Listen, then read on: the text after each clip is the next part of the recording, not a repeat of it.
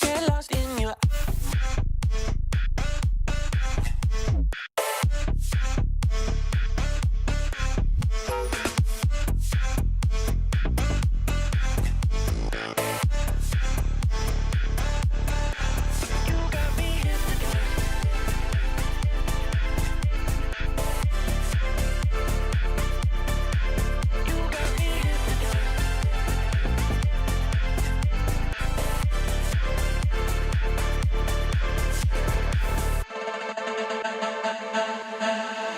You got me hypnotized. Just one look, I get lost in your eyes. You got me mesmerized. You're playing tricks and messing with my mind. You got me hypnotized.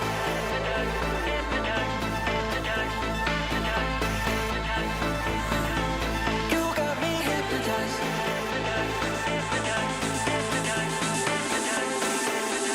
Just one look, I get lost in your.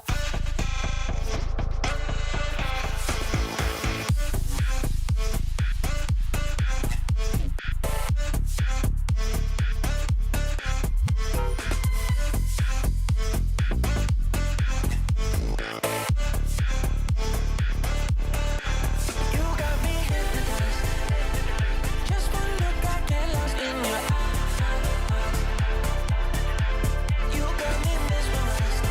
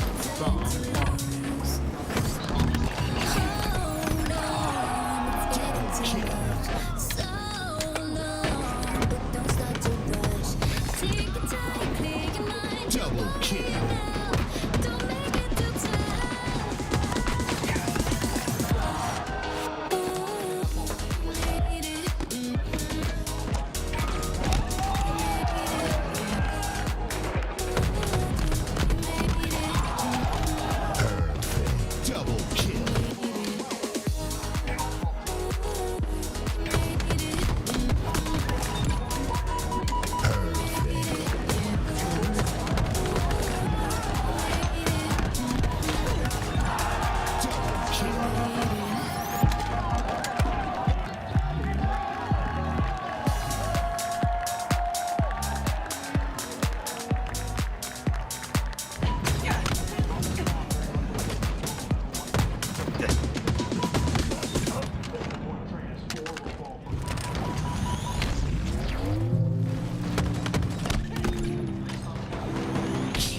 spree.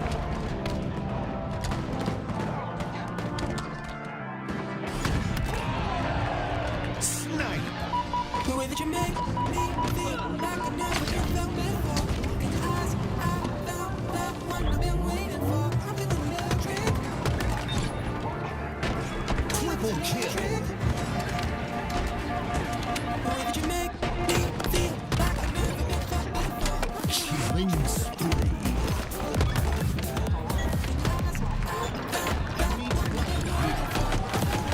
Double kill.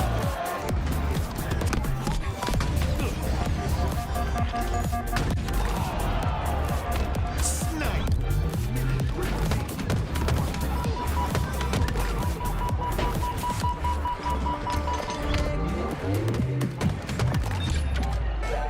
Killing frenzy. The way that you make me feel like I never been felt before. In your eyes, I found that one I've been waiting for. I'm feeling electric. My love is electric. The way that you make me feel like I never been felt before. I'm feeling electric. In your eyes, I found that one I've been waiting for. Killing spree.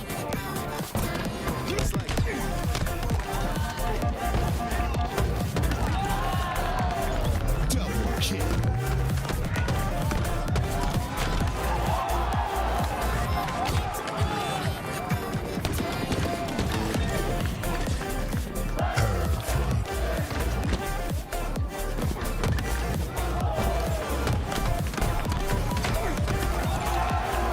Double kill.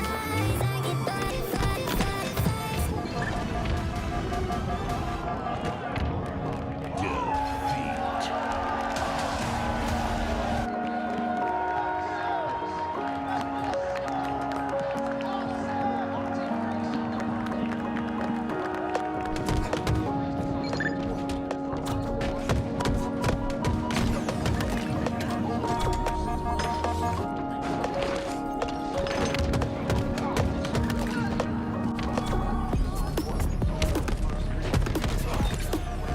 Double kill. Killing spree.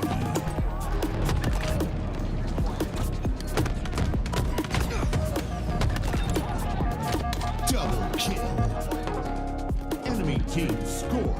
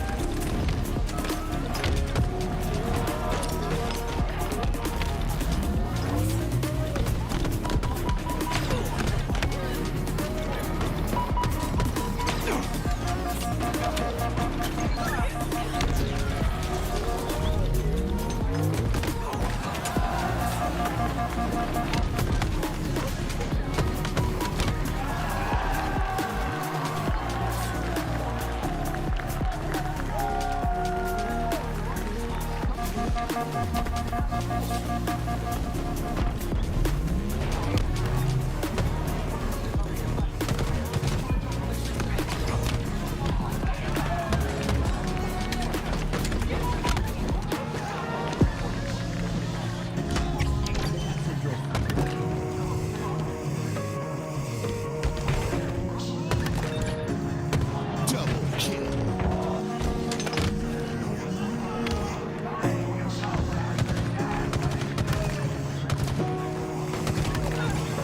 Double kill.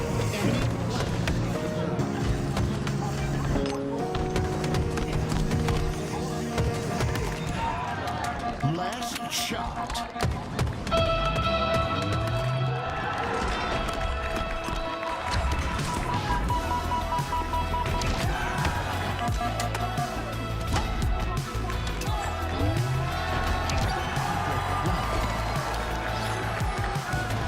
Lately I feel stuck to my bed. Keeps me moving on. It's just Killing spree. turning the TV on. What's going on? Double kill. Sudden death.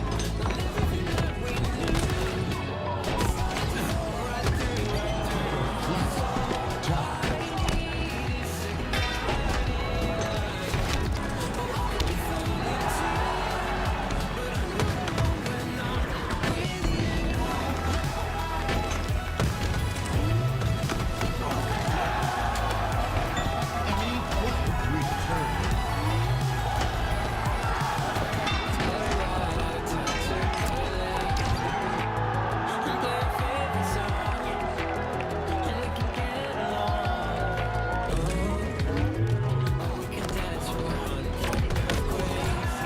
The hill. Killing spree.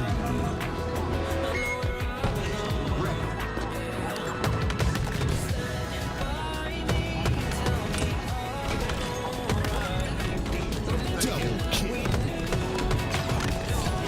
Triple kill.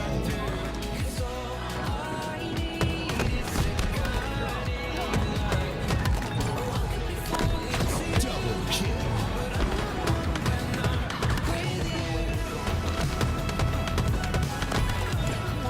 Double kill.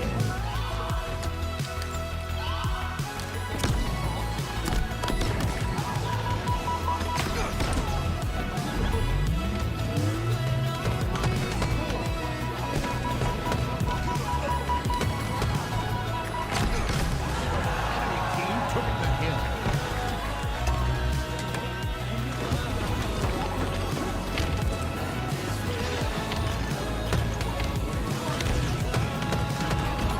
Enemy team scored. Kill incoming. Enemy team took the hill. Lately I feel stuck to my bed. And you're the only one who keeps me moving on.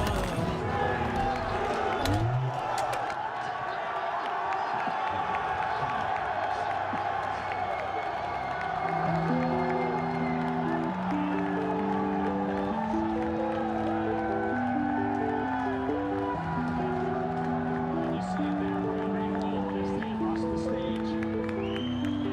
To the back, from the game.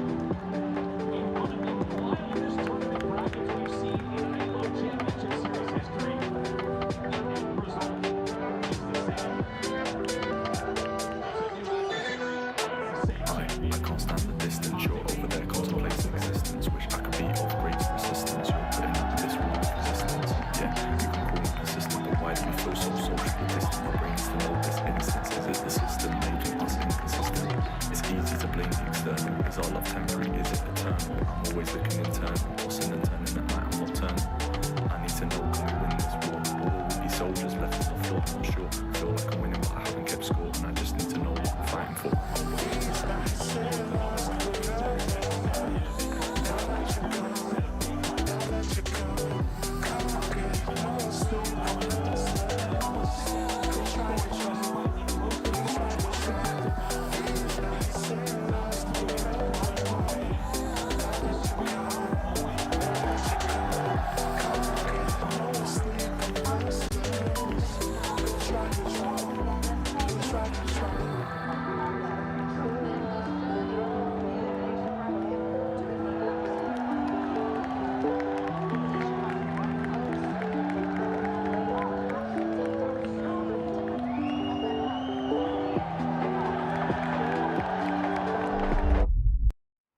What's going on, ladies and gentlemen? Welcome to HCS Open number 5. And with a lot of roster mania looming, we finally come to a bit of a settled time. It's a lot of rosters that have come together for this event, rosters you're going to see for the first time in a tournament environment. My name is Active, and alongside me, I have Eli. Eli, it's finally time to see these rosters come to play against each other. Yeah, I feel like I've been glued to APG's stream for the past couple of weeks while he runs through just roster changes. We're in a whole new roster mania after nobody can figure out how to beat Optics. So we're seeing just about every other team change. A couple that actually survived, but yeah, this will be our first look at those teams. But for now, I'm excited to see some of these lower seeded teams and see who can rise to the occasion as well. Yes, sir. We've got Omen versus Chopped, and of course, it's going to be Whisper on your screen with that snipe in his hands already. That flag is already running for Omen. You see the bottom center side push Nova over extensions and set a bit of a fight towards this snipe side. It's going to be Whisper that goes down. Yeah, honestly, a huge skirmish off the start. Nobody solidly winning that. Looks like Chopped so far have a little bit better map positioning. They got control of this cave side of the base, and with the rockets still in the chamber, able to do some damage, but not enough to lead to a flagpole. We got Fate ZD. Talked about how good this guy was at Halo 5, and I'm sure he's going to show us what he can do in this game as well. Yeah, I'm excited to see him in Halo Infinite. I didn't get to watch him much in Halo 5, so interesting to hear his name ringing on through the green room before we started the show. It's going to be Dissector, and actually fade back to him. Bit of a 1v1 scrappy fight on the base of Chopped, and you can see a lot of aggression out of this Omen roster, but it seems like that snipe side control continues in the favor of Chopped. Yeah, both teams really heavily favoring this snipe side. It is an extremely important lane to control, but I'd like to see at least one member take that angle from top rockets. I mean, you can just have a little bit better crossfire with just a single player going that direction, maybe fearing that they'll get spotted out and melted quickly. But the reality is, if your teammates have their attention, it's a great vantage point to shoot down and help the fight. So far, neither team really venturing to that half of the map at all. Well, you can see the spawns coming on that elbow side, and it's up to Obese Piglet to stay alive in the cave side here. A bit of a difficult feat, as of course all of them do spawn up and make sure to take him out. And now it's going to be Fate tries to take out the last player, and again, Chopped continuously in the base of Omen. The aggression on their side is palpable. It's going to be Kennedy who now has to back off as that flag is pulled. Yeah, they keep spawning on this elbow side. It's a terrible place to spawn. I think that's the main thought process when Chopped is choosing their point of entry, but it will get stopped short. Looks like 2 players down, and the rest of Omen should be able to come off spawn and push back Piglet. Piglet really needs to stay alive here, because if he dies during this push, his teammates won't have him for this flagpole. But as long as he stays alive, they have themselves a chance to get this flag out once again. Oh, he's done just that. It's going to be 3 down for Omen, still playing his life here on the snipe side, and I believe continuing that pressure on through. The rockets now in the hands of Omen, though. Beast Piglet's gonna go ahead and make him whiff one of those. Kennedy's gonna whiff out the second. That's 2 rockets, no value whatsoever. That's not what you like to see. No value had at all in those rockets. New sniper coming up as well. That's going to be the next item these teams want to fight for. Looks like Chopped will have it in control, but still, it's just non-stop flooding through this side of the map. If I'm the coach over one of their shoulders, I'm like, can someone go rocket side, please? We need another angle here. But it looks like we do finally have another lane being chosen here from Aziraphale. He's going to pull the flag through the center and see if his teammates can pick up the kills along the way. Oh, you see the spawns coming out elbow once again, but that flag is stopped again. Aziraphale is going to fall towards the bottom of the base, and up to Little J to maybe hit some shots here with that snipe. He's going to have some spawners in front of him, but just cannot hit. Finally, the body comes in. Kennedy, though, going to take him out. The chow is good and ends up in a 1v2 situation as Aziraphale tries to pull this flag once again. Ooh. Still has to take care of one more, and Dissector wins a big 1v1. Dissector, an all-around grinder as well. I see this guy playing in everything. Definitely got some chops to hang with the tougher players in this tournament. Obese Piglet powering over the lobby as far as KD goes. 14-6 now after he picks that one. Wow. To make it 2 as he takes down Kennedy as well. 15-6. This guy's on fire right now. Yeah, that's an insane scoreline when you look at the rest of the KDAs on the screen. Obese Piglet continuing forward here, and another kill to add to the tally. Fate, careful, that's another one. Continues on the double, looking for that triple right now. It's gonna be a zero fell. I believe that cleans that one up, but that's a trade, and that's gonna leave Obese Piglet all by himself, which means he falls as well. I feel like we're in Groundhog's Day. It's just non-stop. Omen get 3 dead, pushing the base, die going for the flagpole. Omen get 3 dead, going to the base, die pulling the flag once again. Let's see if the Rockets can change the storyline. We see Kennedy has extended to that side, has to wait for his shields though, as he is definitely in a tough position. Actually plays forward, maybe has a teammate behind him to grab the Rockets. No, Rockets are still all the way up there, so see which of these teams is able to pick these up. That might be the difference maker in one of these flagpoles. Now, I was going to say, we're finally seeing that rocket lane being pushed, and it's because the Rockets are up there awaiting someone to pick them up. And you can see Omen continuing on that snipe side push. It's going to be Little J, though. He's going to get one, whiffs out the second. But now having to go back to his base, it's going to be Fate who's making things a bit interesting. Regal takes him out, so it's once again snipe side control for Chopped. And it's Dissector that's trying to stop them, but that's going to be a nice perfy to take him out. Always nice to see that star show up in the kill feed now that that's been added to the game, just so the whole lobby knows how perfect your shots were. And by the way, finally, it's Omen with the flag on the move. And this is probably the first time they've even had it out, and they've got it way further than Chopped ever got theirs. So let's see if they can convert this. Oh, looks like it does get converted. There it is. Kennedy puts it in, and finally Omen take the first score of the game. I'm pretty sure that was their first flagpole, and it makes it home. Meanwhile, Chopped has had like what 6 flagpoles and haven't even got it past the 10% line. I mean, that's good efficiency coming out of Omen here. Let's see if they can keep that up. Well, we see Obese Piglet once again. We talked about him. Hasn't really slowed down whatsoever. Still on that pace for some big numbers in this game. 22 and 10 as he gets another double. And he'll go towards the bottom center to pick up that thrust. Utilizes one of them there. Maybe a bit of a wasted resource, but still.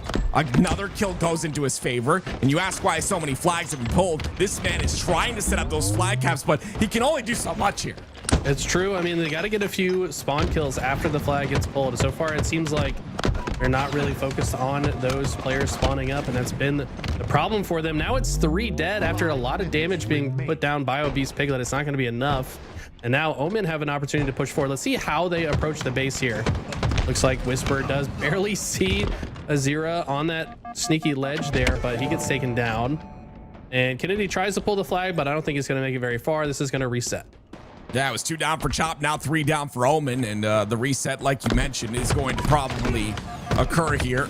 Dissector in a 1v1 with the Obese Piglet. Don't go up against that man. He hasn't missed a shot all game long. You can see him continuing to score here as he goes directly towards that snipe side. It's going to be 1 down for Omen. It's going to be Obese Piglet looking for more. And this is what we've seen time and time again. That pressure is continuing on. The kills, they're piling up here for Obese Piglet. The question is, and the question you had is, can they get these spawn kills? They've got 3 players in the base. They're all still alive. They've got the flag. This has to be it. You've got to make sure these spawners don't cut off your flag carrier. And I'm starting to wonder if maybe they're sending too many players all the way into the base.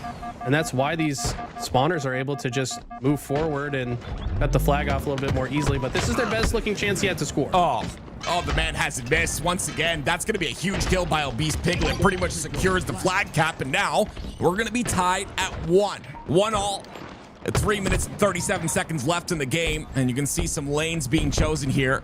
Finally by Chopped. It's going to be Obese Piglet trying to make a route towards the bottom of their base. And he'll have a nice little flank onto the entire team of Omen, or at least 2 members of the Omen roster. It'll be 3 dead for them. Obese Piglet has eclipsed the 30 kill mark, which is just insane compared to the rest of the lobby. Whisper's been heating up though on the side for Omen. Got ourselves a tie game. Chopped now in the base of Omen once again. Can they convert this into another flagpole? Looks like they might have learned something from that last flag cap.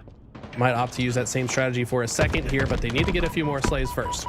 Yeah, Obese Piglet once again, the only one really pushed up. Finally, Regal comes through, but Piglet's going to take too much damage there. Azira fell. Wait a minute, the killing spree for him. That's 4 down for Omen. A little bit of a fumble here.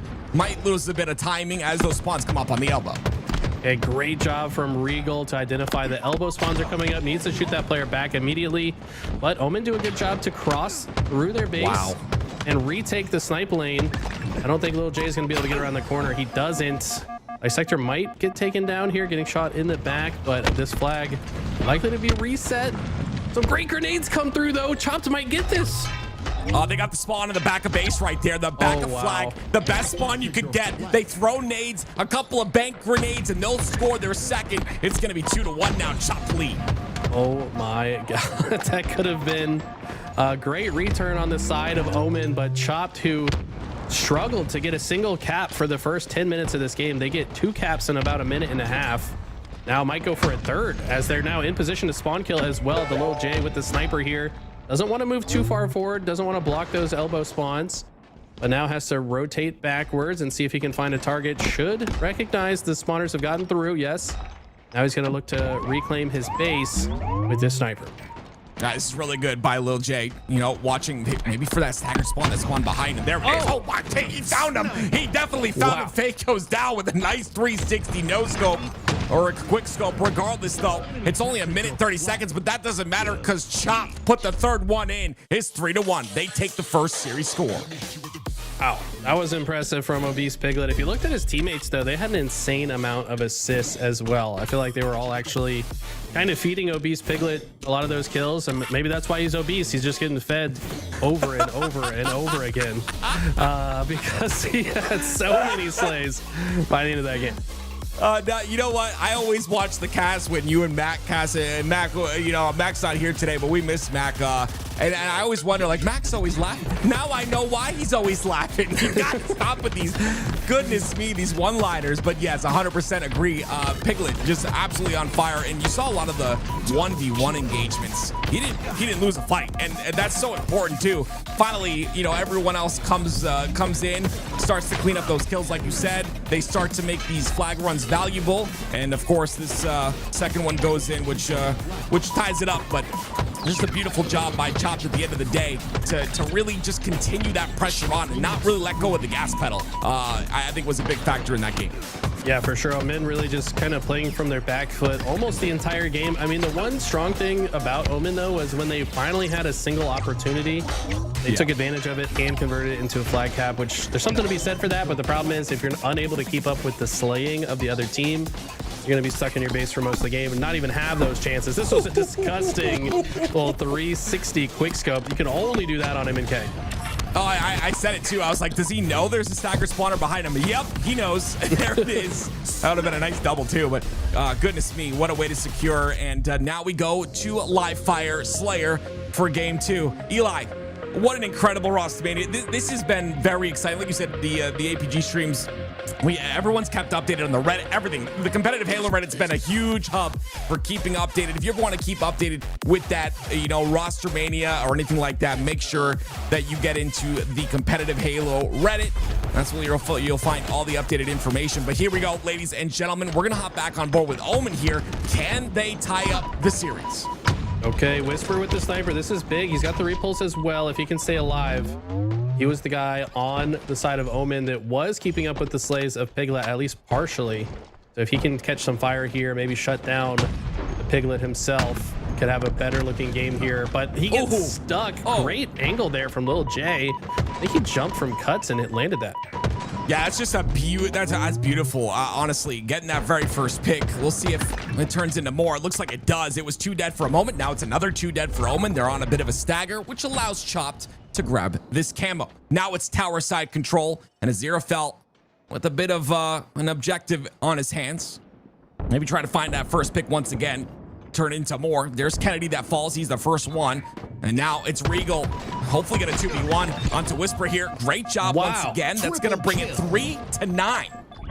I'm pretty sure Lil J just did that all by himself, by the way, because we saw the Aziraphale just kind of looking at the flowers top center and, you know, just lackadaisical. Didn't even need to be in the fight.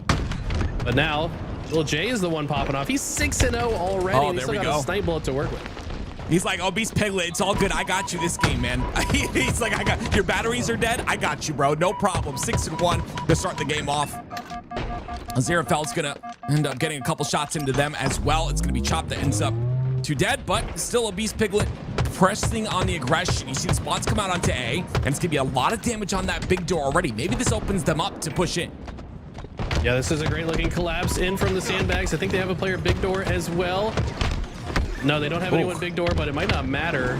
Yeah, this play probably would have been a 4 dead with just that one extra piece of the puzzle. Double kill. Want to have somebody swing on that right side flank. But now they get several dead. They're still doubled up on the score. How do they play from here? Looks like 2 players already on the tower side, and the Piglet trying to cut anyone off that runs away through the pillars. That's a nice little stagger here. Whisper's all alone, and the rest of them on A side. Piglet's not going to really over-aggress, though. He knows there's players on the big door. There's the flank towards bottom mid as well. It's going to be Kennedy. A little over-aggressive, looking like me out there, trying to challenge that fight till the death. Yeah, Azira though just hit some nice shots. I didn't hate the chow. I think that Azira just kind of laced him with the perfect 5 shots there. Obese has the coverage on the camo. Camo spawning up right now. It looks like we've got 2 players from Chopped. Gonna be able to shut that down. And Camo once again goes in the hands of Chopped. Let's see if they can get more value this time. All right, Fate's gonna be on the bottom center side. He spots him. This is a 1v1. Oh, nice. He understands he's got his teammate down below there to clean up that kill. It's gonna be Little J that does that. Little J 8 and 4 now, slowing down just a bit, but still, 8 and 4 is really solid to start this game off. Regal once again with another kill, and he'll go down. So not the best value, but value enough. Yeah, he was kind of in an awkward situation there. I thought that the way he played that last kill was really smart, though. Isolating a single target, he was kind of alone. Definitely don't want to just walk out and reveal yourself. A really smart man named Callus, another one named Tools, taught me in an LVT Halo video that when you got camo, you want to make sure you take advantage of those open spaces. I think he did a good job of that. Whisper gonna end up getting 1 there, but he gets traded out pretty quickly. That was 3 down for Omen momentarily. You see the 2 spawners happen on the B side, and Lil Shay, he was looking for something here. That snipe in his hands, and it's a 9-kill lead already for the side of Chopped. This is a best of 5, ladies and gentlemen, by the way. I know we sometimes see best of 3s. This is a best of 5 this time. Well, make sure you're paying attention to that. It's going to be a 10-kill lead now for Chopped. Whisper trying to cut that down just a bit, though, with that 1 kill, but he gets traded immediately by Little J. A flying Little J. He landed the no-scope there as well. Man. The same guy that hit the 360 quickscope on the Fate ZD last game, and he's on fire with the snipe. If I'm on this guy's team, I'm definitely feeding him the sniper for the rest of the game. But so far, this game's a lot more even. It's not just Piglet popping off. Everyone on the team really rises to the occasion here. Yeah, you love to see that too. You love to see your teammates that you're at battle with, you know, able to carry the load sometimes, and that's exactly what's happening here. 12-kill lead for Chop now. Regal looking for a bit of a highlight reel of his own. He doesn't want his teammates to get all the spotlight. Obese Piglet gonna back off. This is a double push towards the key door. They double back, get up with the Xerafel. And again, it's just staggered spawns for Omen, but Chopped are not really fully taking advantage of them, and because of that, the rest of the players end up spawning. Yeah, I mean, right now, the way Chopped is playing, like, they have such a good lead. They're totally content to just trade things out. If you're on the side of Omen, I mean, down by 12, gotta probably start playing a little bit closer together and, you know, not just getting kills, but also keeping your teammates alive in the process. That's the only way they can come back in this game. So with their first camo, I like this push that I'm seeing from Dissector and Whisper, but with 3 members of Chopped, that's going to get shut down, and I think that's going to be the end of the game. You have to imagine that push needed to be successful for this comeback to be possible. 100% agree. That camo was what I was looking for to maybe bring things back just a bit, make it a possible comeback, but it doesn't look like that's going to happen now. It's going to be Chopped almost reaching that 40-kill mark. Regal's going to get the stick. That's going to make another, and trades all you need at this point, like you said, out of Chopped. They're going to continue that trend here on out. Yeah, look at their the space they have. They're all kind of at tower only, but it's because they know where Omen are. Now that Omen are forced to rotate, I expect Chopped to rotate as well. They do. They play towards top center. They want to get this sniper in the hands of Little J if possible. Oh, man. They do get out with the sniper, and Omen just don't have an answer so far. Yeah, it's just like, you know, that triple push on the top side lane. You got a guy top tower. They make sure to guarantee that snipe, and it's been the storyline this entire game, guaranteeing the camos, guaranteeing the snipe, all the power weapons. That's been the case here. Lil J, of course, on the M&K. If you needed me to tell you, then, you know, I don't know what to tell you. Is he gonna hit a shot though? Oh, there it is. A nice little cleanup. You know he wanted that, by the way. He wanted to. I'm telling you right now, I know the feeling. He wanted a curb slide and get that quick scope on the guy top tower. But regardless, it's 6 more for Chopped, and they'll close out game number 2. Yeah, I think he had some ideas of repulsing to the sky, hitting the Twitter clip, you know, just trying to show off. They did drop that sniper for him, by the way. He wasn't the one that picked it up. So the team recognizing that Lil J is that dude right now. Love to see that. But yeah, they just need 5 more to close things out. Omen are keeping it competitive. No steak dinners afoot today. But yeah, let's see if they have here in these last final moments. I'd like to see them really put on a good effort to bring this back. There's another one here for Chopped. And you can see even being up this much in the game, it's still lives being played. It's 3 down for Omen, but Chopped, they trade out 2, and now it's only 1 more is needed here, and it's going to be in the back of B potentially. I like that. They're just trying to force it. Even if you die in that situation, like you have 11 more deaths to work with. Your teammates can typically follow up on the damage. So love the relentless aggression and teamwork that we're seeing from Chopped. I mean, both games 1 and 2, it just felt like they kept Omen reeling backwards while Chopped just relentlessly aggresses forward. And that's how you play Halo Infinite at the best level. Yeah, well, it's a very high level here out of Chopped. I mean, this is it's one of those things. I think like it just kind of all adds up, right? Getting those power weapons, the camos in their hands multiple times. Of course, the players pop it off. We had Obese Piglet in game 1, and there was Lil J, and the rest of the roster actually very even in this game 2 in Slayer. You know, Omen really just didn't have an answer. It's not over just yet, though. I think at this point, you know, I'd be happy that it's a best of 5 to just give this Omen roster another chance to kind of step things up in this next game. You can see a little look at the stats here. Obese Piglet once again with a low amount of deaths again. I mean, you love to see it, and of course Rigo with that 15 and 10 with 8 assists, really solid out of the roster. Yeah, I'd like to see the accuracy stats here. Thank you, Callus. Yeah, I had a feeling Obese Piglet 62%. He just feels like the most accurate player in the lobby. He's able to output damage. Even if he's in disadvantage, he's at least landing some strong shots while retreating, which is what leads to his low death count. He's just very good at kind of using his good shot to his advantage to push players back to stay alive, and of course to be aggressive with it as well. That's why they've been so successful. They've been playing around him very well. Eli, I'm gonna put you on the spot, man. Do you like the BR or the Bandit as a starting weapon? What do you prefer? We've had a long time with each one. Very interesting question. I feel like the bones of this game function better with the BR start, to be honest. I think that, like, I mean, we entered the dark days of the jiggle peeking psychopathic gameplay, and like that would have never been a thing with the BR. Like, of course, they had to then adjust the strafe speed to change the way the bandit fights play out, right? So yeah, I think that when these maps in this game in general was designed, and then when you couple like the curb slide mechanic and stuff, like the game kind of just feels more correct with BRs. But I don't hate the bandit. I don't know. It is a fun. It feels a bit more like finessey with the bandit, and like I think finesse is a cool thing. But the team aspect, I like the BR. Yes, sir. Yeah, same here. I'm gonna agree with everything you just said there. Honestly, I like the BR, but Bandit is fun. I'm glad the dark days are over, though. 100%. We're hopping into game number 3. Chopped is with that 2-0 lead, and once again we see the same storyline. It's gonna be Chopped with that camo to start the game off.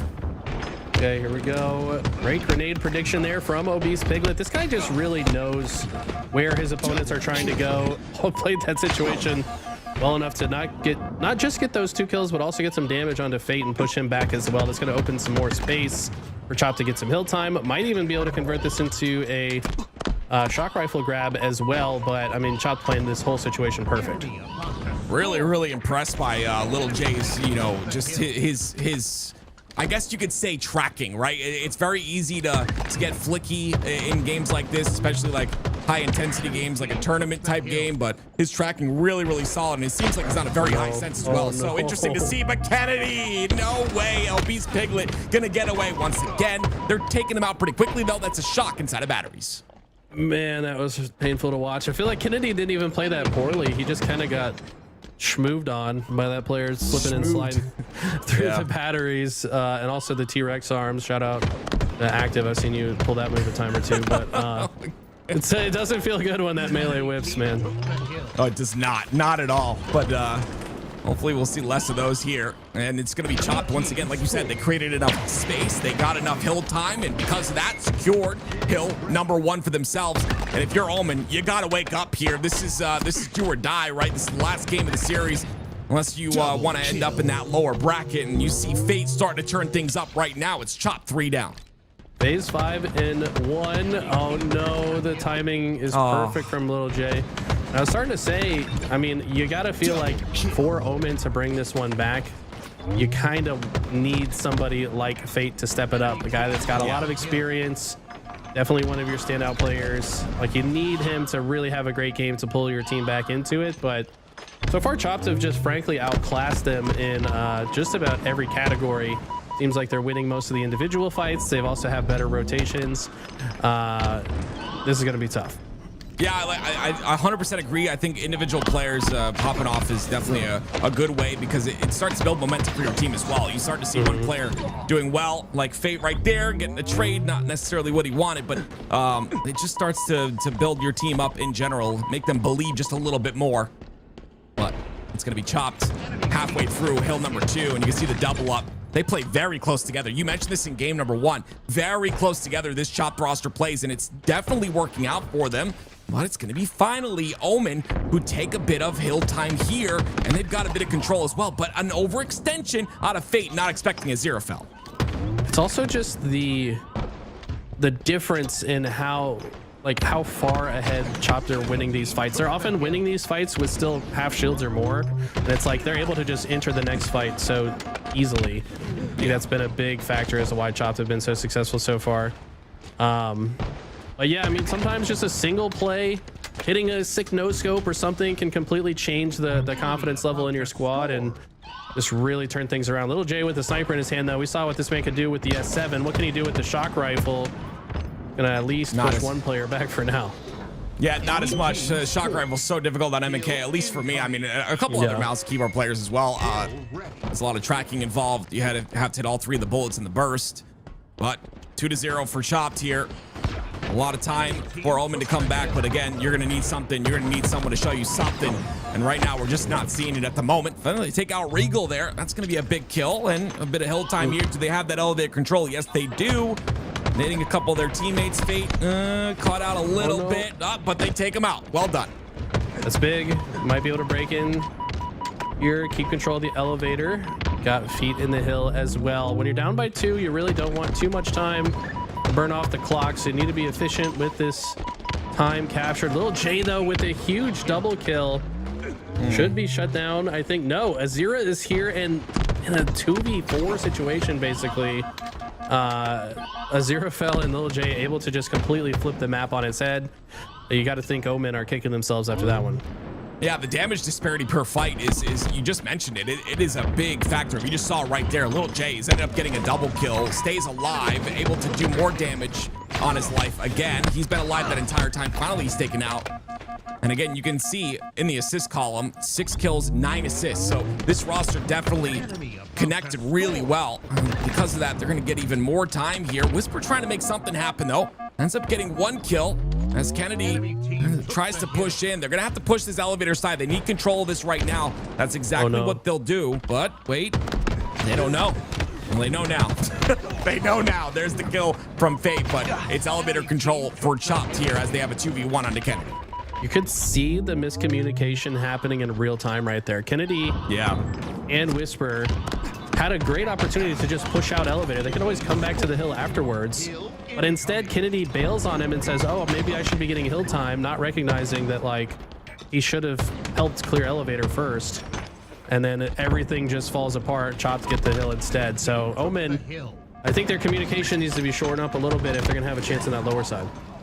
It could be a big factor too, is like it's something I see a lot of players struggle with, even like top AMs, is understanding who's dead and who's not, and like the timings of those respawns, right? Like some of these top teams, you'll see them, they have perfect timing on the respawn. They understand, okay, we're planning an objective here. I just killed that guy.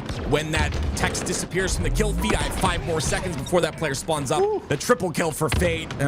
we're starting to see him step up just a bit. But again, like I think that's a big thing too, is like understanding those spawn timers, along with a million other things, Eli. Oh, for sure. I would say that's probably the most difficult but also most important thing to teach someone in Halo is like understanding spawn timers and like having that internal clock tell you when you should look for the next target that's coming off spawn and where to look as well. Like you need to have a good sense of when they spawn so you can look at your teammates and see how their positioning impacted where they spawned, and then also predict the route they're going to take with good timing. That's such a difficult skill to teach or to master, but it's one of the most important skills in Halo. Well, Whisper has a shock rifle on the bottom of tower, and you can see a little bit of life shown by Omen. They get half the hill, but then they go 4 down. So at this point, I mean, what do you do? It's going to be a minute and 40 seconds. There's no way they're playing time. They are. This is very disrespectful, in my opinion. Maybe warming up for the next match. I'm not sure. I don't know if it'll come back to bite them. I doubt it. But regardless, they're going to play time for a minute and 30 seconds. They're going to slay out here. Yeah, it maybe kind of looks disrespectful, but at the same time, it's literally checkmate if you play time here. Like, it makes it impossible for the other team to come back. And you know, if you can put your opponent in checkmate, you might as well do so, especially when you're going to face off against tougher competition in the next round. So I don't blame them for this. I don't either. Yeah, I don't either. It's just, it was like 2 minutes. I was like, yeah. I was like, You're right. They could just end the game if they step foot in it. But like, this is the correct strategy, I think, from like a guarantee it type understanding. Agreed. Yeah. Minute left. It'll be Omen trying to get in that hill, and again, with you saying checkmate and guaranteeing, even if Omen do get this hill, it's still 2 more that they have to acquire, including that bottom center hill that's about to happen. And at this point, it becomes a little difficult. So you've got a minute to get the bottom center hill and then the battery hill. It's not looking too good here for Omen, but we'll see if they can pull it off. Yeah, this was a great time push from Piglet. Great grenade, though, answering from Whisper, really deleting that man's existence. But yeah, both teams going to be wanting this seaside. The problem for Omen right now is they have to multitask, right? They have to not only get control of the silo, but they also have to be in the hill to stop the game clock. And to achieve both at the same time, very difficult. They're doing a good job of it here. But look at the positioning from Piglet. Catches Dissector off guard. And that perfect kill to secure silo will likely spell their fates. No pun intended. Underrated play right there too. It's so good to just take that very first opportunity to get the first kill. If you're hiding on a corner or just getting a timing on somebody, it's so important to get that very first kill, because like you just said, it guarantees so much for your team. Omen are in that hill. There's 21 seconds left. It's going to be a Zero fellow ends up falling. Obese Piglet's still alive though. The nade onto Kennedy. That's a lot of damage done here. But Regal smartly backing off. I love this out of him. Just the discipline to not really take that fight. Understands. Okay, I say that. And then he runs into 3 people. Never mind. Yeah, I think like if you're going to make that route, you've got to be prepared to fight the player C plat, right? Like he kind of desperated to get him out the hill. I mean, Omen are doing what they need to, but I feel like Chopped is almost kind of giving it to them here. 15 seconds on the game clock. Omen got to play perfect in the hill and slay out her. Yeah, battery still is not an easy hill to play perfect in. It's very easy to nade this battery hill. You see Fade immediately go in there. Whisper's got the camo though. Let's see what we can do with it. This is not unfortunate timing for him. Whisper maybe didn't know that player was on the A side. Regal's gonna try and get some kills here. It's Dissector, the last player alive. They will double team him, take him out, and that clock will run down to 0, which means Chopped are gonna win your first series of the Open Series number 5. Wow, well played by Chopped. I mean, they really just felt in control the entire way. That last game looks closer than it was. Chopped just put them into the checkmate position where they had to get 3 straight. So I don't think Omen really had a chance that game. It felt like they were missing some crucial communication and timing. Like both of those 2 things are hand in hand, right? Like you use communication to have better timing. So in my opinion, was fundamentally a communication difference here, but also just on the individual slaying perspective, Chop just winning these fights seemingly easily. I don't know who this little J guy is, but he is frying on mouse and keyboard. He's letting you know who he is. We'll see if he can continue this on. And next up, we're gonna have Chopped versus Pluto. So you'll be able to see Little J once again. Can he pass this next test? It's the question. We'll find out next up here on LBT. Double.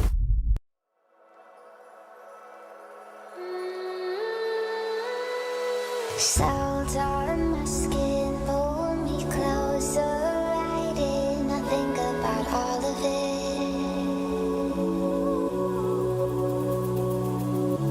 Walk in the city to sunset, we'd sit, talk about everything. Now I can't sleep without you by my side. You're the best part of me, and I can't deny. Now I'm just someone I don't even recognize. It go back, but I'm tired too, 'cause I'm not me without you.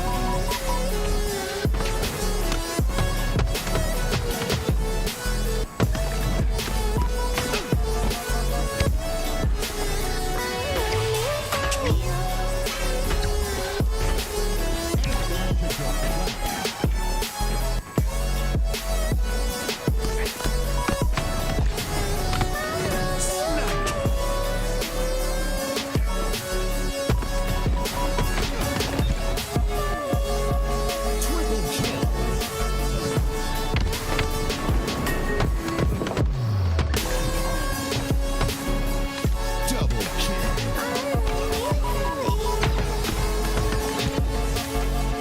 Last shot. Double kill.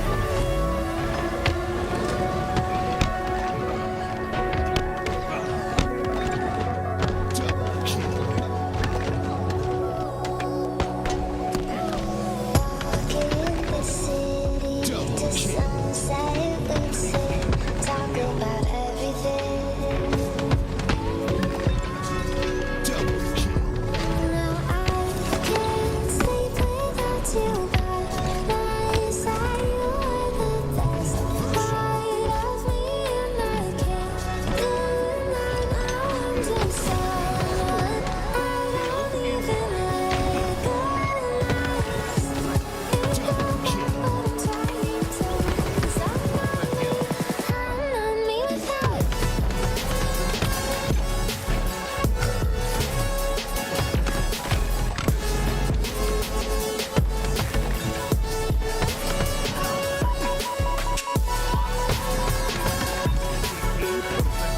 Double kill.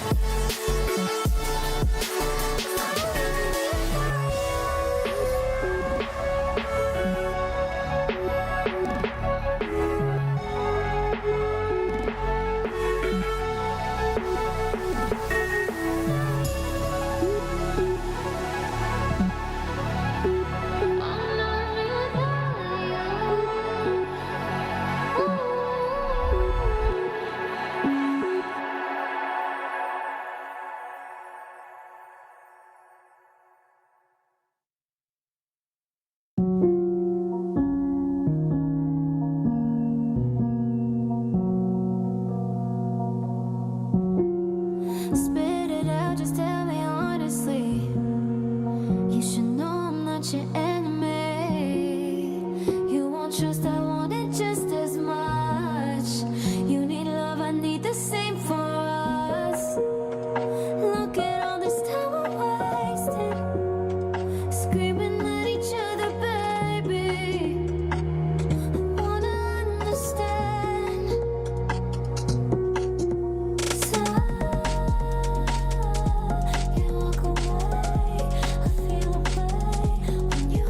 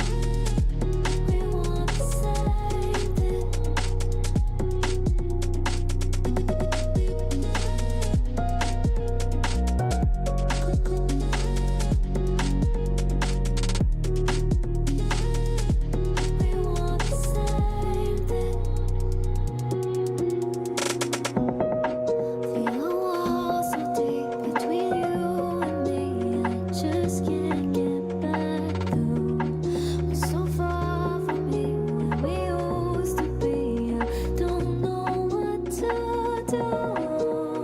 Look at all this time we're wasting, screaming at each other, baby. I wanna understand. So can't walk away. I feel away when you hold me. We want the same thing.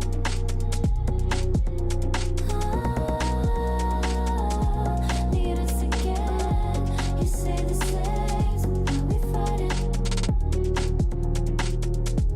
We want the same thing.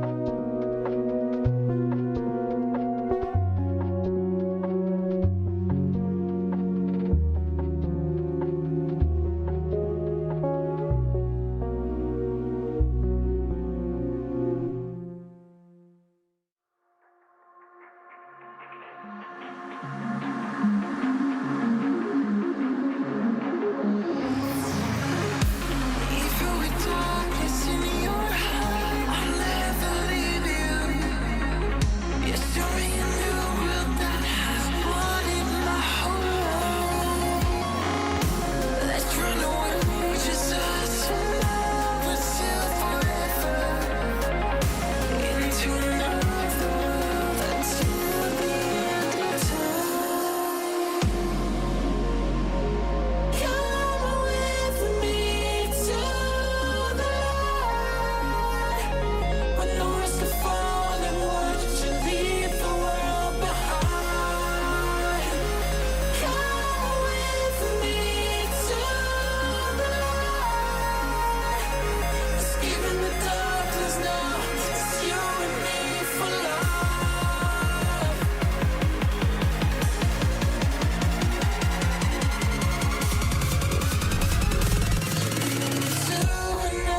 To another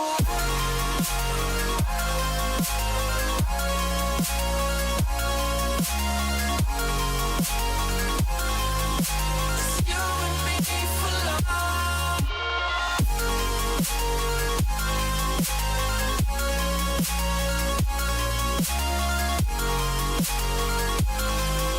It's you and me for life.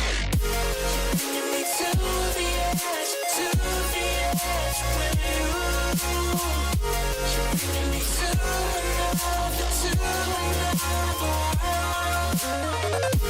You're bringing me to the edge with you. You're bringing me to another world.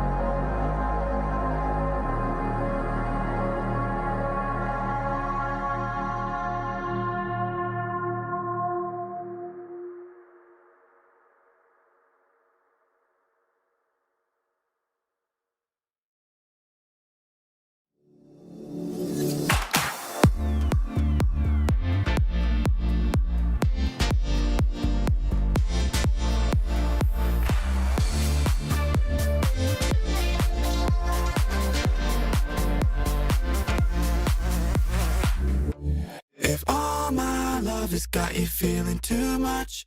It's feeling too much for you. Then all my love is gonna dance with someone that shows love, not you. If all my love has got you feeling too much, it's feeling too much for you. Then all my love is gonna dance with someone that shows love, not you. Just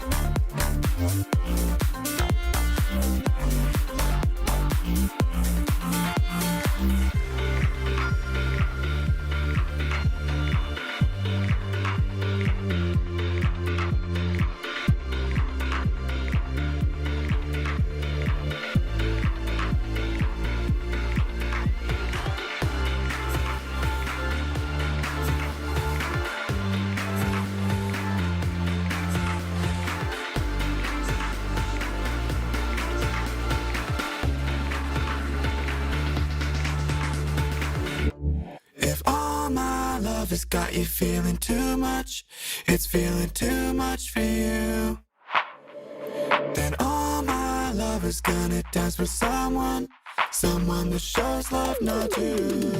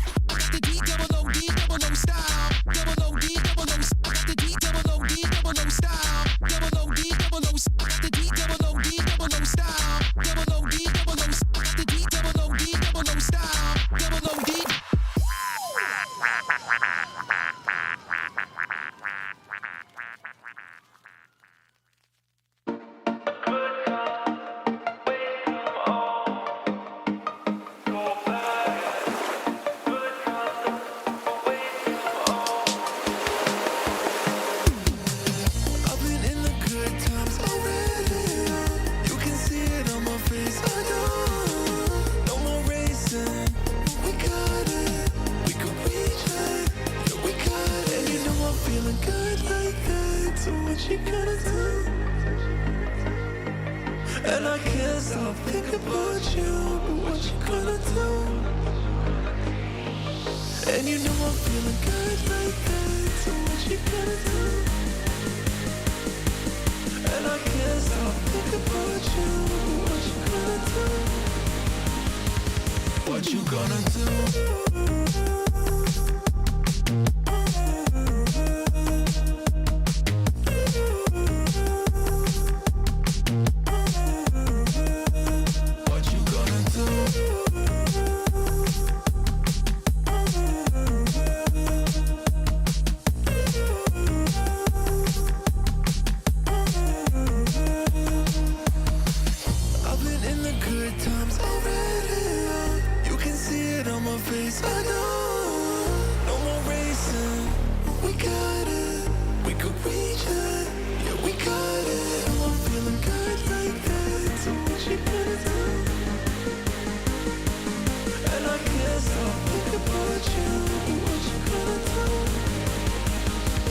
What you gonna do?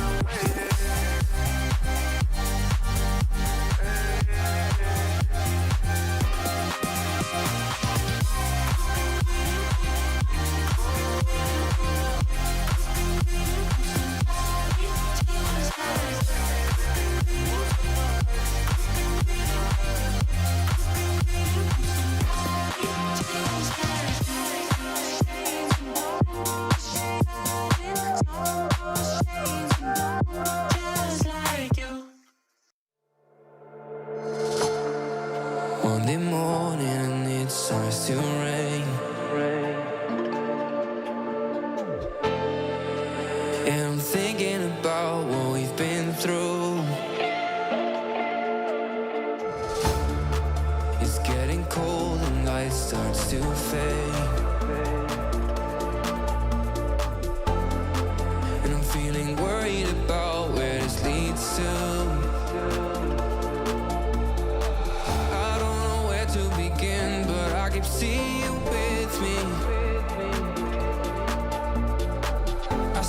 start to admit that you're the one that I'm missing.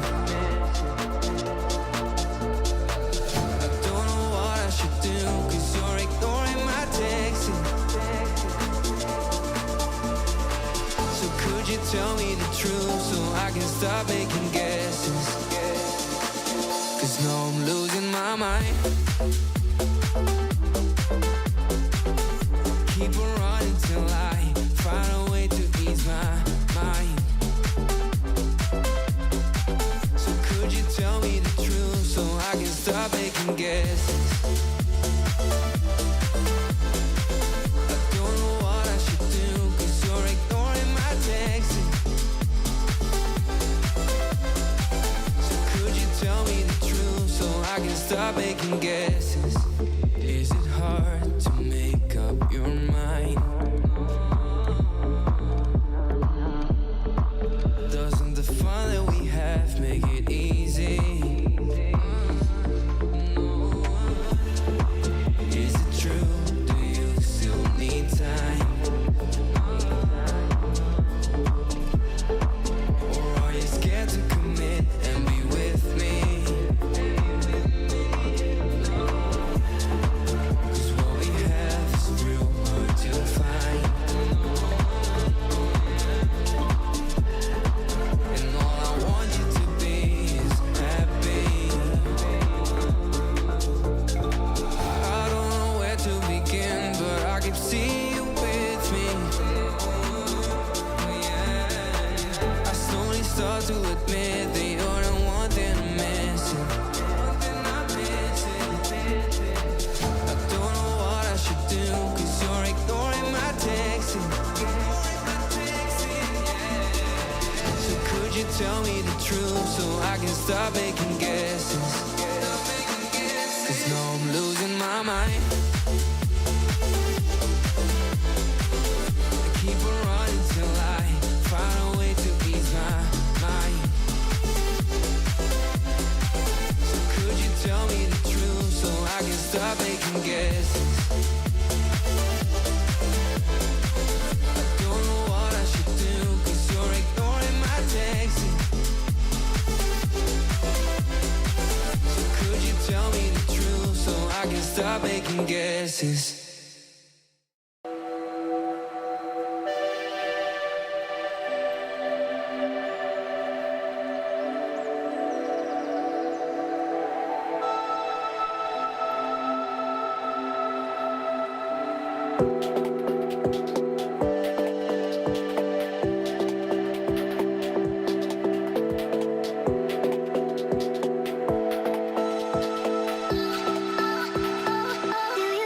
You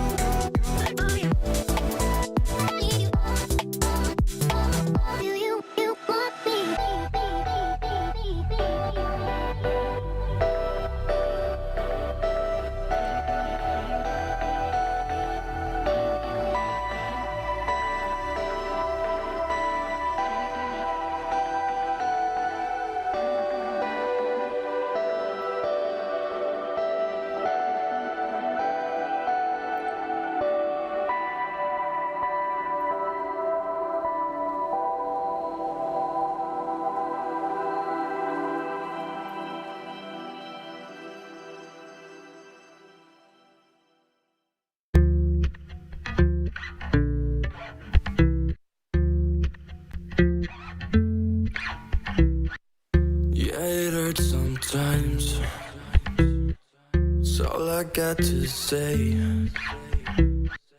Sick and tired of all the games that my head wants to play.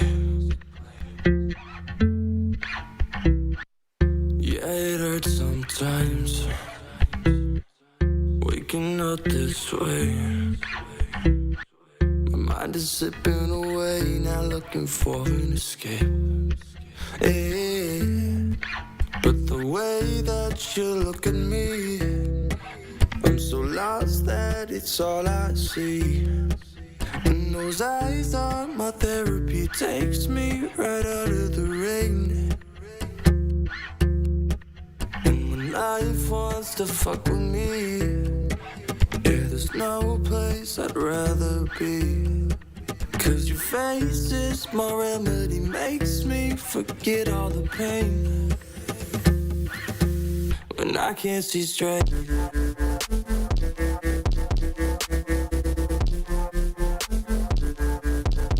I can't see straight.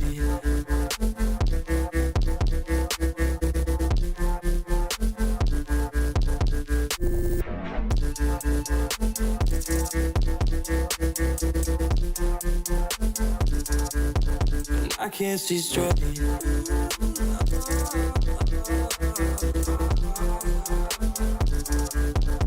I can't see straight.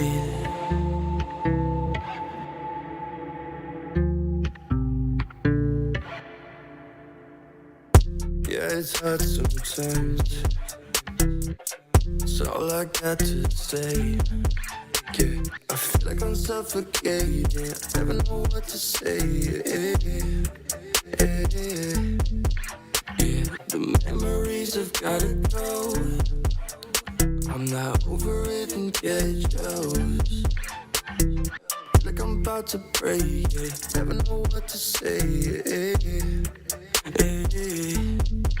But the way that you look at me, I'm so lost that it's all I see. Welcome back, ladies and gentlemen. We're going to keep on board with Chopped. If you were here, we watched Chopped recently take a pretty decisive series, and now we get to watch them against Pluto. This is going to be some names that you recognize. Tony Two-Turn Mortally on the same roster, and a couple others to round out that roster. My name is Active. I'm going to be your host today, and alongside of me, I've got Eli, the Ninja. What's up, Eli? I'm doing good, man. I can't wait to see my man Tony Two-Turn back in action. This man is literally Two-Turn on the map. Mortally, I think he's just kind of having fun this week. I mean, this guy, I guess, had a little bit of a fall from grace during the roster chaos. Not sure where he landed, but for now, he's just playing with the homies. We got Daylight, who's a hot shot in the college Halo scene, and then Camp, who is just an all-around solid player. He's been grinding for quite some time as well. So Chopped against a much more difficult roster than the last series. Now, last series, what went well for them was their aggression. The problem is I have a feeling Pluto is going to be even more aggressive than them. Oh, little Jay, he's on your screen, and we've seen what he's able to do with that M&K. He ends up going down there. Mortally, the last player alive. And yeah, we saw the tweet from Mortally, I think it was yesterday, that he said a little bit late, but I am a free agent. So yeah, obviously coming into this and just looking for a little bit of a pickup roster with Tony Two-Turn, who is, season one is that breakout player. We're seeing him back in the game once again, and he's frying just a little bit here. Chop, though, they're going to get a bit of ball time right now. 3 down for Pluto, and Chop, they're going to capitalize. Yeah, honestly, Pluto can't take this Chopped roster lightly. We've seen how individually skilled they are. The little J was popping off on this mouse and keyboard. Tony, though, some good awareness. I think he had a teammate's grenade help him there as well. This looks like it should be a successful push. Several members of Pluto here. Like I said, you cannot take Chopped too lightly. They do earn themselves a 30-second lead, but now coming out of spawn, got to figure out how they're going to break into the C side of the map. That was a clean break by Pluto right there. I really like Tony Two-Turn's positioning, but you can see Pluto going to grab that ball time. Oh, Regal has to stay alive here. Camp's not going to chow it. He's got a teammate here, Regal. Little Jay's gonna get that nade, and now it's a 2v2 situation on the C side of the map. Very important to see where the spawns are happening, and that's a great rotation. Yeah, he just runs in, picks up the ball, and runs it back to the squad. Love to see that. After taking some damage, though, opts to chuck it to the center of the map. That's going to make it a little bit more difficult to grab for both teams. Daylight in the midst of the chaos was able to grab the camo, see what he can do with it. Obese Piglet, kind of the star player in the last series, trying to change things. But looks like Pluto will be able to get away with this ball and rack up some more time. All right, Slay's on board for the side of Pluto. Chopped go 3 down, and now it's up to Pluto to hold this C side setup once again. You see the overextenders on the B side. It's going to be Morley, who's very confident in his individual fights. He's going to put some damage in and back off. The role he has to play perfectly here and ends up getting away with his life. On top of picking up a repulse, this movement by Morley really solid. Great defense on the ball, picks it up even, and wants to play it towards that purple side, maybe expecting spawns there and maybe preemptively going for a rotation. Yeah, I think he saw teammates spawn on the cafe side, and that's why he opted to repulse the ball in that direction. Typically, if you see your teammates spawn on this map, you can expect the enemies to be on the diagonal opposite of the map from where you saw your teammates spawn. So in that case, Mortally knows there's enemies close to him on the red side after he sees his teammates spawn on cafe. Oh, Little J once again keeping up that slaying prowess. 7, 6, and 5. 6 assists, 7 kills, so really solid out of him.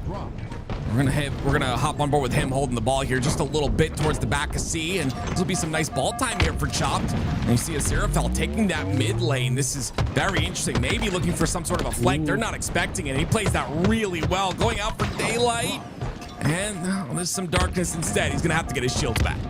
Man, I really like the way he played that, though. He applies more pressure to the center of the map. Daylight has to choose another route. Gets even more damage on him as Daylight gets into this base. But I mean, Chopped have played completely even so far. I mean, both teams have had about the same level of proficiency when it comes to these pushes. Right now, though, Tony 2-turned with the double kill and the kill feed, has the trusty Magnum out, looks to turn it into more. Camo's up, looks like Morley's able to grab that. And this is the strongest looking position we've seen from Pluto so far this game. Yeah, I agree. We'll see if they can hold it for a bit here. It looks like Chopped are looking for the camo player in Mortally. They're going to play slow for this, but all the while, it's Pluto taking a lot of ball time. You see they're stuck on the B side. That's going to be one off player in Little J. That's going to be the first kill, and that's going to make this push a lot more difficult as Morley comes in with the camo, continuing to do damage. Only 2 more to deal with. This is a beautiful job out of Pluto here. Yeah, I really like the way they played that. Mortally going up with the teammate on the opposite side of the map. They kill one but don't see anyone else, so they quickly just reroute through the center of the map, cut off any other approachers.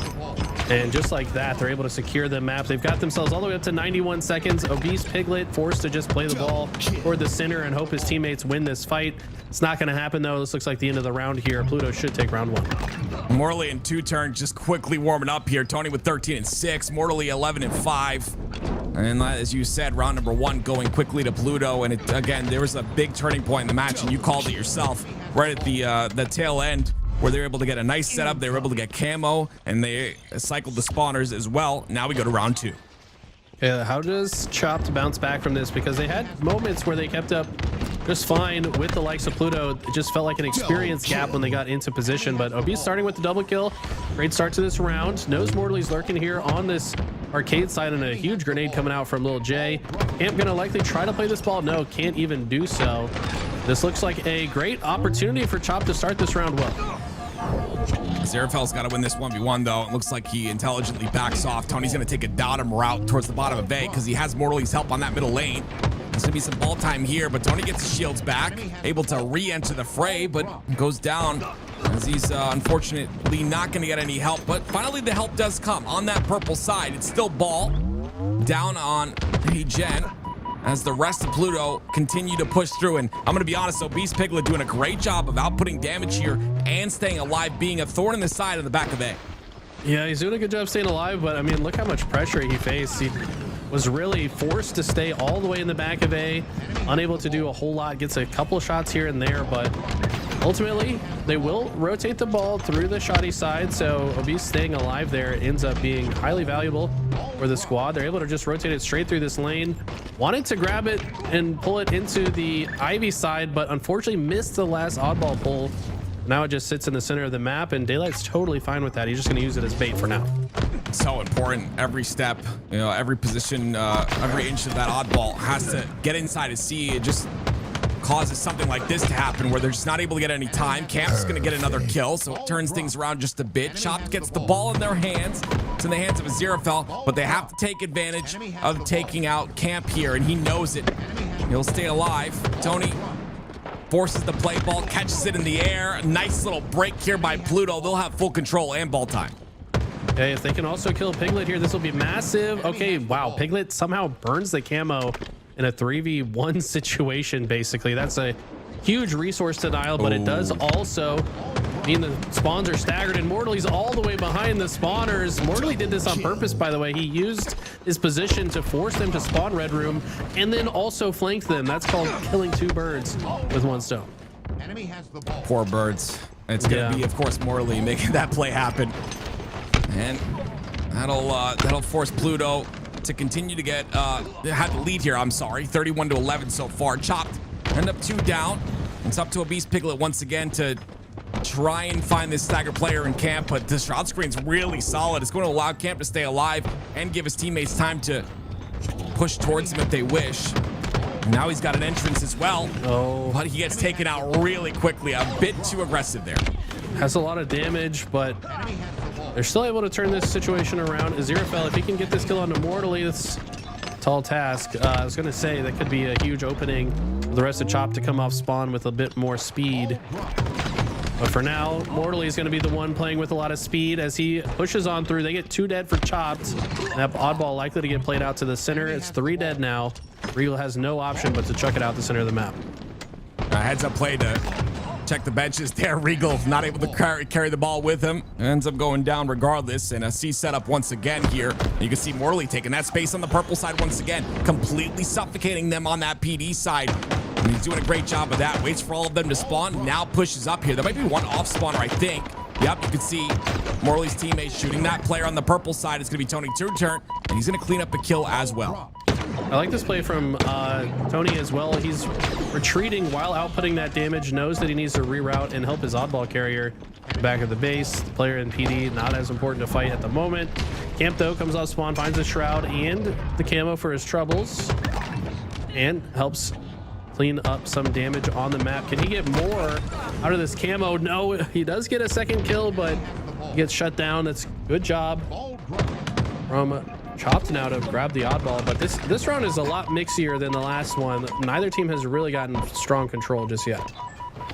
Yeah, it looked like Pluto were 3 down for a moment there, but Chopped weren't able to really rotate this ball. Morley ended up getting a spawn onto C, and now it's going to be Aziraphale that wants to take advantage of that. Not a lot of scrappy time being had here. Yeah. They'll finally pick it up.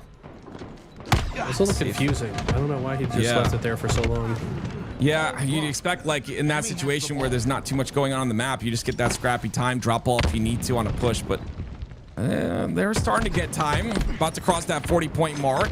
Like you said, very scrappy is this round number 2, but it looks like Chopped are getting close to taking that lead. Yeah, Regal needs to win this fight, though. It's not an easy one to win. Low ground against a player like Mortally. Tony's there to help as well, but Obese with the coverage shots, long range. Regal gets the trade as he's taken down, but it's 3 dead for Chopped. I mean, all these kills are just trading left and right. Finally, Camp gonna be able to grab the ball and get a little bit more time. We are tied up now, though. Yeah, I really got to give a shout out to Daylight right there, right? Taking that purple side lane, he stops the rotation to C, which is where the spawns happen there for Chopped, and because of that, it's Pluto take control of the ball once again. It'll be Obese Piglet that decides to go towards that B side. You can see, like, taking that player out on the B side, now goes back for Camp, and it's Chopped with some more time, but Camp staying alive on the back of A. Yeah, Beast needed to stay alive here, but puts himself in a really rough situation. When he goes down, there's no coverage in the center of the map. Chopped has to win these 1v1s. Aziraphale stays alive in PD for now. That's a great job from Azira, because now he can kind of be the thorn in the side of Pluto and block the spawns while the teammates push forward. Tony will take him down, but I think the rest of Chop should be here shortly. Oh, 1 minute left. Not a lot of time to work with, and you see Obese Piglet's gonna get pinched pretty quickly there. More spawns come out on the PD side. The spawn on Red Room as well. Tony 2 turns gonna go down because of it.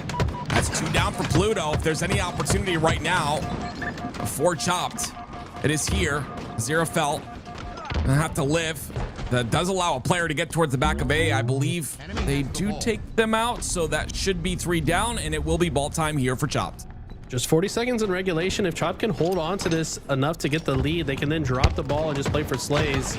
Orderly's going to try to take a fast route to get into PD, but he dies. He was the only player on this side of the map, so Chop should be able to recognize the push coming in from the opposite lane. They do. They get a lot of damage down, but looks like they were able to kill the oddball player, and now Daylight holds it, but was not able to play it. So this all in all looks good for Chopped to maybe take the lead here.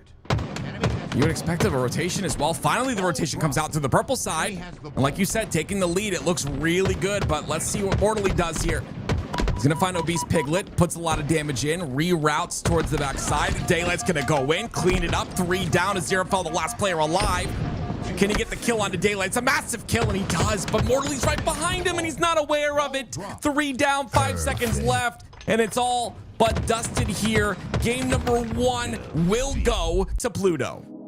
Man, I feel like that the bottom of the C stairs actually hurt Chopped multiple times that game. There was multiple times that they tried to rotate the ball quickly through that purple side and up the C stairs, but both times the ball was fumbled at the bottom of the stairs instead of making it all the way up. So, I mean, if I'm the coach of the Chopped roster, I'm saying, hey, mandatory oddball juggling practice. You guys have to just rotate this thing around the map for 30 minutes until you stop messing that up, because that made all the difference. I'm curious on your thoughts as well on that. On one of those last pushes, you saw I think it was Mortally taking a quick route, right? He ends up going down really quickly. Then you saw the triple push from the rest of Pluto on that purple side. Would you have expected a rotation there? I know it was obviously hindsight to say this, but the rotation would have been nice towards B, maybe forcing some spawns there as they kind of fight that push. What do you think about what happened in that play? I mean, it's an information gap, right? Like, you kind of have to know or have like an inkling of where the other players were on the team. They did take down Mortally on the B lane, but it's like, did they know that the other 3 were coming from purple side? If so, then yes, it's obviously a rotation to B, but I don't think they had the full picture of information like we do from the observer POV. So yes, sir. Hard to say. Well, here we go, guys. It's going to be game number 2. Pluto coming out with a nice solid victory there. A nice 2-0 and oddball. Normally we see these oddball games go to round number 3, but not this time. Now we go to Slayer Origin. Once again, one of my favorite maps in the game, honestly, in Halo Infinite now is this Origin map. I think it just plays so well in both Slayer and CTF. Always a pleasure to see that I'm loading into this one. And we get to see if Pluto can step things up once again. Spotlighting that player, of course, on the side of Chopped, Lil J. I want to see him really pop off. Obese Piglet had a really good game on Origin in the previous series. And again, this is their test here against Pluto. A definite solid roster to really, you know, I guess you could say expose some of the weaknesses of Chopped. Yeah, I mean, Pluto is full of some very strong players. Like you said, Tony Two-Turn, breakout player of the year, season 1. You got Mortally, who just, I mean, this guy's been in pool play for the last several tournaments. And then you got Daylight and Camp, who are some of the top players in the AM scene regardless. So, I mean, Chopped have their work cut out for them. I've been very impressed with the way they've been playing in general, but feels like an experience gap so far might be the difference maker against a team like Pluto. Oh, Aziraphale's going to pick up that snipe and hopefully do his due diligence here to stay alive. Mortally is going to pick up the rockets in trade, though. A still thrust towards the top of Cat. A lot of damage being taken here, but he will stay alive, which is very huge for the side of Pluto. I really do like that thrust that he used. Wow, the long range rocket connects. Can he get another one insane. as well? He does. The thrust usage perfect from Mortally. I mean, I really liked him using the thrust when he goes up the lift, because otherwise you're kind of a sitting duck, right? You're just stuck in the air floating for so long, but uses it to thrust off to the side and then ultimately takes advantage of it after staying alive.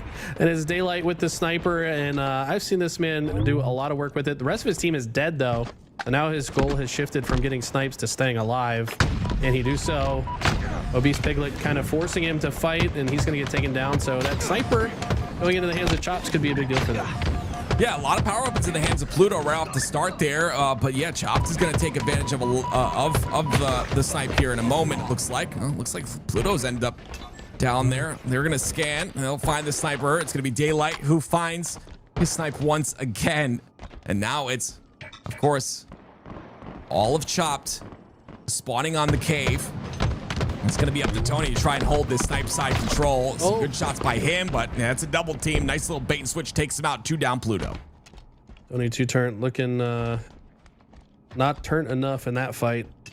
Probably probably mad at himself after that one, but Camp has a nice flank here. Should be able to follow up on damage. That's a 3 dead now for Chopped. Daylight still has the sniper though. It feels like he's just been able to go pick it right back up every time he's dropped it so far. And they have a 7-kill lead as well. Yeah, really holding that blue side cave, making sure to let those spawns happen. You can have that angle. You can see Pluto once again 2 down for the side of Chop, make that 3 dead. And they'll continue to hold the snipe side control. Last player alive is going to be Obese Piglet. And that's going to be a 4 spawn on the back of Red. Look at them in the corners here. God. Daylight comes in, gets 1 into a 0 fell.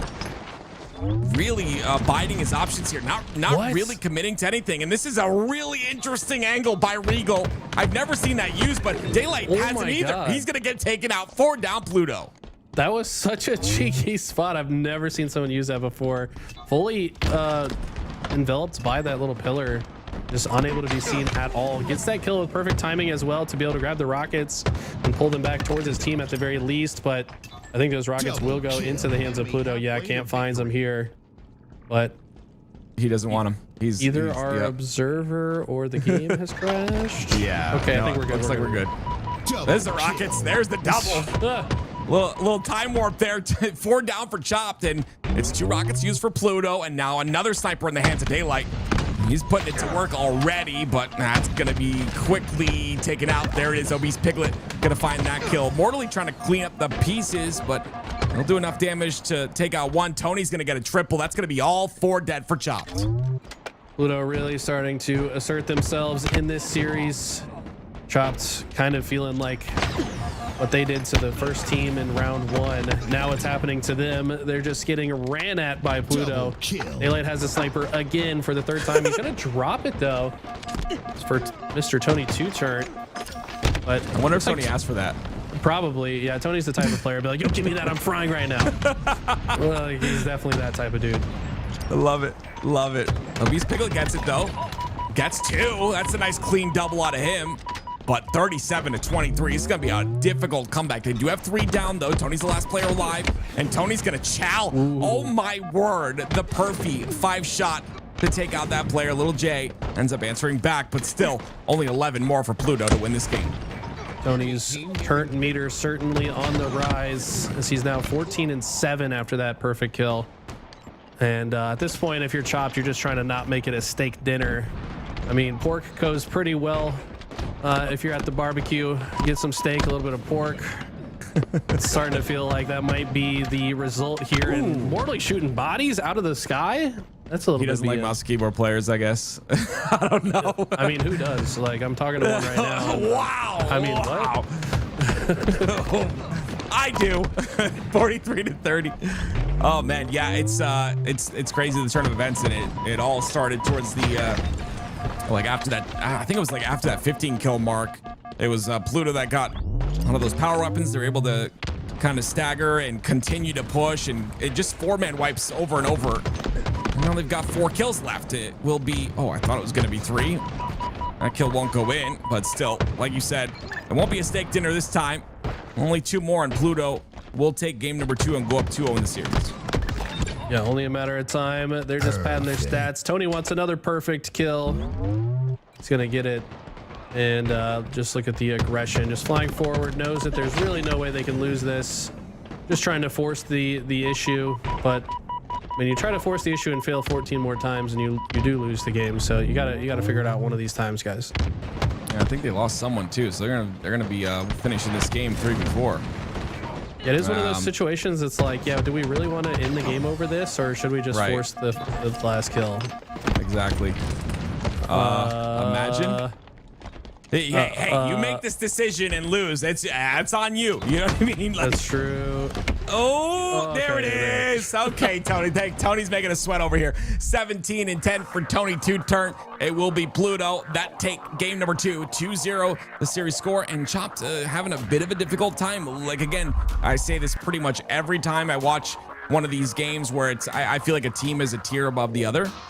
You see sparks of brilliance in Chopped. Like you see moments where they could, make something happen. It's just a couple of missteps that turn into multiple missteps, and then you have a 50-39 game. Regardless, though, everyone on Chopped playing really well. I think they've met their match here. Yeah, I have to agree. I think that Pluto just still getting warmed up. This team has a lot of talent on it, but probably the first time they've all four played together. I imagine this is probably a last minute throw together type team. So they need to utilize these first opening rounds to start developing teamwork before they run into tougher teams, which, by the way, if I'm not mistaken, their next opponent, should they win this next game, would be Cloud9, which is without Lethal and with Avusi in his place. So it's going to be very interesting to see how that team does. Yeah, very interesting. Boo Boo, Avusi, Sab, and Septify, or Skeptify if you're going to get on me for saying it wrong. I say Skep, but he doesn't know how to say it, man. Like, come on. That's so funny, dude. We always go to these players like, hey, how do you want to say your name? They're like, I don't care. Okay, all right. Well, that's not very helpful. Right. But yeah, regardless, again, it's going to be Pluto trying to get into the next game already. You can see we are readied up here. And Tony, look at the shots hit and shots fired there. Just beautiful in general to just keep shooting your weapon. You can see, like you said, his turn meter's going up. And you can see that they're starting to warm up, and they will definitely be a contender as this tournament goes on, in my opinion.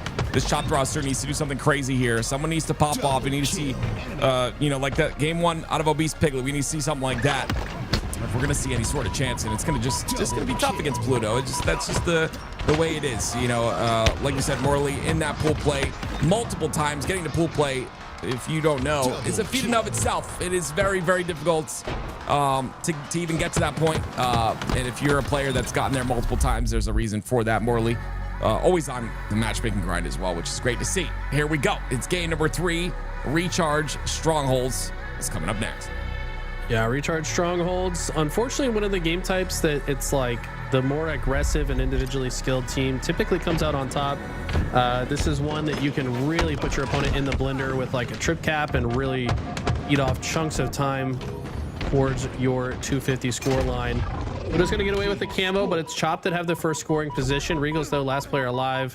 He should flip very quickly, and Pluto look to put them in the blender quickly. They're going to allow them to spawn an A, and should be able to hold this for quite some time.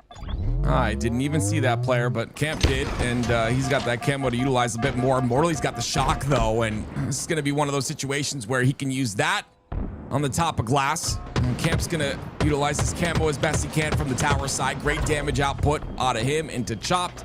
They'll find 2 players that are down to no shields, but they'll still continue to try and go for the C side control. I believe they will get it off of that kill, and they will. It's Morley now doing all he can to pick up the pieces here, and he does just that. Beautiful reversal. That's such a difficult shot to land too. The sliding out, reach out, you're no shields, your opponent's jumping, you have to look up. Like there's a lot that goes into that. Good reticle placement before he rounded the corner is what gave Morley the upper hand in that one. But he gets a little bit overconfident, kind of standing in the middle of the open, going for a no scope across the map. And he might pay for that. Looks like Lil J will be able to get control of A, and Chopped will at least be on the board for now. Oh, it's 2 players to spawn on the pipe side as well. Lil J caught in the reload, unfortunately. A little bit out of position as well. He goes down. Morley takes advantage of that alongside of Daylight. They'll go right back towards A and take this. And you'll see that it'll be Chopped that are 2 down, spawning on that C side here momentarily. You see all of Pluto prepared for the push on both sides. Set up on the A side and on the long haul side as well. Yeah, this is a great looking position for Pluto. They're just holding the crosses, and you can see as soon as Chopped try to cross, they're taking heavy gunfire. Looks like Lil J, the last player on the push, was able to make it through. So sometimes you can just brute force your way through. They do successfully get A, but it looks like it might be taken right back. Obese Piglet, though, has the camo. He's gonna double up in B, help this cap go a little bit faster. He gets taken down, though, and Pluto just take everything right back. It looks pretty good for a moment, but it's over in an instant. Yeah, it's just like a roller coaster of emotion right there. Pluto have a perfect setup. They have the cross damage. Chopped go in, get them 4 down, and then immediately Pluto off the spawn, come out and 4 dead Chopped. It's just that quick. And you can see Pluto continuing their scoring venture here, 77 and counting for them. it's Regal. It's going to trade out. It will be A that's still up for grabs here for both sides, but it's a point every second here for the side of Pluto. Obese Piglet has to make something happen here. We've seen what this man is capable of. 5-4 to start this game. Tony. And Tony again with another perfect. That's a insane perfect out of Tony. That was disgusting. Just slide past the man, turn around, and 5 him while backing up. I mean, Piglet thought he had that one, but this man is unfortunately 2-turn. Has a shock as well, but it looks like he's going to be taken down. Chopper scoring, at least for now. Way 2-turn. Obese Piglet. He's turning a little bit, but unfortunately it's on a skillet because, or no, what is that? A skewer. I apologize. It would have been a really good, transition if I said it correctly the first time, but he ends up going down. There's no skewer on this map. What are you talking about? Daylight, can he do here? A little bit aggressive, and you see this, right? Eli, we're gonna see this a lot in this game number 3. You're up 2-0 in the series. There are going to be a lot of aggressive plays that are not really calculated, testing your limits, so to speak. 3 down for Chop. Tony is going to get A. Yeah, this is also just a game mode that, like, when you have control, you should be pretty aggressive. It's like you have 2 gears. You either hold A, B, and just hold the crosses and give up C, or you go for the trip cap and you just put the other team in the blender, keeping track of spawns on every corner of the map as you go. And so far, Pluto have just really forced Chop to play defensively in a lot of situations. And this is a mode that when you're on the back foot, you're just losing points every second that you're not pushing. Regal ends up going down there. That's going to be 2 down for Chop now. But Pluto continue to score here. Daylight caught trying to find someone going towards those gold stairs. That's going to be Little J, but he finds himself on the trippy corner and stays alive as well. I like this rotation towards A, cutting off the spawns. It's 3 down. He has spawn control here. They're going to spawn inside the pipes. Yeah, spawning in the pipes is exactly what happens here. They decide to quickly push towards A, and they're able to stop the cap, at least for now. Wow, Tony gets that one as well. Should be able to get the reset, and that's a situation where if you're Chopped, you're like, man, that was our chance to actually get some type of hold for a while, and it's just gone like that. He just goes in. Like, that's crazy. Like, they're all spawning A.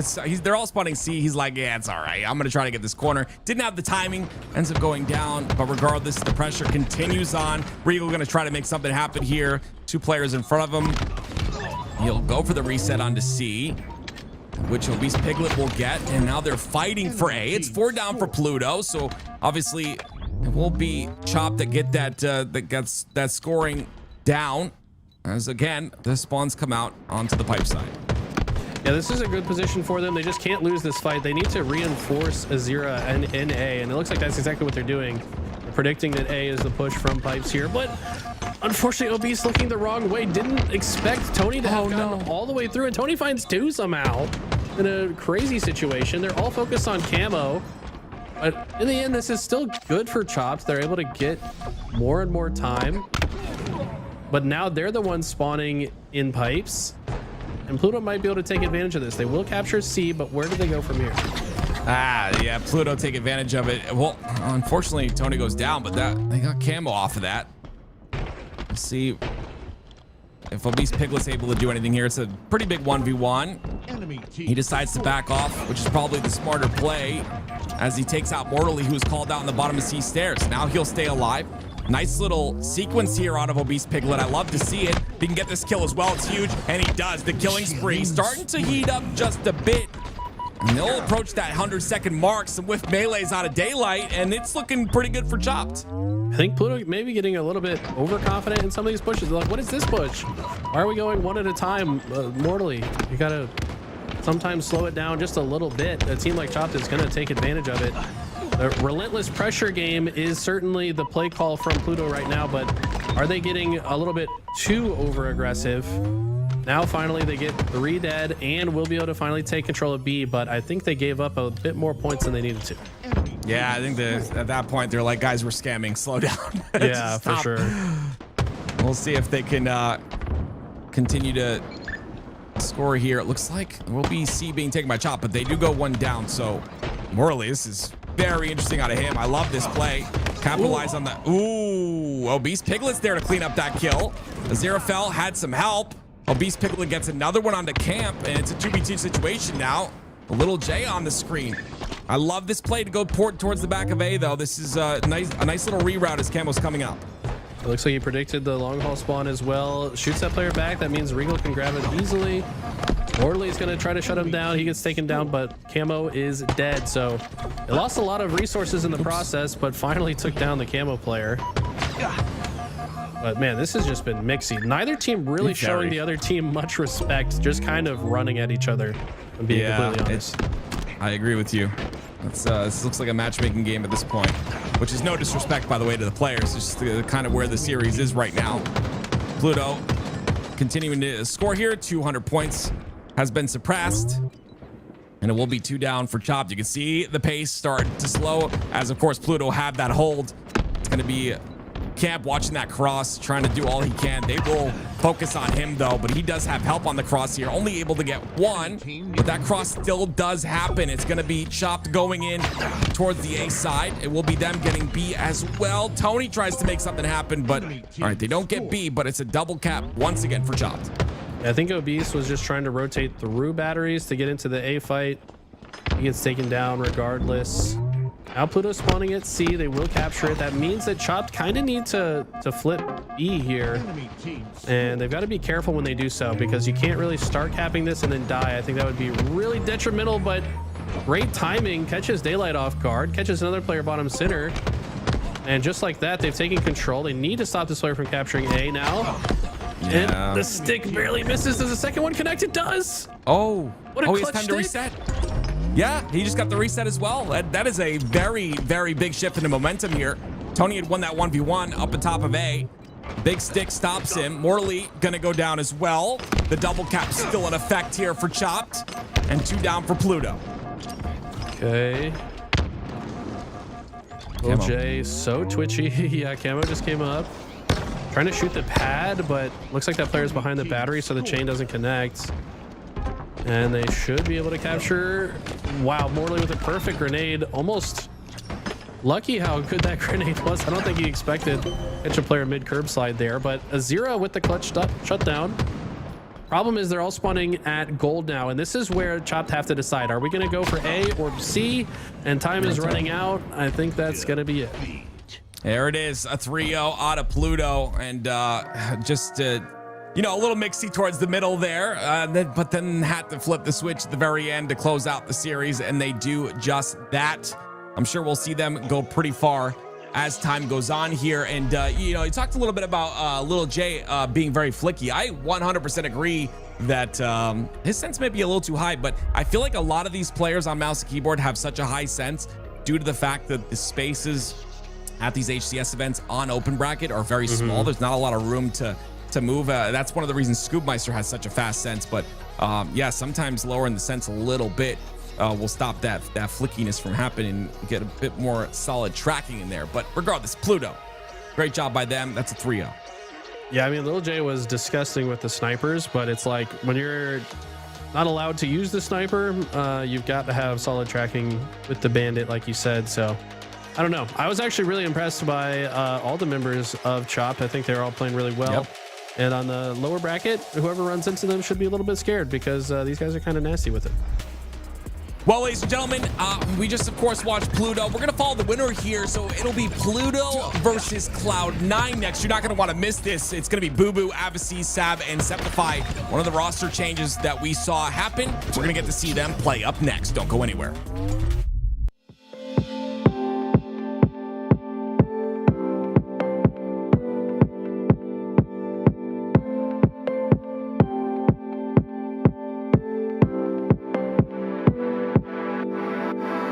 Keep me closer. Don't need closure.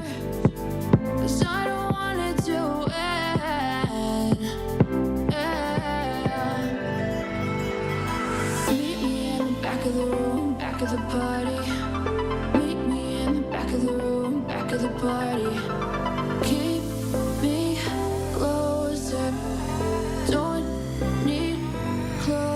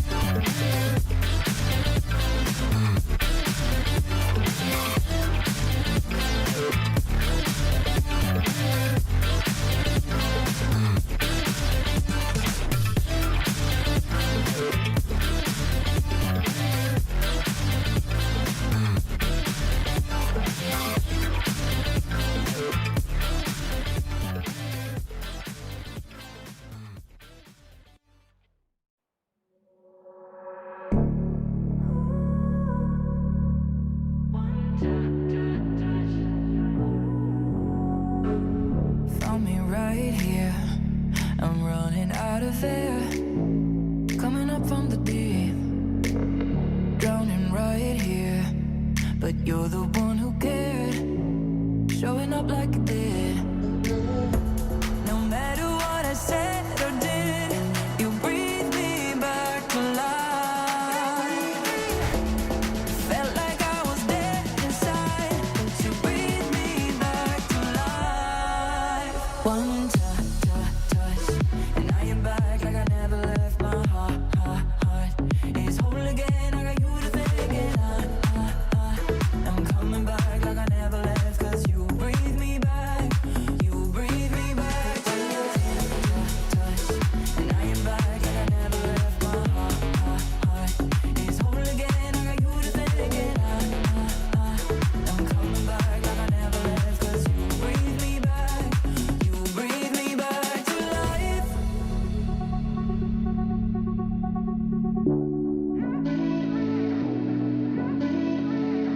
Getting closer, knowing I'm okay.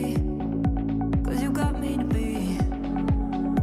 It ain't over. All I hear you say, said it's all that you see. No matter what I said or did, you breathe me back to life. Felt like I was dead inside, but you breathe me back to life. One touch, and I am back like I never left. My heart is whole again. I got you to thank, and I'm coming back like I never left. 'Cause you breathe me back, you breathe me back to life, to life, to life. You breathe me back to life, to life, to life. You breathe me back to life.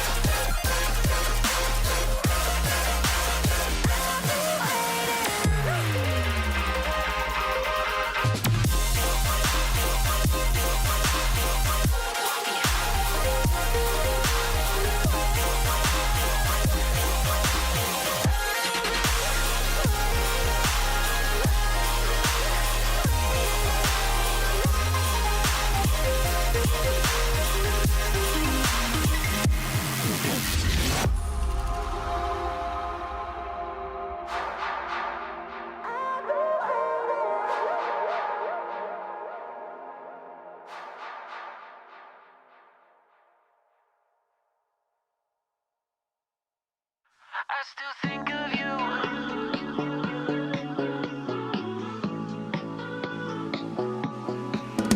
I still think of you.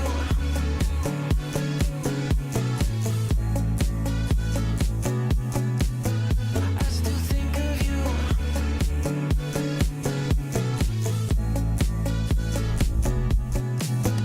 Looking back, I see young, dumb, and naive. But those feels we had, they were ours, some didn't come free.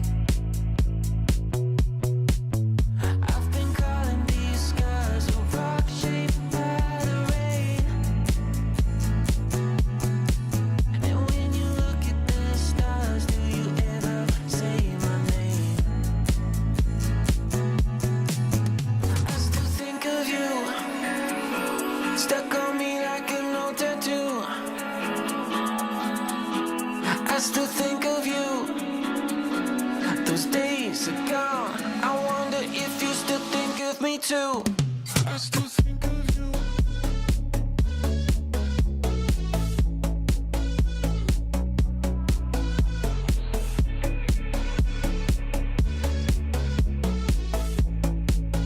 I still think of you.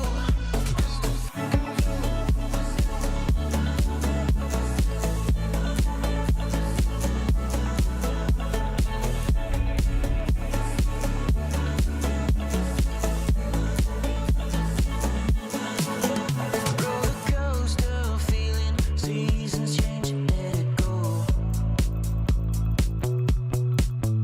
I forget the reason, baby, did we ever know? I've been calling these scars a rock shaped by the rain. And when you look at the stars, do you ever say my name? I still think of you, stuck on me like an old tattoo. I still think of you. Those days are gone. I wonder if you still think of me too. I still think of you.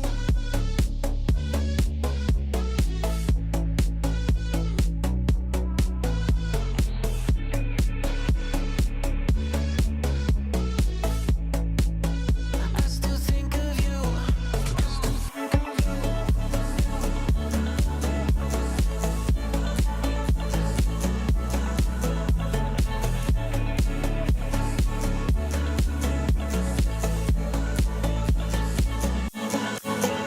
I still think of you, stuck on me like an old tattoo.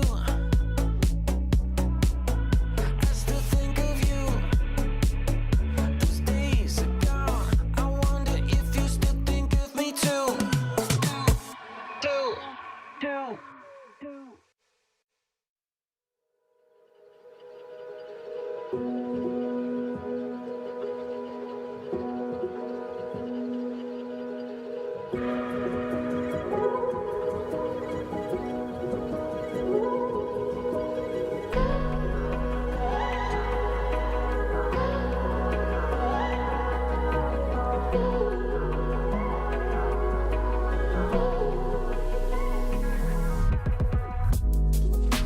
All we had and all we lost, all in time to speak of us. Heaven knows at least that we tried. All the naughty little things, 'cause we can't forget the better days. Playing on repeat in my mind. We see the world in a cold light. It isn't much, but it's all we needed. It's all we needed. With everything in its right place, we push away 'cause it's all we needed. To come crawling back to me.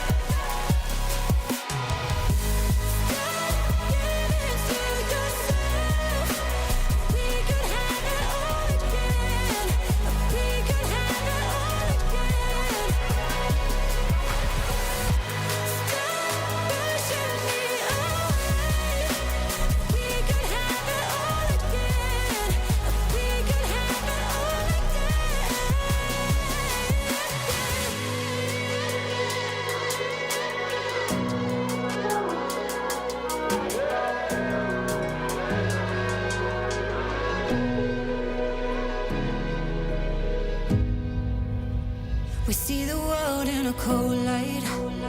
It isn't much, but it's all we needed. It's all we needed.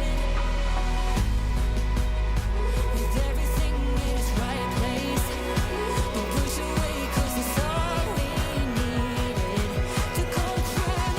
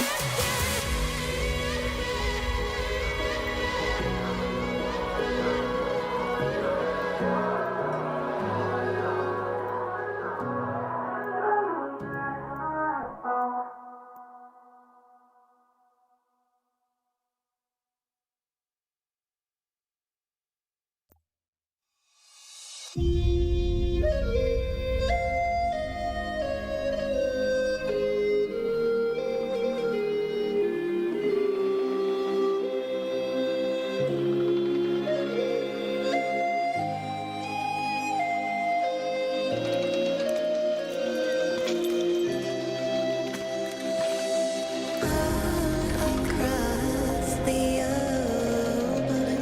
One day it's fate, alive for you.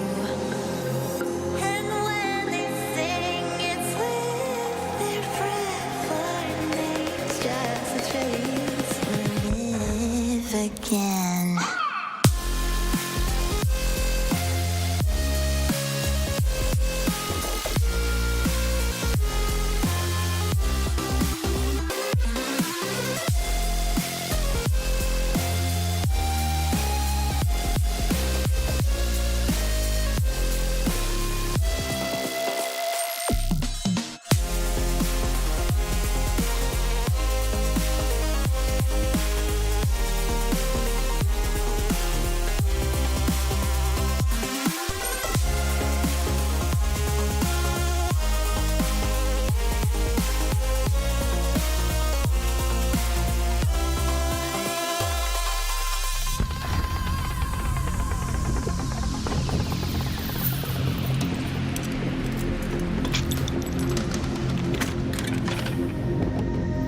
So we're shining the lay of the seas from island to island for the one missing piece. The one missing piece.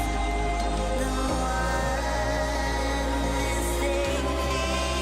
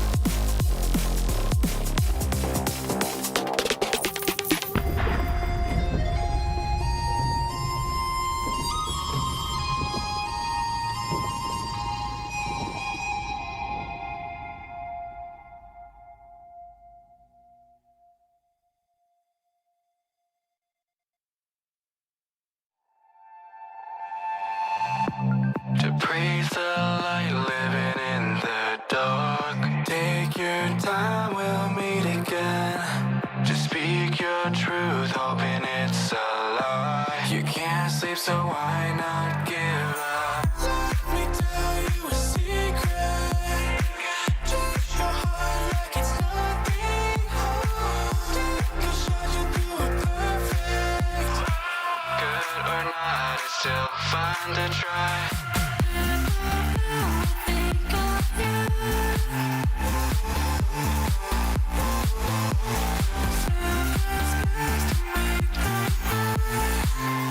So high we can leave the whole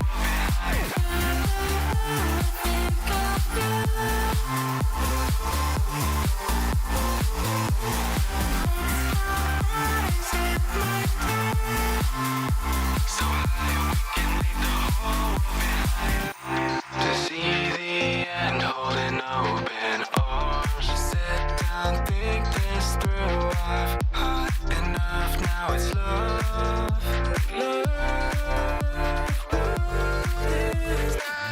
Let me tell you a secret. Touch your heart like it's nothing hard. Can shut you through it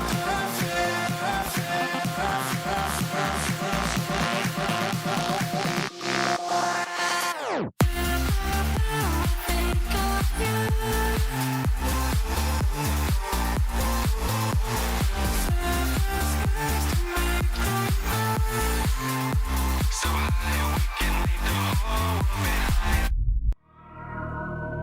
behind. Ladies and gentlemen, welcome back. For the first time during the HCS Open number 5, of course, we get to see this new Cloud9 roster, and this time is with Avusi on the roster in place of Lethal. Very excited to see how this roster does. Eli, what do you think about this? I mean, you know, this old Cloud9 roster now with Avusi on the roster. It's really interesting to me. I feel like Avusi has been trying to find the roster that he fits in well with. It didn't quite work out with Complexity, didn't quite work out with Envy. So now, you know, will this be where he finally shines? We know how much talent this young man has, but he just needs to be surrounded by the right group of players to show off that talent. We'll have to see here today. Yeah, it's just that playstyle that, you know, that playstyle difference there, it really changes things. I was talking about it a little bit earlier in the green room about, like, you know, just me as a player. I'm not a competitive player or anything like that, but, you know, playing and matchmaking, there's certain players, top players that I play well with. There's certain top players I don't play well with, and maybe it's a situation where Avusi just needs to find that group that he plays really well with and can gel with better, and a group that fits his play style. We'll see if that's the case here. On the other end, we've got Pluto, of course. Seems like a put together roster, last minute. Tony Two-Term, Mortally, Camp and Daylight. Looks like one of them having a little bit of trouble staying in the lobby, but I'm excited to see I guess Cloud9's first run at it, right? This is again a pickup roster on the side of Pluto, so Cloud9 are looking to obviously win this series. It's just kind of a case of like how good of you know, in terms of quality Halo, how good of quality are we going to see out of this Cloud9 roster? Yeah, I don't know. To be honest, I did take a peek at their first scrim the other day, which was against Envy, so a team that Avusi had previously played on, but that was kind of ugly in the favor of Envy, at least at the beginning. I think Cloud9 eventually started taking games, though, which is a good sign, right? Like, yeah, the very first, you know, handful of games you play, you're probably not going to all be on the same page. But towards the end of the scrim, they were getting better and better. So it shows that they were able to kind of right some of those wrongs, and they're still growing as a team. Yeah, it's you always have those rosters that like are put together, and then you see maybe a honeymoon stage. I speak on it often. There's a honeymoon stage where you're playing phenomenal, then you hit that roadblock and things start to fall apart. And then there's other teams that start off a bit slower and start to build up as time goes on. This is where we get to see Live Fire King of the Hill. It's going to be Cloud9's first matchup that we get to see on screen here against this Pluto roster. And when you have a roster that's a pickup roster, sometimes there's a bit of chaos there. We saw that in the previous series with Pluto. Maybe that type of chaos tends to throw other teams off. Will it throw Cloud9 off is really the question. And, you know, big shoes to fill when it comes to Lethal not being on this roster anymore. You got to talk about that. Avusi taking his spot It's going to be a big showing out of him here as his kind of first match that means a lot here in this tournament. Absolutely. I mean, this is the first like tough team they've ran into. It's going to be a clean 4 dead for Pluto off the rip though. So now Cloud9, Boo with the sniper top center. They are pretty confident about the spawns of Pluto. That's why you see the hard scope coming in here. But at this point, curious to see how they play this. Looks like they have 2 dead. Boo trying to put himself in position to go for camo sniper. But they've got a lot of hill time in just the first 30 seconds or so of this game. This is looking great for Cloud9 already. I mean, generally, you're splitting resources to get that hill or camo, and most of the time you get one or the other. It's going to be Cloud9 that gets both. And like you said, snipe and camo in the hands of Boo Doo. Decides not to take that shot right there. I actually like that play a lot. The trigger discipline works out for him. Can it work out again? It does. The double kill out of Mr. Boo Doo ends up going down. But goodness me, that's a lot of hill time for Cloud9. Yeah, that was a smart play from Boo just flying with the camo. That's, you know, when you have camo, you can take a little bit more time on your shots because you're unlikely to get spotted immediately. Able to get 2 out of it. And at this point, Cloud9 are really just a handful of seconds from capping this first hill. But Pluto, for now, it looks like camp is in the back of the hill. Daylight's trying to shut down the nest bridge. Gets a disgusting no scope, but his teammate dies in the hill, so they're going to cap anyways. Okay, Daylight. Okay. I mean, yeah, that's the first cap here for Cloud9. Daylight, though, making things happen. That's 2 no scopes and a headshot for Daylight already. It's 2 down for Cloud9. An opportunity to get some space here on the tower side. It's going to be Daylight immediately checking the mud and making sure no one tries to sneak their way on through, and he'll catch Boo with a bit of damage. We'll see how set up they are, though. Morley has a nice little flank once again. This is his specialty, constantly getting behind enemy lines. Yeah, he's certainly one of those players that will always be going for that flanking outside route. He likes to play the map solo. Can totally shut down a lane all by himself, just utilizing that individual skill. And I mean, he's really been a thorn in the side of Cloud9 over the past several minutes now, and still hasn't even been taken out. Wow. He's an isolated player on an island on B. He's alive this entire time. They're not able to really take him out here. It is 2 down for Cloud9, and he still remains alive. Finally, Septify does take him out, but look how much time Pluto have gotten on this hill number 2. They're very close to capping it, but they can't get overzealous here. This is the trap that you can fall into. When you're so close to capping it, you can almost like over push, and now they're staggering themselves one by one. I mean, one more stagger and this hill goes to Cloud9 almost certainly. Sab with some disgusting shots in the back of the tower, and Pluto, I mean, I fear they've already lost themselves this hill. They were so close, but then they just started staggering over and over. Morley with the last-ditch effort, but he gets back smacked by Boo Doo. And just like that, Skeptify should be able to close this hill out. No, it's a 1v1. Oh, no way, he runs away to keep Sniper. He keeps it, and they tie it up because of it. Is it worth, though? I feel like if he recognized that it was just 1 second, he would have gone in, but I don't think he realized exactly how close he was to capping it. I think the play was definitely to throw your life away for the hill grab there. 100%. Well, he has a sniper. He can kind of make up for it here. There's the first stick. That's a killing spree out of him. It's 3 down. Daylight, the last player alive. Skeptify will take the angle on the spawners, and there's the first one in Tony's turn. He does not want to peek his head. He knows exactly what's at stake. Mortally gonna peek his head and test fate, but Skeptify will miss that shot, and it's Cloud9 getting more time. Yeah, Cloud9 with a beautiful rotation, able to get right back into control, and well fought last hill before this as well. So gave themselves a chance to win the last one and put themselves in position to get this one. Morley with a clean pickup there on his former teammate Avusi. And now they're still fighting for the sniper rifle. So far it's been cursed. 1 bullet left. Can it count? No. Sab with the combo will take him down. That combo needs to be utilized so much more often. I'm starting to see it used a bit more here. We're in year 4, but definitely picked up a lot more on the map now. Seeing it used in that situation, but Cloud9 come out on top of the trades here. They'll have control of the A side. It'll be a 2v2 on this side of the map, at least for now, but Camp and Morley have to push in quickly because the spawns are coming out onto C, and that's exactly what they'll do. Everyone from the side of Pluto inside of A, and that camo is up as well, so This is just a fight to make sure that Cloud9 doesn't get the rest of this time. But who's going to get that camo? Yeah, this is a question mark right now for Cloud9. They need to get a couple of slays. They do immediately find 2. Avicii wins 1. Trade happening. Now this camo in the suit of the man that we like to say best camo player in Halo history. And they're going to be able to close out that and have extra resources to rotate for next. They're going to want to get control of the tower. We see Boo Boo opting to go across top center. Can he win the fight against Mortally? No, Mortally with a clutch 1v1 win. Sab will have to clean that up. Yeah, I'm yelling at Sab right there if I'm Boo Boo. Hey, come out and help me already. Get out here.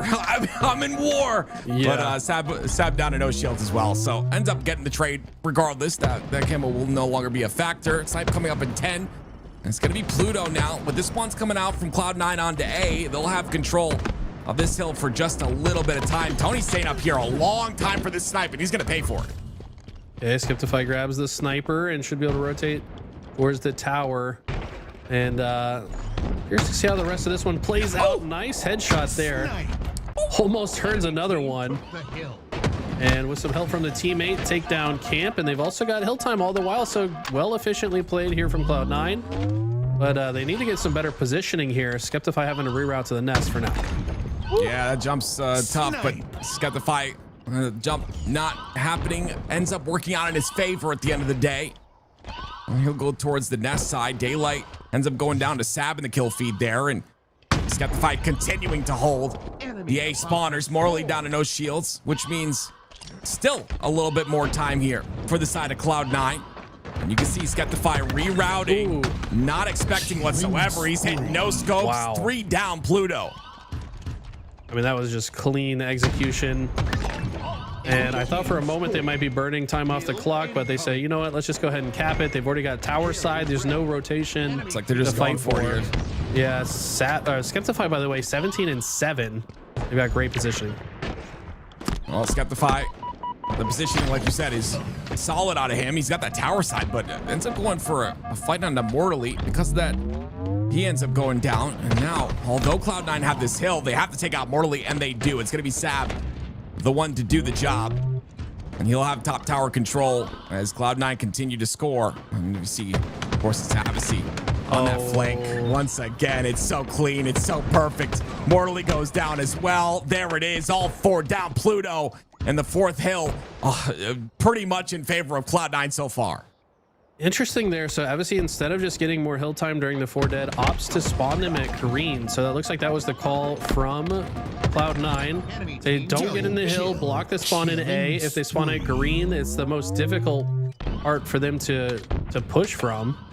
I think Morley might be throwing grenades at his own feet because the game is over. Well, there it is, ladies and gentlemen. Very quick out of Cloud9 in that game number 1, a 4-1. If there was ever a test for a last-minute roster, this is the test you are up against. What can they do? Pluto having a bit of a tough time, but it's going to be Street Slayer coming up next. And again, very impressive there, right? Eli, it comes down to, yeah, okay, you know, this team is a pickup roster. We can go in here and just kind of run around and do whatever, but instead Cloud9 playing their process. And that's what you like to see. You like to see, regardless of the team you're playing, you play the same way. They force the spawns at B at the very end. They play, you know, essentially perfect Halo. Obviously more alienating is self, but regardless, that process is there, and I like to see that even when you're playing a pickup roster like Pluto. I really liked what I saw from Cloud9 with the very last hill, right? When top center, a lot of people traditionally think like, okay, we just need tower control and that's gonna, you know, lead us to the promised land. But the reality is, if you have both tower and the back A, think about the rotation of the other team. The other team's spawning at green. They have to choose if they're gonna push up through nest or if they're gonna go through sandbags or garage. Every single one of those options is covered if you just have a player tower and a player back A waiting to shoot them as they push through. So really well executed strategy for that last hill from Cloud9, I think showing the evolution of how top teams are deciding to play that mode. Well, ladies and gentlemen, you can see a little bit of the damage here. Avusi, 5,300 damage. What an entrance onto the roster. Beautiful out of him. Not taking a lot either, only 4K, but just a great damage overall. We saw Skeptify doing some work as well with the snipe. Lots of no scopes towards the very end, and a 68% accuracy out of Avusi as well, and Sad with 70%. That's Just- actually disgusting. It's so hard to play against that, man, if these guys aren't missing. And I feel like Boo Boo is kind of like the composer of the orchestra, if you will. He's just directing traffic. He knows exactly. Like, he's probably the one that called to block the A spawn in that last moment. He said, no, let's really make sure they have no way to get back into this game. Just go ahead and sit back A. And we saw how it worked out brilliantly. Obviously shooting players in the back that don't even know he's there so frequently. I mean, they're controlling the entire map. It's beautiful to see. Yeah, and you know, we talk about this a lot, and I talked to Snakebite about, you know, is there IGLs in Halo? And obviously he says no, but there are, like you just said, players that will make the play calls, and I think that's so important. In a game like Counter-Strike, you've got like those solid IGLs that literally call everything, but in Halo, everyone's got to, you know, have a voice, and Boo Boo, obviously one of those players that has been around for so very long. We're seeing some snipes out of Daylight here. Pretty solid out of him. Hits another no scope there. At the very end here, very interesting. Skeptify not knowing that this hill was as close as it was. It was about 3 ticks away. Tries to play his life with snipe, and regardless, that snipe gets put to work directly after, which is very good. And Cloud9 come away with that victory. Yeah, it's like Pluto did get one hill, but when you look back and you see that that's the hill they got, it's like, did they really get the hill, or did Cloud9 give them the hill? Because this could have very easily been a 4-0 as Skeptify just literally walked forward about 3 feet for 1 second. But here we go. It's going to be Pluto's chance to try to bounce back. I think they, frankly, might be a little outclassed, but a mode like Street Slayer, probably their best chance to get an upset win. Oh man, how much this map has evolved since season 1. The power on this map in season 1 of Halo Infinite, Oh, yeah. My goodness gracious, it has been stripped down to what it is now, and still very powerful, still very fast paced. That red gun you see in the red room side. Skeptify, wow, I love that play. I mean, it was great. You have Boo Boo there, clean it all up. Skeptify continuing to push forward, and the red gun's good. Ooh. Tony misses the melee. Boo Boo cleaning that one up. It's a 4-2 lead. Boo Boo on a fire early here. Look how much damage putting down with the red gun. Gets 2 more clean shots on Immortally before being taken down. Avusi can't get away with it. But yeah, I mean, right now a lot of power weapons have left this map, like the shotgun and the rockets, but there's a new power weapon. It's that sticky repulsor combination these players have started to figure out. So I'm going to look to see. I feel like players like Boo Boo Doo Boo really go out of their way to control things like the repulse, probably more so than other pro players. So keep an eye on that as this game progresses. Oh, you can see Cloud9 once again playing that process. Has Pluto trapped inside of PD. Well, they think they do. It's going to be an expansion very quickly, by the way. That happened in an instant, and it's going to be Pluto that get that kill, and now they'll have that lead, 9-6 so far. And now it's a little bit of a flip of the script here. Cloud9 stuck on the C side, as Boo Boo is the first one to go forward. Lots of damage output from Camp. Is it enough to clean up a couple kills here? Yes, he'll get one. And the nade will be good enough for the second. Okay, the It's-Explode frag. That works. There's like 2 grenades that I don't think were utilized how he intended, but both ended in kills. So you love to see that if you're Camp in that situation. He's going to spawn back here on the subway side. They do have the lead for now, but the positioning is questionable. Kind of trapped here and taking heavy damage from the center of the map. Let's see what Cloud9 does in response to the situation to get the lead back. Oh, they pick up the camo. That's going to be a perfect out of Camp, though, to take out Boo Boo Doo Boo. And you would expect, you know, Pluto on that C side to have pure access to that camo, but Cloud9 were very heavy on the bottom of A. But camo burnt pretty quickly here. Boo Boo, look at this. This is so important. Sometimes you have to play this where you just get that free kill and you'll get traded out there, but regardless, it's going to be Tony 2-turn with another one. 3 down Cloud9. You said this was Pluto's chance. It's looking good. Yeah, they're doing everything right so far. Gotta be able to hold on to this lead and not let off the gas, though. It seems like Cloud9 will take advantage if you give them even a small sliver of an opening. And but I mean, honestly, they've kept Cloud9 staggered. They've also stayed aggressive. I love this push from Daylight. Even if his teammate didn't get that kill on Commando, he was going to be ready to get the back smack. 22-turn on top of the world here with the Stalker chasing these players down. It's a clutch 5-shot kill from Avusi, but Is that going to be enough to stop the momentum that Pluto has right now? Morley's kind of stuck inside the PD here. I don't think he's going to be able to play his life. In fact, he'll just take himself out. That's going to be 26-18, though.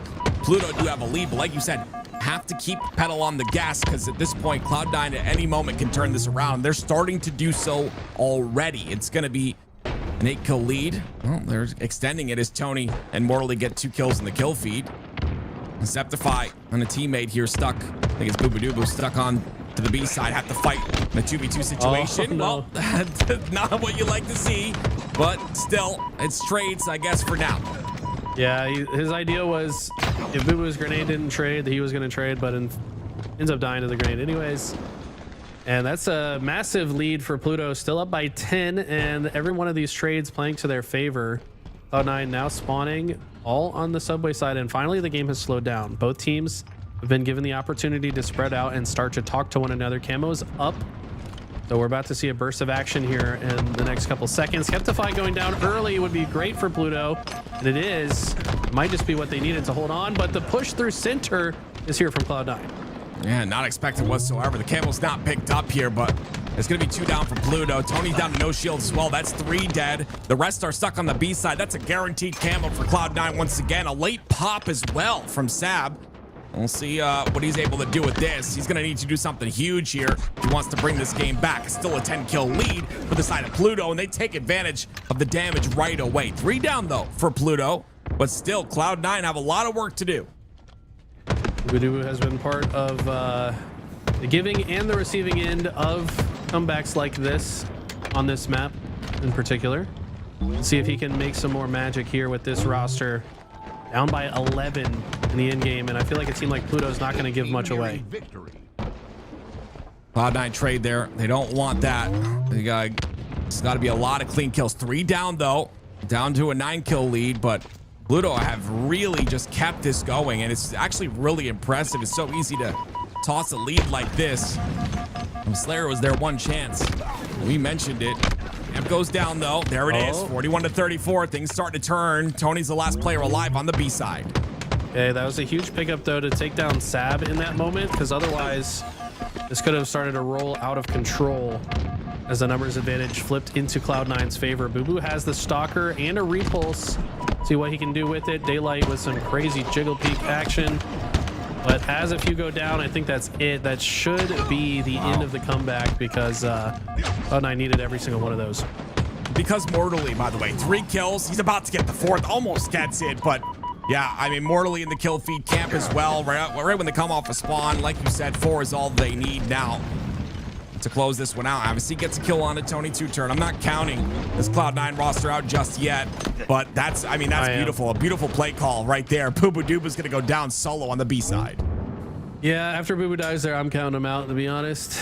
I don't think that just don't have enough resources or options. Sab has the camo, but not really in a position to comfortably even get a kill. Tony's gonna die.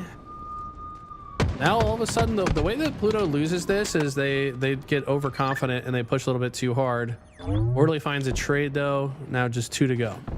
Yeah, Morley's been the guy, right? Every single time the trade. Boo Boo gets a trade as well, which he doesn't want. Sab's not really able to do as much with camo as he had wanted.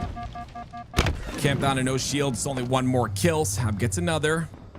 This would be insane. I'm not going to lie. It would hype me up and get the blood pressure flowing, which is what you like. But yeah, I don't think it's going to happen here. Mortally down. Sab really caught in a bad spot. Camp takes advantage of it, and there you go. We're tied up at 1 in this series.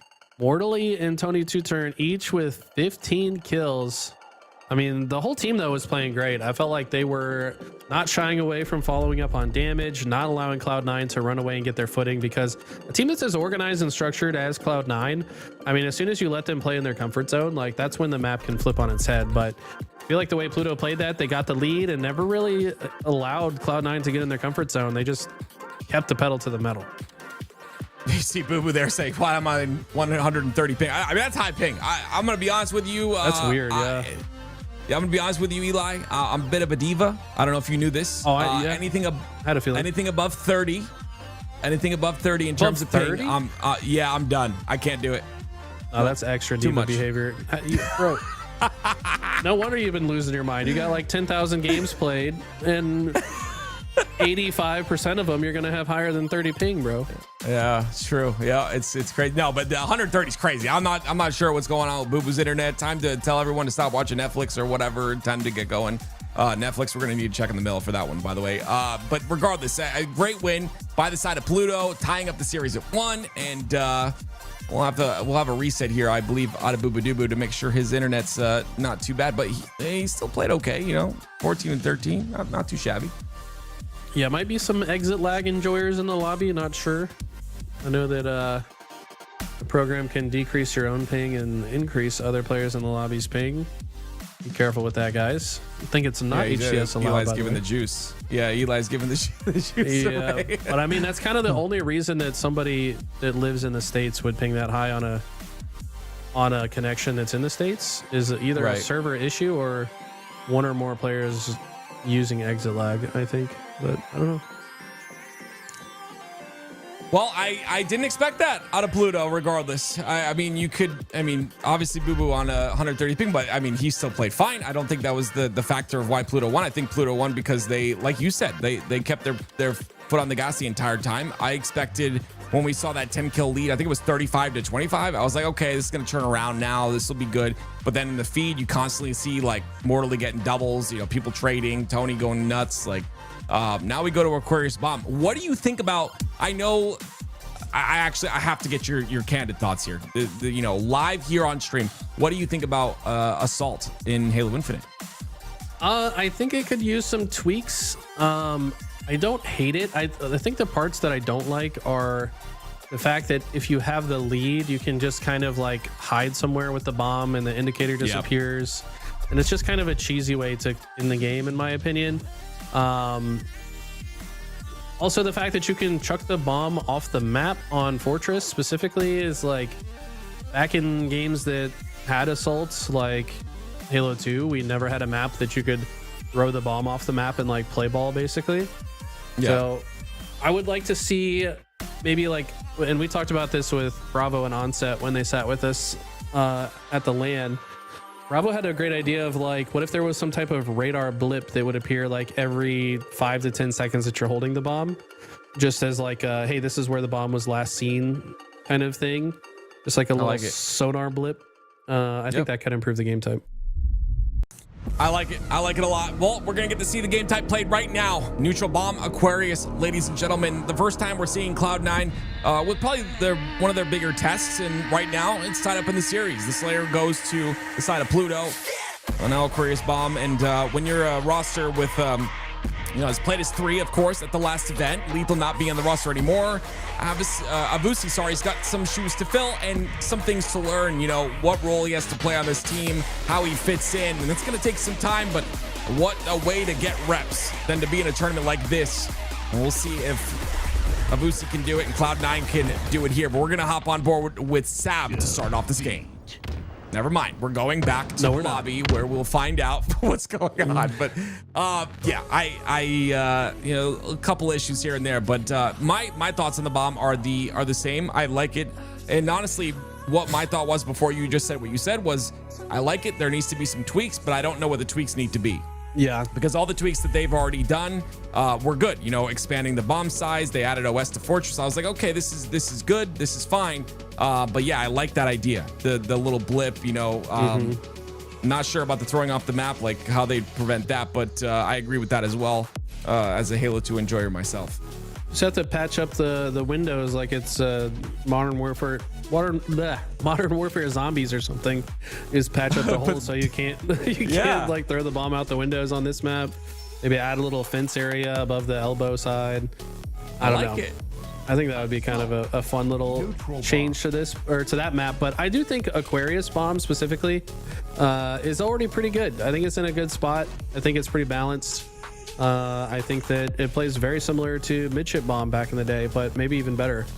Midship Bomb could get a little crazy sometimes, and the spawns were, I think, even worse than in this game, whether or not our nostalgia tells us that. Yeah, I miss it. I miss Midship Bomb. The bottom base spawns were horrible. Yeah, or just spawning on the needle side of the base. Like, okay, are we world recording the resets here? Yeah. Speaking of those nades I just watched, I don't know about you. Okay, we're 4 years into the game, and sometimes I'll throw a nade and it goes into a crack I had no idea was there. And I've thrown millions of nades in this spot, and somehow, anyway, I had to say that watching those nades That was he was weird, throwing yeah. just now. I've never But seen him anyway, yeah. listen to that. Well, I'm not sure what's happening. I guess some maybe 130 ping games or something. Regardless, ladies and gentlemen, the bracket. There's a lot of teams playing today, guys. Okay. Yeah.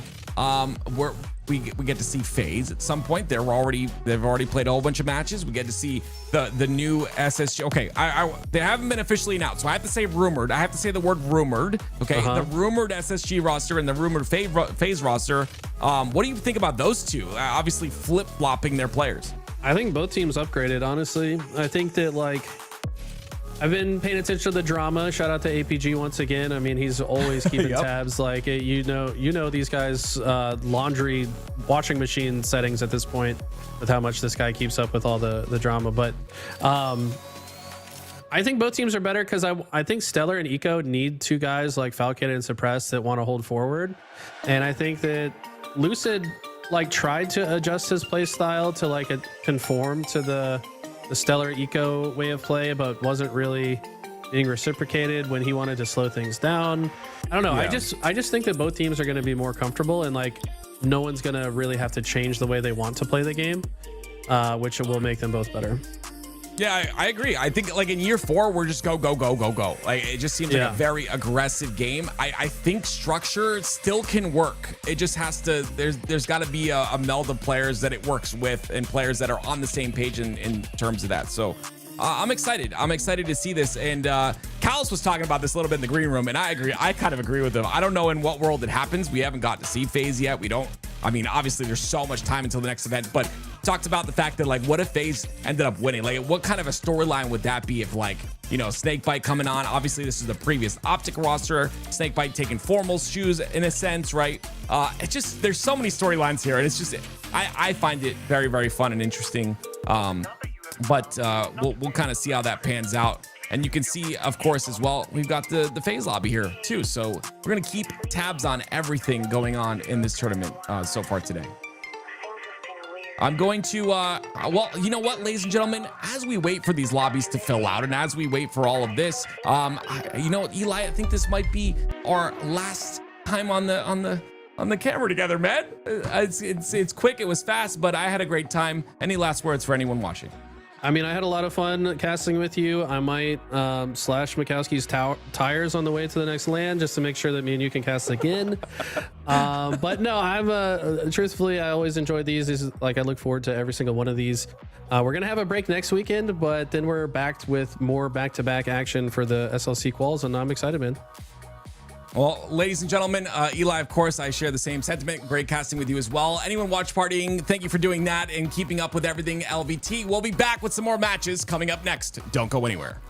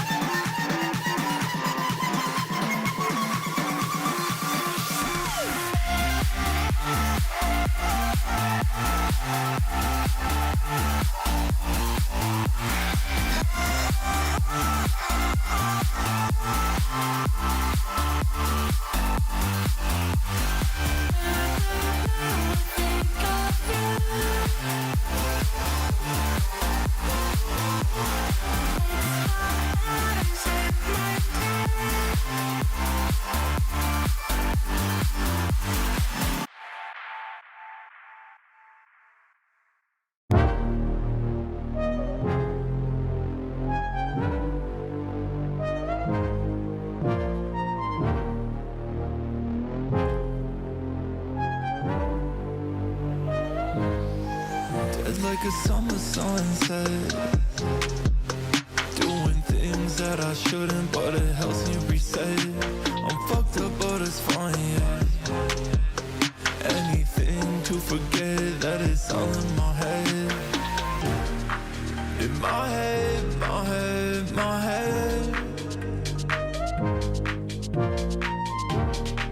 In my head, my head, my head.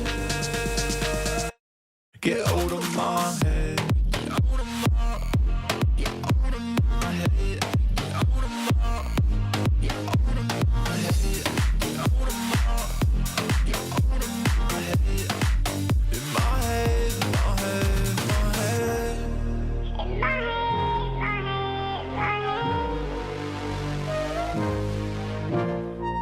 My head don't feel like it used to. I miss my homies, yeah. The thing we had discontinued, but I'm not lonely yet. I don't wanna talk about it anymore. Yeah, I'm drinking cause I'm bored. Down bad behind locked doors, yeah. In my head, my head, my head.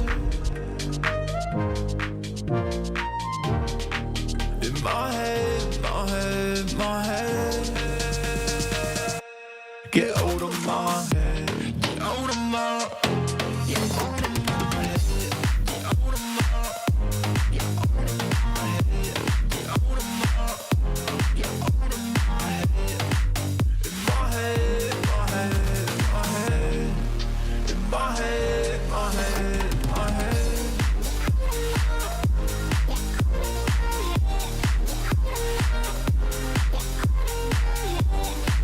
In my head, my head, my head.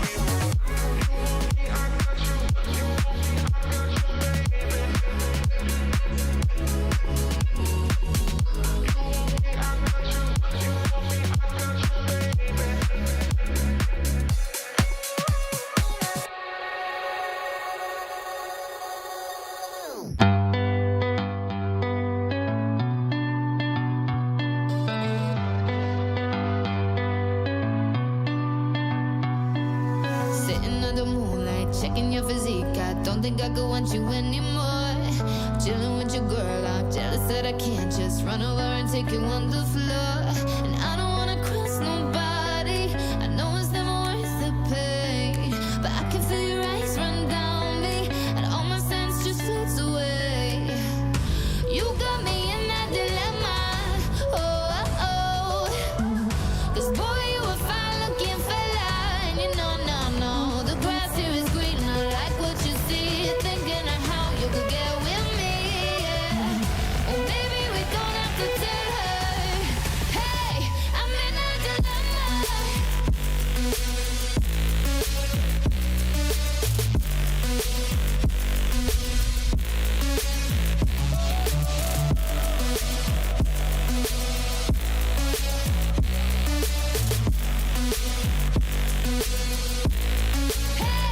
I'm in a dilemma. Because I want you, but I don't do wrong. I'm in a dilemma. You've been looking over here for far too long, yeah. The more I look in your wicked eyes, the more you're leaving me hypnotized. No, no, no, I'm in a dilemma.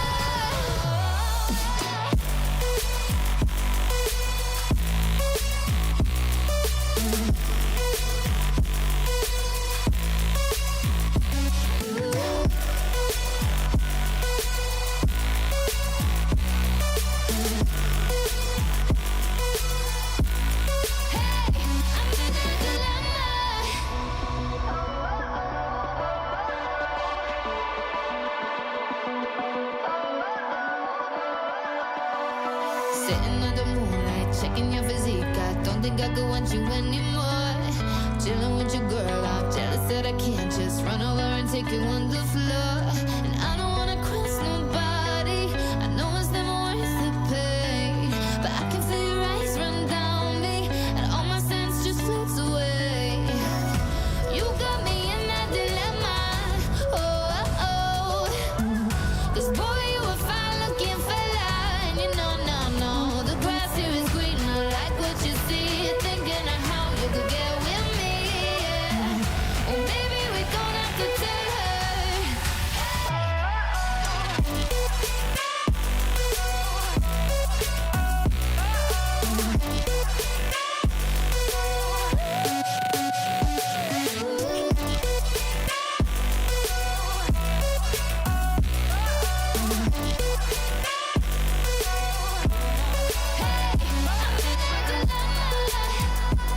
Because I want you, but I don't do wrong. I'm in a dilemma. You've been looking over here for far too long, yeah. The more I look in your wicked eyes, the more you're leaving me hypnotized. No, no, no, I'm in a dilemma. Ooh.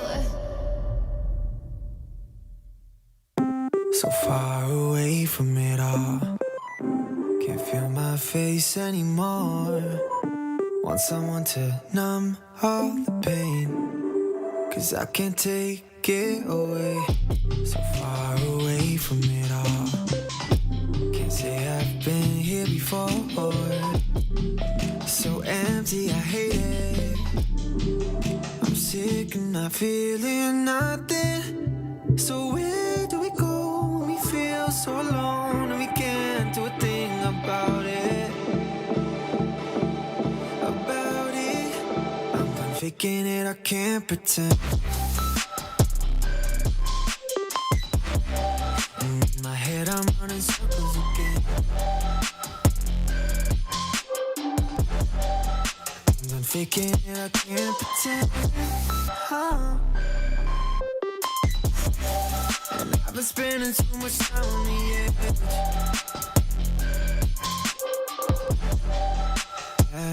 Yeah. You can see it in my face, though. You saw the mystery once again. Oh no, I know we had this conversation a bit ago. So don't you know? I've been sitting at home watching the paint dry.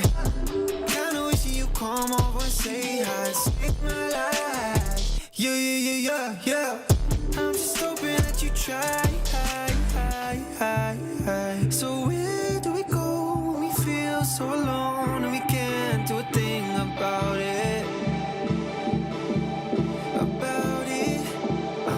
faking it, I can't pretend. In my head, I'm running circles again. I'm faking it, I can't pretend. And I've been spending too much time on the edge.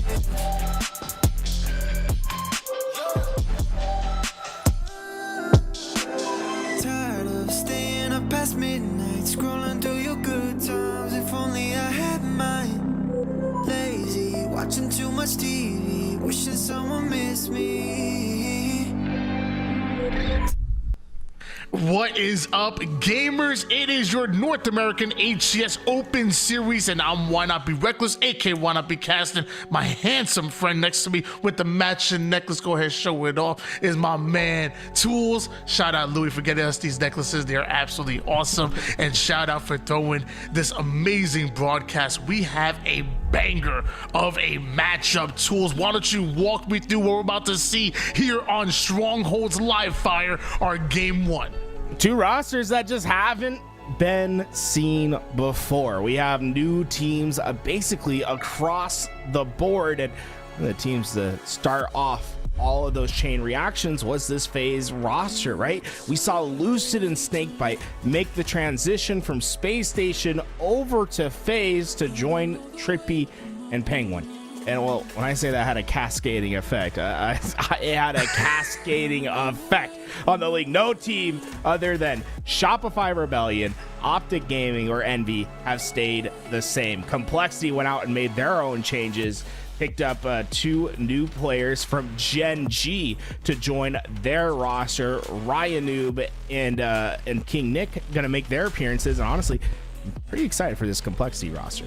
From the top down, it feels like every single team in the HCS was affected here. But what I want to know is your opinion about these rosters. Do you feel like they've gotten better? Do you like the look of it? Obviously, we have to see them in action, but start off with FaZe first. You know, there's been talks about this team maybe playing a little more slower, maybe a little bit more methodical. How were you liking the trio, that old Optic roster coming back together? Also, I'm really excited to see these guys on land for the first time. I do think Snakebite's a perfect piece to add to that three from last year. If they were gonna like make some sort of change, I think Snakebite would have been that player they would target for that change. So really excited to see what they look like. But you know, Tony, it doesn't matter what I think. What I think matters is what Twitch chat thinks. So right now, type 1 in chat if you think FaZe got better. Type 2 in chat if you think they're like the same, or like they're just not inherently better. Like, do you think this was a good change? How about that? 1 for good change, 2 for bad change. What is 3? Is that, shout out is to that Apex worse? for what is 3? Hey, three is like yeah, gotta be a real weirdo to type 3. You know what I'm saying? We're gonna get a lot of people that type 3 after you say that. I just want you to know. I think people embrace the weird now. Oh, but the ones are coming in, though. The ones are coming in. Excited to see that. Meanwhile, on the other side of things, you kind of alluded to it already. You know, you have King Nick and Ryan Noob, who since season 1 they split up a bit, but they've been reunited. Hey, and joining not there. and joining the likes of Cherished and Mental. And you think about it, you know, you got King Nick, and since the bandit meta, or since the bandit's been the starting weapon, he's seen just massive improvements in his slang ability. Ryan, one of the biggest brains in the industry, and of course Cherish coming from that Apex world, but he played a bit of Halo 5 as well. You got Mental, who's played every game on the planet, from Gears of War to Call of Duty to Apex to now Halo, at the top professional level. That experience, I would imagine, must be so valuable for Complexity. Yeah, Complexity is such an interesting roster from these changes. King Nick and Ryan Noob obviously were having great performances on Gen G. I believe they got top 8 twice on that roster, and it felt like they were starting to hit their next level. Like they were getting to where they wanted to go, but changes happened, and now this team is, I think, a team that is going to play really fast and play very structured with that speed. I think this is a team that out of all the roster manias that happened, if there's going to be a dark horse in the HCS now, to me, it's Complexity.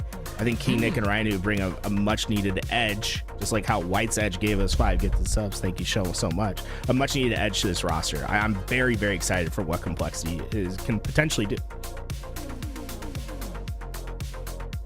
Man, it feels good to have White's Edge back in the scene, man. Appreciate you, brother. Appreciate the 5 gifted. And also appreciate that this matchup seems like it's about to start up. Live fire on Strongholds. And we're about to see if that speed, if that coordination is going to come out from this Complexity roster like you alluded to, or will FaZe be able to simply control the pace and ultimately lock them down. And along with those spawns, first to 250 points takes the win. The double cap is going to be dangerous. That's going to be your bread and butter. But where things go from bad to worse, where champions are made, is through that triple cap. If you manage to trip cap your opponent and cycle them on spawn them over toward that camo side of no man's land and punish them, it's going to be bad for the opposition. And don't even get me started on that sniper, because you already know when a player like me get a sniper in his hands, it's good night for that to me. You already know. Yeah, and this is what's so interesting. So like you're absolutely right about the trip cap and the meta changes that happened throughout Halo Infinite's life cycle because of the trip cap and how we saw the evolution of Strongholds play. Is it's a much faster game type now. It's a much quicker rotational game type, and timing windows are paramount to anyone's success in this game type now. I think that Complexity, if they can follow within the Ryan Noob system, will become a very dangerous Strongholds team. I don't think people realize that right now, Complexity, or I shouldn't even say, like, Ryan Noob teams are some of the fastest teams in the HCS. They are all gas, no brakes. And some people are going to be like, are you kidding me? Like, they think of Ryan Noob from season 1, like EU United, slow, get yourself set up, 2 cap, don't break the formation. That is no longer how a Ryan Noob roster functions. It is all gas. It is no brakes. It is push your lane. Don't get caught up on things that don't matter. And really, while you have the time, because it's been taking us a second to get into this game, I want the audience to look at Ryan Noob in particular and notice what he's doing on the map. Notice that he will not slow down to look to his right, to look towards his left, to try to get something across the map.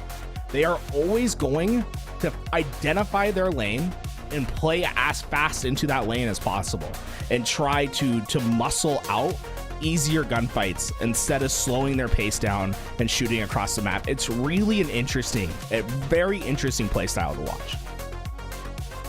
Well, ladies and gentlemen, I mean, you're probably sitting here wondering, like, why the heck are these casters milking and whatnot? It's actually crazy. Why won't they start up the game? And honestly, it's a simple answer. Tools loves hearing himself talk, and he literally told. Actually, he literally told Tony, my I gotta backstage. I gotta correct you for a second. I know you're throwing me under the bus, but the reality is that we got a message from the player. They won't start until we hit level 5 on the hype train. It's just what they said. They said, hey, we saw you guys were on a level 4 hype train. We're milking until we get to level 5. So I think there's like a minute left on the clock, guys. Make sure. They're not going to start until we hit level 5. I didn't see this message. Where was it put? I didn't see it. If you look,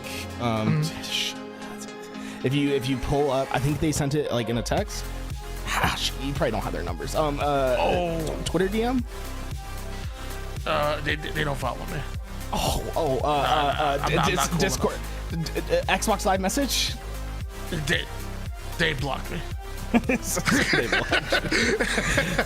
Ladies and gentlemen, we'll be getting into this matchup as soon as possible. We actually have all players in the lobby here soon, and excited to actually see some strongholds and really kind of set the tone for this. I'm really excited. Like, we've been talking about it time and time again. Phases, slower play, the methodical play. What do they look like coming together? I don't think this team has even scrimmed not one time before this weekend. So this very well might be the first time we're seeing this full FaZe roster competing together. Obviously, 3 of them have played years upon years together in the past, but still, new game, new meta, new year, and we're gonna see FaZe. And then you kind of talked about this speed in which a new Ryan-led complexity roster gonna come off with, and they've seen a little bit of scrims, they've seen a little bit of practice, and maybe some film review, and maybe starting to perfect some things. If there is a time to pull off an upset against a FaZe roster like right here, right now, it might as well be here for complexity. This is it, chat. I want to see what you think. Number 1 in the chat for the News FaZe roster. If you think they're going to take this game, but if you believe in complexity, if you believe in the Ryan Noob system, I want to see the twos. I want to see what chat's feeling. How do we feel about these new rosters that are being established in the HCS? Well, ladies and gentlemen, we finally have gameplay on screen here. We're going to start on board with King Nick. And hold on, when Ryan Noob has the snipe, we switch on board with him right away, down to 1 shot as he's trying to escape, and the skill jump just too good, too smooth. Now has an angle on Trippy, no scope to the dome on his way to the B side. Huge plays by the nerd. Trippy definitely listened to those call outs, wanted to get to that help, but Ryan, it was a trap the entire time. Was able to get that early kill, and now early points for complexity, but much more important things on the map. That's that camouflage that comes into play, and Cherish hunts it down. 3 going down for FaZe, and Ryan Noob is hitting them off the spawn. They are in trouble.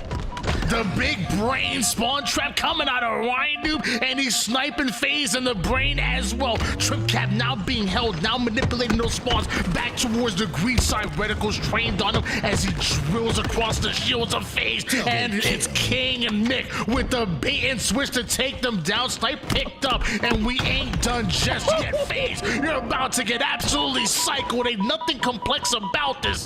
Complexity are running live fire. King Nick with Terminator mode, and they are still just laying on the pressure. This is it. Do not let up. Don't let these players survive. Keep them cycled and keep the trip cap as long as you can. Ryan Noob finally is going to be cut down, and that will give some much needed space for FaZe, but these next few days are going to be important for them to break out of this control. We're almost seeing 100 points in 2 minutes from complexity. Ladies and gentlemen, that's how you start off a game, but we do eventually see the bounce back coming from Snakebite. A nice little double kill on his way to transitioning towards the B side, but perfect shots out of Cherish. King Nick is able to get his as well, and now the momentum shifts right back in favor of complexity until Lucid with the slight heat check there. Complexity is going to be a team when things are going right, they're going to look fantastic. It's when things start to get rocky and mixy where we could see some potential struggles, and that's where these players on FaZe have made a career, right? Being some of the best players late in the game in these clutch moments. It's important for complexity not to let FaZe get any footing. Keep the pressure on. Dominate in your lanes. Maybe as dominant as Cherish has been, 8-1, 3 assists, and now with the flank right behind, FaZe finds himself a huge 1-shot pick, but one more player was able to pull the white out and over towards the B side. It's up to King Nick and the rest of complexity to deal with them, able to neutralize B. The reset ends up going down. Nobody else in this lane here. 160-10 advantage for complexity. And notice they're just not letting FaZe get 4 players up at the same time. They're really persistent on trying to take down the spawners, and Ryan Noob just threw the nerdiest insta-splode we'll see today. Are you kidding me, Mr. Noob? It's a trip cap that's in. Lucid's in trouble top mid. Snakebite spawning on the other perimeter. There's just nothing for them to work with here. FaZe is struggling to tread water. This could be a speed run of a strongholds. Complexity continue to have the map absolutely locked down, and there's a shot right into the gluteus maximus of the opposition. Ryan Noob awarded the kill for that one. King Nick able to put another one down. There's one more player towards the pillar side that might have been able to get out, and it's gonna be Penguin looking to ice out Ryan Noob, but the rest of complexity just doing a great job of cutting off every single angle. FaZe have only been able to get 10 points. Complexity have almost finished this game in record time. And even when all that pressure goes down, there's still that fill that's coming in from Complexity. They are never leaving their lanes unoccupied. They win out B, and now it's just rotational Halo. They're going to go A, we're going to go C. We're going to be one step ahead of you. That's the mantra of Complexity right now. Big fight, and Lucid just stabilize phase for the time being. That's a massive kill to slow Complexity. And this is what I was talking about earlier, Tony, where things, when it's going to go right for Complexity, it's going to look brilliant. But this is where we need to see their resolve. How well can they fight on the back foot? Some huge cleanups, a nice little 5-shot that we saw earlier, and FaZe are able to stabilize now as Trippy moonwalking his way out of one fight and ultimately into another. It's FaZe that hold on to Alpha and Bravo, but it's also FaZe that go 3 down. Snakebite, he's gonna do everything he can to try to get Ryan out of the hill, but Bravo changes hands, and once again, Complexity are scoring. Oh, King Nick just won them both. Wins the fight top mid, turns around and destroys the player flanking C. That gets rid of their expansion on the map, and now just a couple seconds away. Dominance. Dominance. They had 3 players in double digits. Not one from FaZe was able to reach the same. It's just complete domination from Complexity. Ladies and gentlemen, before the series started, I had said that it would be an upset if Complexity were able to get a win here, and that was a dominant way to start off a series. Complexity coming out looking like they're the favorites. Was it just the game 1 strongholds that was a game type map combination that worked in their favor, or are we seeing an entirely new look Complexity roster that are ready to put themselves in that top 4 conversation, ready to pull off some upsets against the best in the league? You know, it's always scary, those snipe shots when the player stands still. They say, I know this is where this one's gonna go, and boom. They hit the shots. Incredible presence. And really what Complexity did so well is they never let FaZe establish a strong perimeter. Every time they tried to get to back green, there was a player waiting for them. Whenever Complexity was hitting their rotations, they were very wide on the map. They're making sure no one got through on the outsides. It just makes it a lot harder for a team when they're not getting those slays to score, to get anything, because every play in Halo, for the most part, starts on the perimeters. It's always that first outside player that generates space, and then your back players will move up into the middle of the map as they spawn to come help. But Complexity was so strong on their perimeter play. They were not losing those gunfights. They were always ready for that push to come, and they were dictating pace that entire game. Slayer on Aquarius is what's coming up next, guys. First to 50 kills takes to win. 12 minutes on the clock, and now what I thought were answers after that game number 1 bring up more questions. Again, was it a game type of map combination that favored Complexity, or will they continue it here in the game 2? Complexity have been scrimming and practicing for this moment to pull off upsets and to go right at FaZe, right through the gut. You have to imagine the response from FaZe will be strong in game 2, but Complexity momentum is what is riding high for them. I'd expect to see that pace continue all throughout this game. Do not expect to see them slow down whatsoever. Had very high hopes for this Complexity roster, or the old Complexity roster, going into this 2025 season. Things didn't work out the way they wanted to, but this time around, this new Complexity roster going into Split 2 looking absolutely different. That's until Menso getting shut down over toward the fridge side. FaZe put Complexity 3 down, the 4th one going to fall. Will they be able to create the staggered spawners?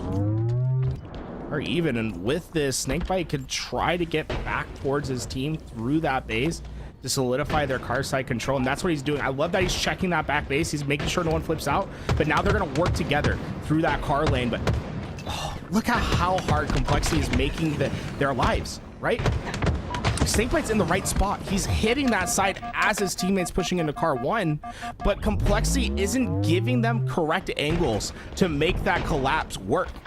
Great job of cutting angle. When we talk about cutting angles, Complexity just did like a masterclass at it. 3 players standing in the same lane and not giving Snakebite an angle on any of them.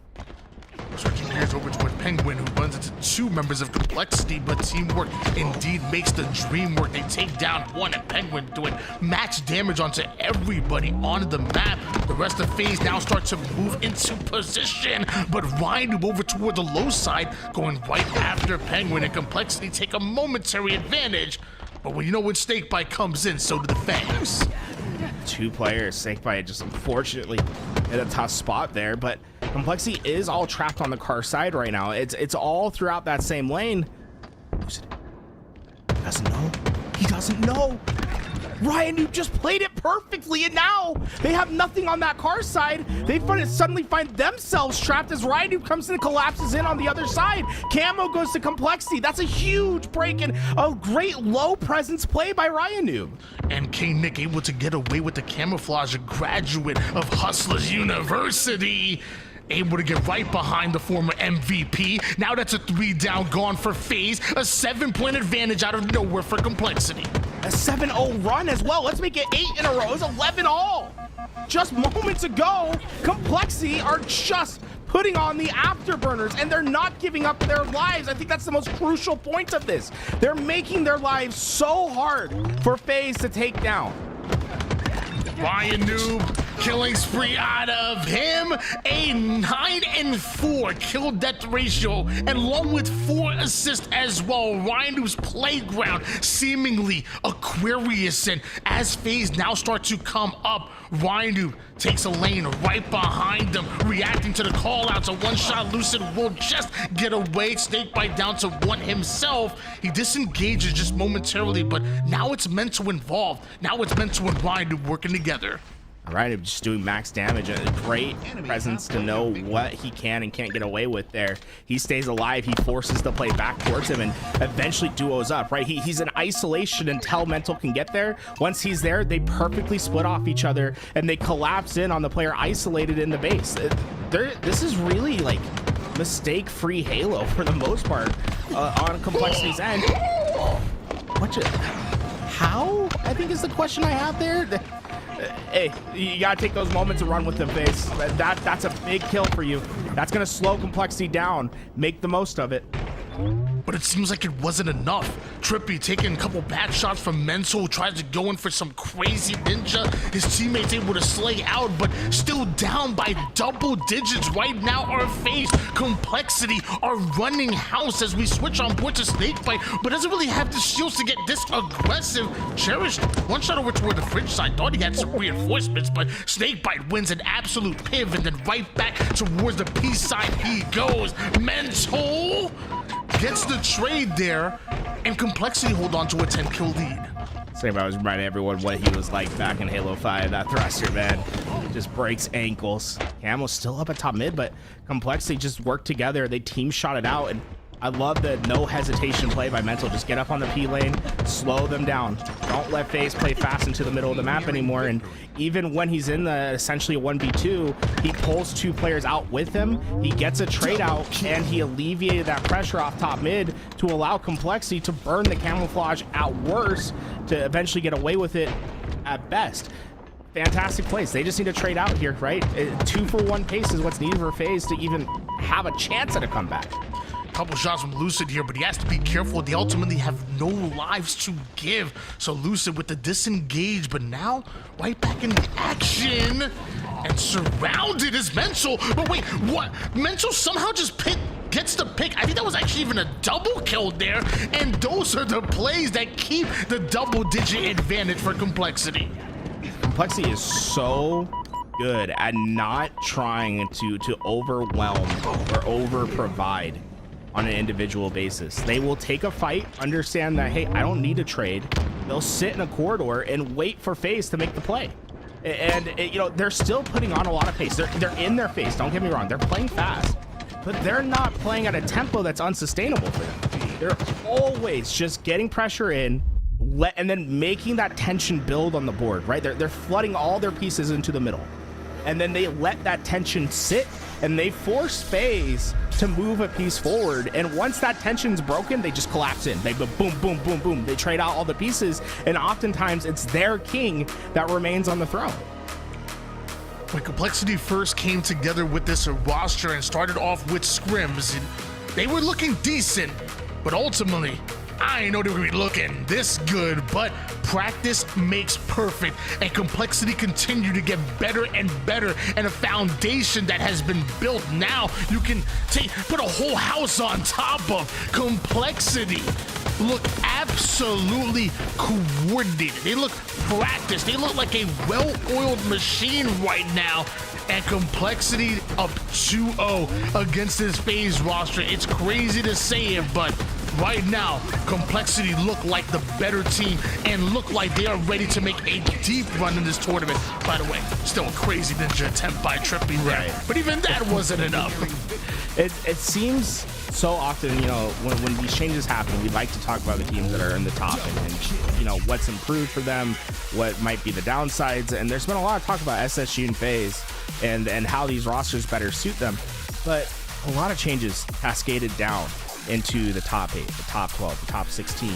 And this was the team that changed that I had my eye on because it felt like a team that was going to play within the Ryan Noob system extremely well.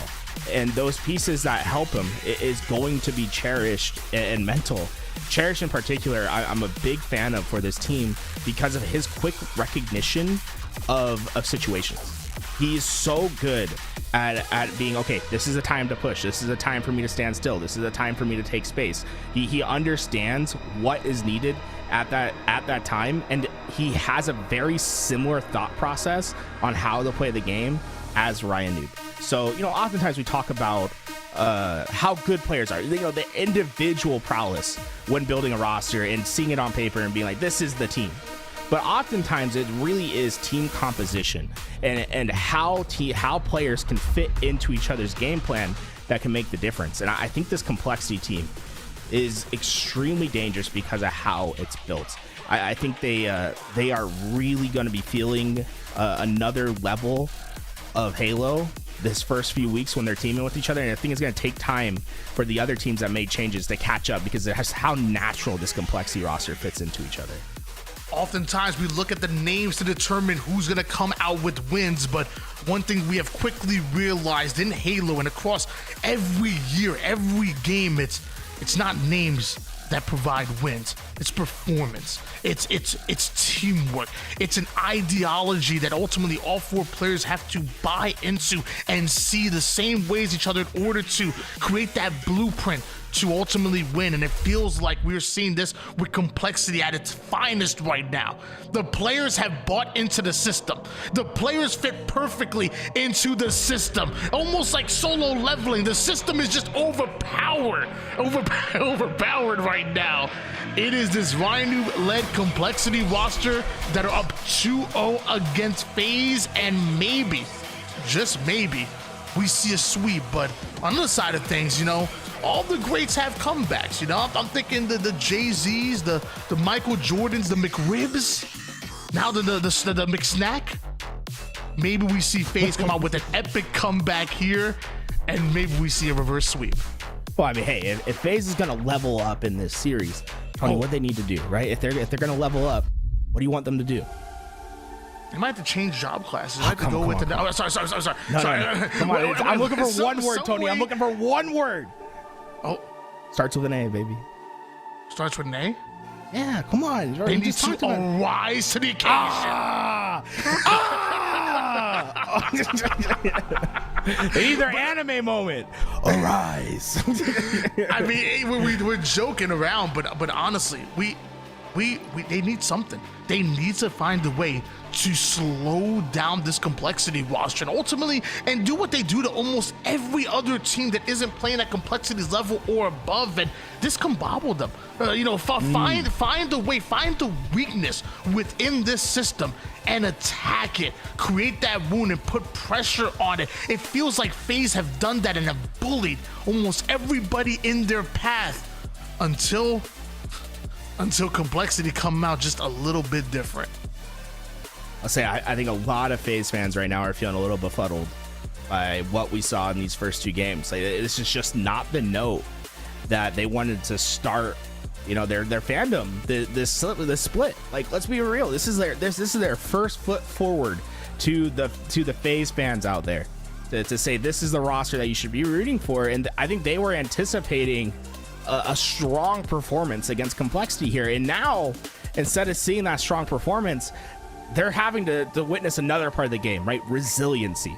That's where the best teams are made. That's where Optic Gaming, right? When we think about how Optic has won their championships this year, it's one word, it's resilience. That shows through, right? Lower bracket runs, getting knocked down early and being able to bounce back. When you go down 0-2, when your back is against the wall, how do you respond? Who is going to step up to the occasion and change the game, change their destiny? Well, ladies and gentlemen, I believe it was the great Mike Tyson that once said, everybody has a plan until you get punched in the face. Well, as of right now, Complexity not only have a great plan, but also apparently a even better right hook, because they are punching maybe above their weight class, or maybe this is exactly where they belong. Fortress capture the flag is our game number 3, potentially the final time that we see FaZe in the winner's bracket, or maybe just the first chapter to an amazing story that would be a comeback in this series. When I think of capture the flag on Fortress, I think of all the times that I ultimately choked and ranked and just weren't able to get it done. But also think of some of the greatest moments that we've seen over the last couple of years here. I mean, it really has been a game type of map combination that's starting to grow on me. Not as far as playing, but as far as a fan watching, commentating, it really has some of the greatest moments that we've seen in the HCS in recent moments. And honestly, Fortress, I'm a stan. I'm not gonna lie. People hate it. I love it. I'm the #1 fan right now. I'm not gonna lie. Now, you stand alone on that one. I might be standing alone on Fortress, but I'm a big fan of it so far. I understand like people's gripes with it, but dual sniper on a short condensed map with like high aggressive aggro play, like it just speaks to me. It's one of my favorite maps in rotation right now. Honestly, I think all the maps that have been added this last split or into season 4, they're complete gas for me, man. I love playing Origin. I love playing Fortress because I love the speed, right? I love the speed that we see that's needed to play successfully on Fortress. Decisiveness is what's going to win you games here.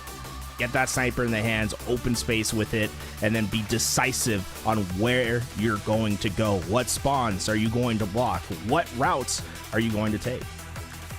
He may be a stand that stands alone, but he also stands on business. That's my boy Tools, and so does Ryan Noob. We're going to start on board with for Complexity, and you always talk about it, picking that lane and sticking to it, attacking it. That's exactly what Ryan Noob does all the way to their armory. I love it, Tony. You're exactly right. Like, notice how Ryan Noob plays, right? He goes through, he never looks to the right. He's getting into that deep perimeter lane, but there are drawbacks, right?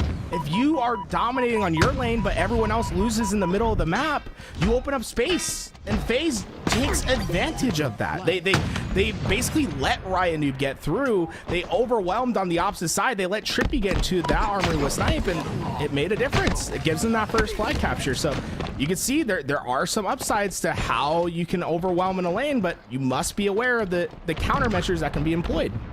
Penguin has always been one of the best flag players in the league, and you saw that counter cap from him, but now a counter cap opportunity for Complexity as we switch on board with Cherished and the sniper, and he has to put it away for just a moment to run this flag right past the 50% portion of the map, all the way towards the trenches where he gets down and dirty, but behind the base does Cherished go. Finally, Lucid and FaZe start to move in position, but the moment he does, Lucid is taking shots and forced to reposition here. Mental with a strafe that'll even lose Lucid as he backs down, but that flag hasn't been put in yet. Wow, that's special recognition from Cherish. And Cherish is already trying to get it second, but Cherish is running that flag. They have 4 down when he's running that flag, but he knows that the timing, just because there's a 4 down, isn't right for the flag run, so he slows down his flag run. He takes a longer but safer route and basically tells his team, we are fighting. We are not trying to capture this. They stay resilient. They got another 4 down to get that flag capture. But FaZe already back on their counter, and look how fast Snakebite was on that run with 2 down and Mental trying to get a counter opportunity on the other side. This 2-on-2 fight is going to be crucial, and Lucid might just won it with that overshield. Snatches up that overshield, but also catches a grenade courtesy of Mental, and just like that, Lucid and that overshield absolutely obliterated. Insane. You'd think that overshield would have been enough, but Mental just icy as all hell. Just hits what's exactly needed. Ryan left us again. You're going to notice this a lot from him. He will imprint himself deep into bases and just basically make this his own home. He's not going to move off that perimeter until his team's ready to go, but he will be a constant presence and nuisance for a team to deal with. Ryan doing a fantastic job ultimately zoning them out for a bit, but eventually FaZe get him out of this base, and along with King Nick, 3 down for Complexity. Snakebite now wants to advance forward here, but you see the pings. He's able to spot out Cherish, able to put massive damage onto Ryan, nowhere for him to escape. And just like that, Complexity, the ones that go 3 down, make it 4 as King Nick hits the black screen, but a stray grenade stops them momentarily. Will it be enough to stop Trippy from getting past the 50% portion? A huge nade by Mental, and FaZe have to reslay. A reslay they are, though. Lucid hitting the shots. Cherish tried to repulse it away, but Lucid was there, and there's his demise. Only 2 players alive, but Mental's in this back base, and he has a sniper, but just surrounded. A triangle offensive maneuver from FaZe will get them their capture, and they'll go up 2-1 in this all-important game 3. Trippy with a snipe shot right to the toe of the opposition. 2 taps him real quick, barely missing out on the headshot from Mental, but Lucid takes height, and Trippy does a great job of ultimately watching his back. They had 2 snipers momentarily, but now have none as both Lucid and Trippy hit the black screen. Complexity should be able to grab overshield. Oh, wow, great. Yeah, I mean, King Nick did a great job playing with his teammate there, essentially getting perfect timing to take down that overshield grab, but that overshield didn't do much. And you see FaZe, they send 3 players out that left lane, but 3 players went through that lane. Cherish got behind them anyway. That's gonna put FaZe 2 down in their own base, and now Snakebite's the only player that's oversend on their side. That's gonna be free runs for Complexity here, as they're gonna have just the easiest run back. It's just about taking Snakebite down now, and Ryan's thinking about going back to back, Tony. This could be tough for FaZe. A bit of a battle between New Jersey's finest, the Snakebite, and King Nick leads to a capture by Complexity, tied up at 2 apiece. Next cap could be what send FaZe down to the lower bracket or start what could be a reverse sweep. All right, just trying to be as annoying as possible, and he succeeds at that. Penguin was certainly frustrated on that push. Snakebite's the only one alive. Snakebite's the only one alive. The spawn, it comes just in time for Trippy, but did it stall him? They got through the 50. They got through the 50s, and they good. Yes, it stops it, but FaZe, no error can be made. You need to find these kills and return this flag, but when they needed it, they are able to succeed. Counter opportunity as Snakebite's wasting no time on the flagpole. Flag starts to move. Slay starts to go in advantage of FaZe here. Lucid wants to get up over toward the high side. There is a player that might have stuck over on the tower as Cherish distracts Lucid, and that flag is stopped. Ryan once again attacking the armory of the opposition. Although the flag starts to move for Penguin, it is Ryan that makes the big brain plays for the double, making a triple, almost gets the overkill. Snakebite with the shutdown, but what happens to the flag? That's a prime example of Ryan Noob's philosophy on how to play Halo. He spawns up in that lane. He doesn't even try to look back towards his teammate on the opposite side of the map. He just hits his route, right? Get into the opposing side, gets great timing, and is able to get a massive triple kill because of the spacing that he took. It is ultra decisive Halo that is about pushing your lane, not getting stuck on the unimportant fights, and forcing your way through. Snipe is lined up, and so does Snakebite. Not done. Ryan Noob making absolute plays on the way to Cherish the Complexity, punching in the final flag cap. Is that a sweep? Is that an upset? Wait, what, Yeah. what just happened? A Ryan Noob system happens, right? And this is the thing. Like, people think that they know what the Ryan Noob system is because they saw it back in year one. But the reality is that it's changed. It's evolved. Modern Halo is different. Halo Infinite from year one to year 4 is a completely different beast. And if you think Ryan Noob is a slow player, this is the game that I think you should watch on repeat. And notice what his team does. Notice how fast they play this game and how they do not stop playing their lanes. They are quick to identify what their job is. Am I a middle player? Am I a perimeter? If I am a perimeter, what's my job? Take space. They will take it and they will not look back. They trust each other to fill the gaps. They trust each other not to make the mistakes. And sometimes they'll misidentify and it will be a glorious car crash, right? When it doesn't go right. But when it does go right, you're going to see this. You're going to see 3-0s. You're going to see some of the fastest and most aggressive Halo. And I'm not kidding when I say it, like when that team is humming, that might just be the most aggressive team in the HCS. It is fun to watch them play when they're hitting their timings, when they're hitting their spacings. It's just a treat to watch a Ryan Noob team play. Ladies and gentlemen, for those of you who might be new to the HCS, first of all, welcome. Second of all, that was absolutely incredible what we just saw. This FaZe roster made up of world champions coming back together, might I say. 3/4 of that roster have found so much success together, and you bring in one of the best overall players in the game in Snakebite, and you just throw him on the roster and say, you know what, just make it work. And what we thought would work, Complexity just worked them out in that series. A 3-0 sweep. And again, it just shows time and time again, it ain't names that produce wins. It's performance. It is teamwork. It is execution, and FaZe ultimately get executed out of the winner side down to the lower bracket. Complexity move forward, not only making a statement, but this is a building block. This is something that you look back to and say, if we can beat them, why can't we beat a Shopify Rebellion? If we can beat them, why can't we beat an SSG? Why can't we beat an Optic? When we ultimately play at our best, Complexity can go toe-to-toe with anybody in the league. And this is why I'm excited. You know, if we look back at that bracket, FaZe was on one side for Complexity, but what comes next is Space Station Gaming. And it's going to be a clash of the philosophies, man. We talk about how all these teams change. Like, what did Space Station make their change for? They said it was for speed. It was to play fast. They have a system, right? Stellar and Eco, when you look at what their success has been in Halo, let's go back to Halo 5. It was Renegade, it was Shotzi.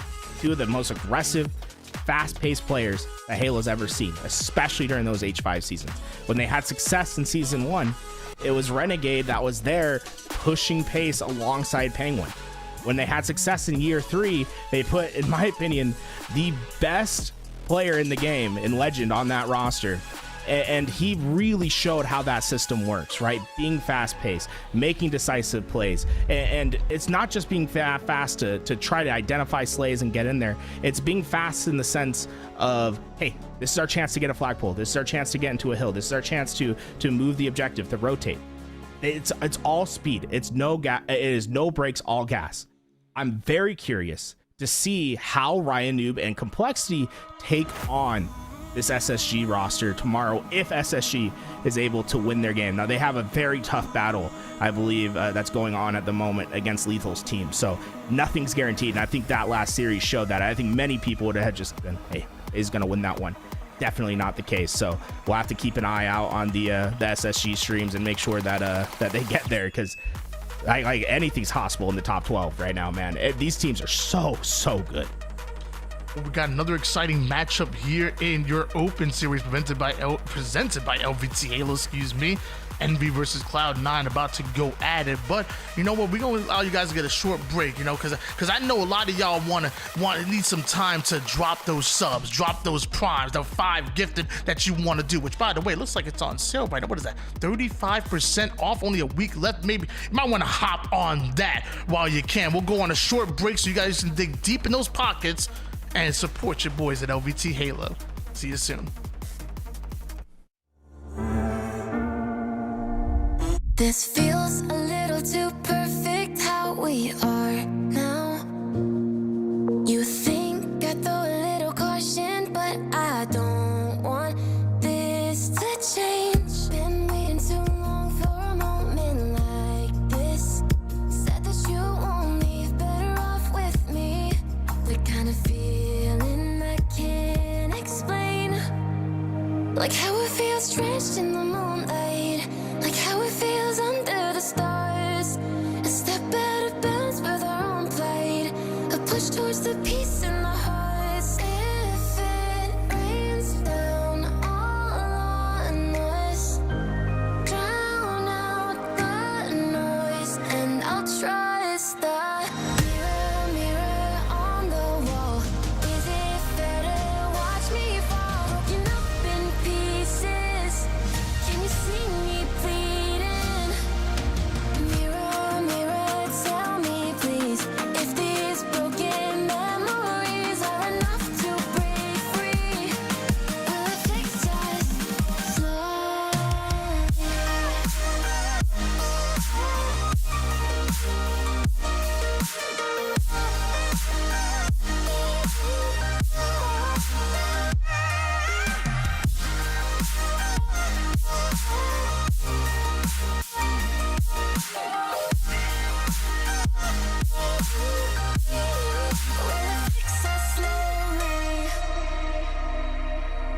Each day I'm moving along with what fits best for taking me forward and back. It all I know still leads right through to the start of the end where the past can't chase us. You should stay for a while, disregard all the miles. If it's you and I will be okay. Like how it feels drenched in the moonlight. Like how it feels under the stars. A step out of bounds with our own plight. A push towards the peace in the hearts. If it rains down all on us, drown out the noise, and I'll trust the mirror, mirror on the wall. Is it fair to watch me fall? Broken up in pieces. Can you see me bleeding? Mirror, mirror, tell me please if these broken memories are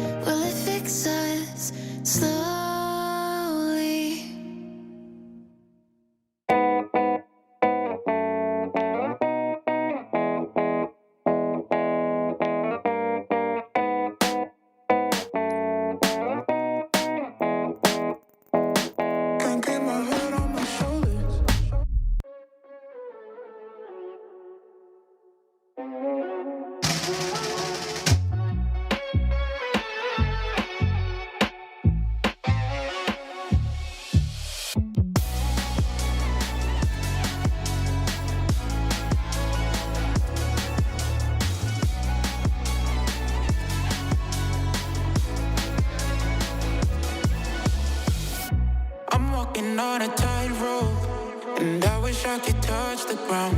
My future's covered in smoke, but my head is up in the ground. And maybe this will all fade after one bad day, and I'll be okay. But my life is in the worst place, and I can't wait for heartbreak from my mistakes.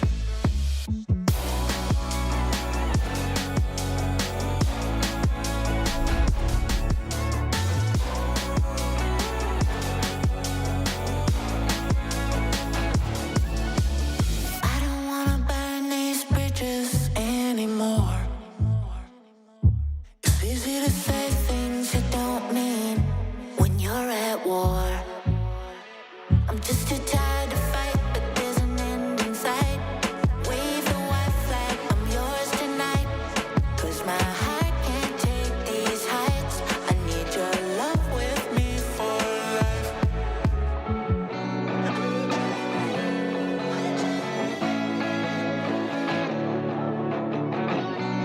need your love, I need your love with me for life.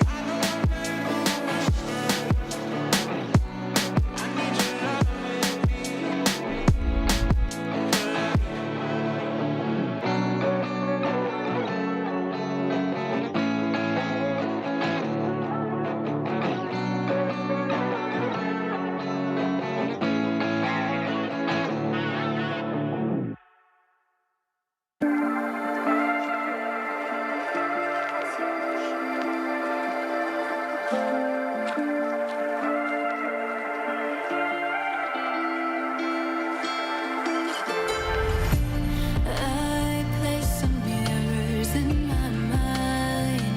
Thought that I could theorize, but I could only see in black and white. And I got so terrified, I looked for all the silver lines to determine what is what. It left me open, undefined. I feel myself deconstruct. Operating from my ego, but I'm trying to disconnect. I wonder, where do we go? The unknown is that effect. I've tried to fix by overthinking. Why do I overanalyze? For the time being, I hate these mirrors in my mind.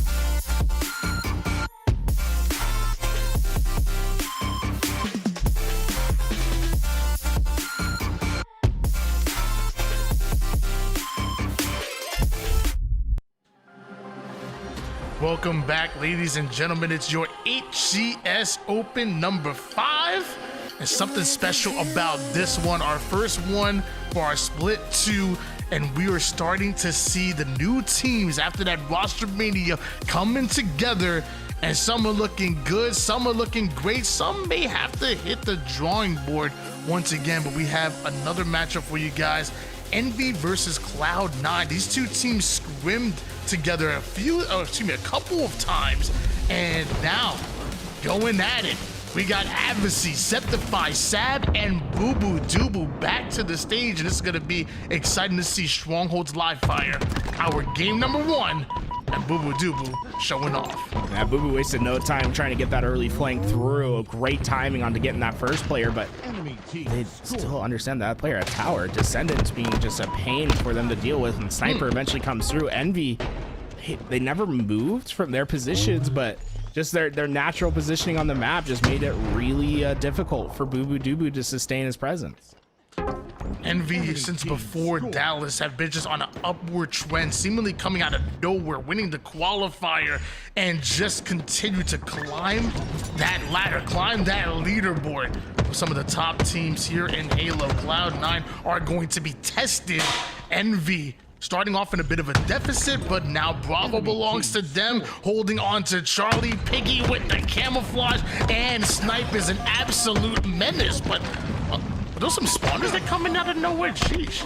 Yeah, he's definitely in the fold, right? And he's in that face of Cloud9, but what I want players to focus on about Piggy's life there was he never sprinted, right?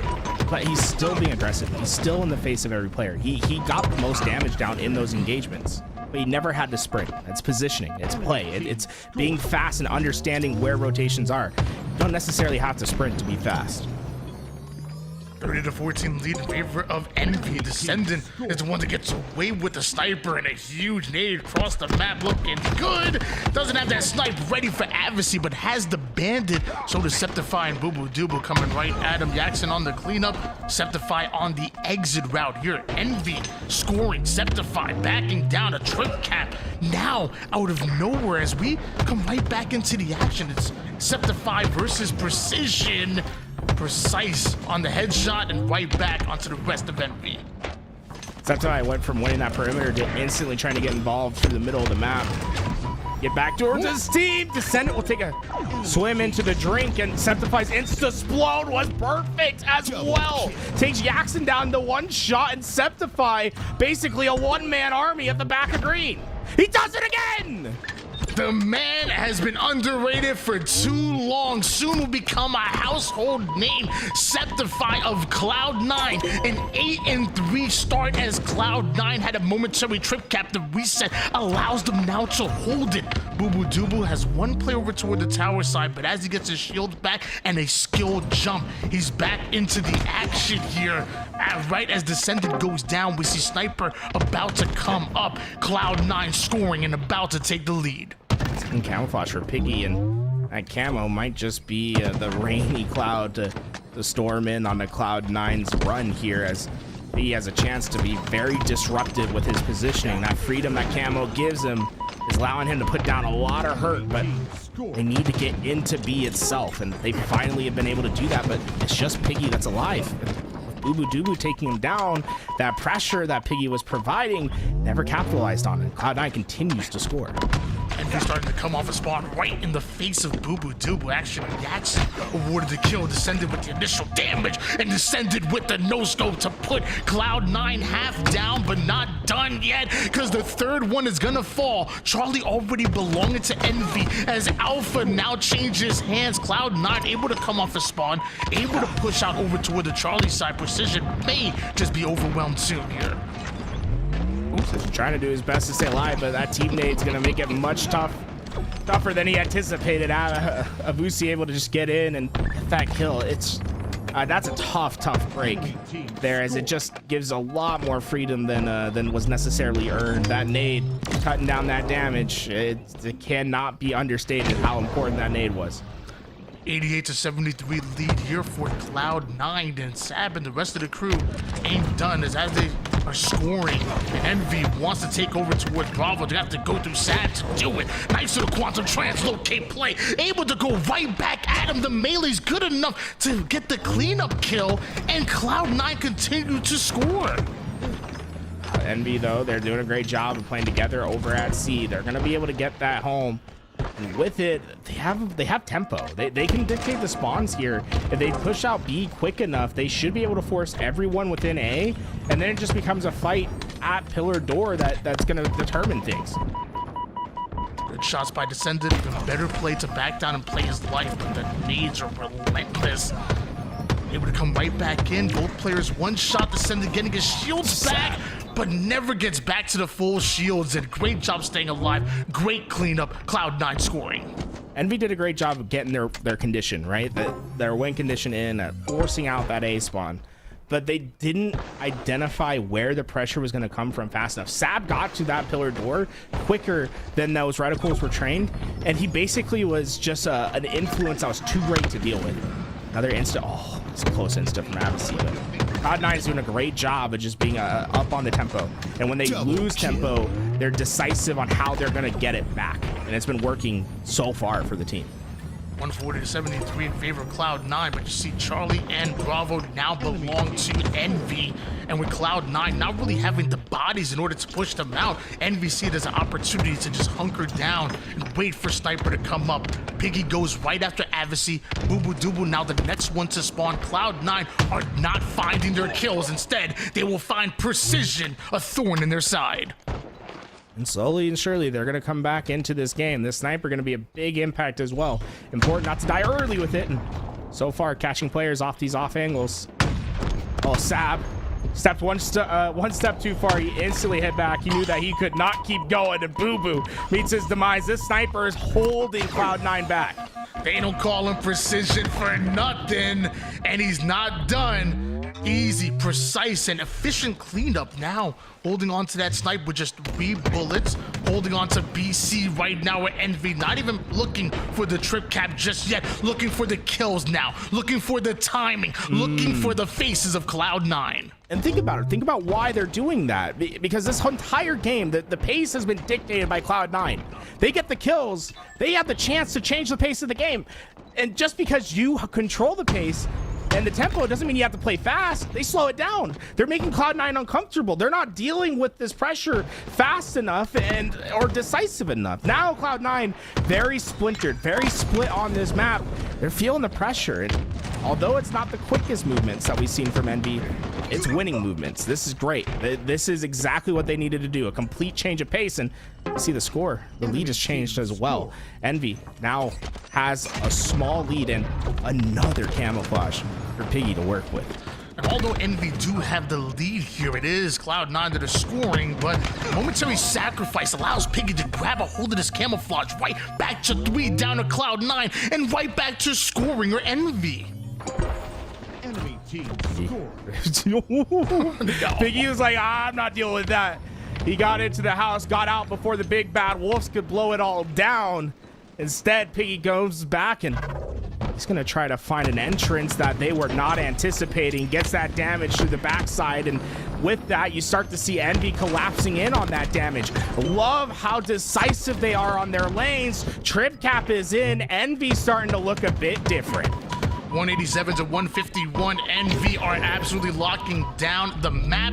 Descended portals right back out into a new angle, a new position, and ultimately a new opportunity to continue to punish Septify and the rest of Cloud9. But down to one shot he goes. He wants to stay alive. He wants to do damage. He's able to do both apparently. Gets the kill onto Sab. Descended is frying, and Cloud9 are the ones getting fried. How often does Descendant get away with some kill because the other player's just thinking there's no way he's gonna re-challenge him here, right? There's no way he tries to take that peek. yo, that's the next iteration of the jab step strafe, by the way. That's called the no-no. It's when you just start saying no with your reticle. You're not even trying to hit the shot. You're just trying to make him miss. Oh, that was the no. I thought he was just crip walking on him real quick. That's what it looked like. My man looked like Snoop in the building as Envy 243 points at the moment. Avicii and the rest of Cloud9 are going to have to attack B, and they're going to have to attack it fast. But Precision, just as quick with taking down Avicii. 3 down now go Cloud9. And with that, they go after Alpha. And wow, Cloud9 with 3 down, somehow able to steal A away. Will it be enough? I don't think so. Senate, this is 6 bullets a snipe. And it's been a big difference in the game. Cloud9 has not had power weapon control. And you can see the impact it's had. There's just these one-shot players getting tagged up and finished. He'll take his teammate as well. GG, Descendant locks it up. Ayo, DJ, I'm gonna need somewhere to run that back because there is no way that Envy are able to deal with that push if it wasn't Precision with the snipe from the one-shot body shot, I believe, that started off that push, allowed Envy to get active, allowed Envy to get aggressive to what eventually ended up Quigley on his teammate, I want to say. Hey, look at this. This is Cloud9 absolutely pushing up great damage, but Precision and Envy immediately able to put them 3 down, courtesy of that snipe play and everything. And then we just wrap back over toward the A side. Great steal by Cloud9. They're the ones that are 3 down, but still able to take A. But look what happens here. And I'm sorry, I said precision was descendant. The first body shot, that was beautiful. Eventually, obviously goes down. Quick scope onto Boo Boo Doo. Not done just yet. I want to say this looked like it was through his teammate for a second. I got to check this out. Slow motion for me. Right through the elbow of his teammate. But man, Descendant with the sniper is freaking dangerous. I think that actually the sniper bullet probably went through the back end of that bandit, went through the barrel of his teammate's bandit, and then shot. You know, so honestly, I think it should have been. I think it's precision that he took down with him. Should have been actually Jackson. It's actually Jackson's kill because the bullet came out of Jackson's bandit. I don't know if that's exactly how it works, but you know what? That's the way it should, because it would ultimately be more hype. And I know your rule is if it's hype, we gonna run with it. And my rule is Envy is up 1-0 against Cloud9. I want to apologize to you, Descendant. I said precision with the snipe, but obviously it was you that was absolutely flying. And Cloud9 had a decent amount of fight in them. But man, something about this Envy roster not only started off great, but continues to get better and better. Almost like a fine pasta. You know, the longer it sits and marinates and whatnot, it absorbs that flavors. And sometimes pasta good, right, fresh. But sometimes, you know, you microwave it the next day, it's better. I don't know, man. It's different. That's not how that works. I tried. My bad.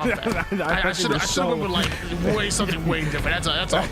That's all. There's so many things that age you get better with age, you know? Wine. Know that's why you call me out. That's why I need you here. You gotta call me out on that one. No, that's insane. So like you go to the store, like run me through your restaurant. Like you go to Olive Garden, right? You're like, hey, I'm getting the fettuccine alfredo. You ask for the box right away because you're like, I don't want to eat this now. Nah, I need to let it sit for an hour. It's like sometimes you let it sit in the fridge. You have it the next day, and it just the food has more time to get introduced to each other. Game 2, Cloud9 and Envy going at it. We'll see who can persevere in this game. Cloud9, historically a very strong Slayer team as well. Remember, Septify always on top of those leaderboards. We'll have to see how this new version tries to take on a very strong Envy. We're gonna start on board with action. Jackson with his camouflage, and all 4 members of Cloud9 in front of him. And as 2 fall like dominoes, Jackson immediately blocks off any exit route for the rest of Envy to collapse. A 2-pronged attack creates the pinch that put Cloud9 not only off the map, but now towards the fridge side. This is now them attacking the spawners everywhere Cloud9 go. Envy are ready. Jackson just doing a great job of just waiting and letting his teammates deal with it. He's just listening. If they need the help, he'll come through and he'll deliver on it. Cloud9 starting to see the respawn screen in spades as this connectiveness that we're seeing from Envy starting to really show out. Let me look at this, right? 5, 7, 8 assists on their 11 kills so far. Great job playing together as a team. Center goes down. Jackson with the double kill. Eventually, Cloud9 have only one more player on the map, and it's Boo Boo Doo, who's buying enough time for the rest of his teammates to come off his spawn. Less than 30 seconds, we're gonna see a camouflage, and that's when Envy slow the pace down, allow Cloud9 to get the space ultimately to attack, but apparently Septify, he hits harder. Yeah, never be a skeptic whenever he's in a gunfight. He's gonna come out on top more often than not. He's got one of the best shots in the HCS. I think criminally under talked about so far with the performances he's had. He had a top 5 KD at HCS Arlington. 18-11 lead here for Envy. The chat starting to agree with me on my spaghetti and pasta theory. Just putting that out there. I think you guys just don't make it with right. some good damage from across the map over toward Descendant. With camouflage coming up, both teams want to go at it, and I've never known Twitch chat to be wrong. You know, I honestly can't argue with it. Descendant going back into that fridge, but Septify just doing a great job of baiting players into his space. Was able to take down one, but it was a hidden Piggy. I think that's camo that Piggy has right now that kept him hidden and allowed him to get that back smack. And that has been a common theme. This is like the 4th camo Piggy's had in the series so far. And he's putting it to good use.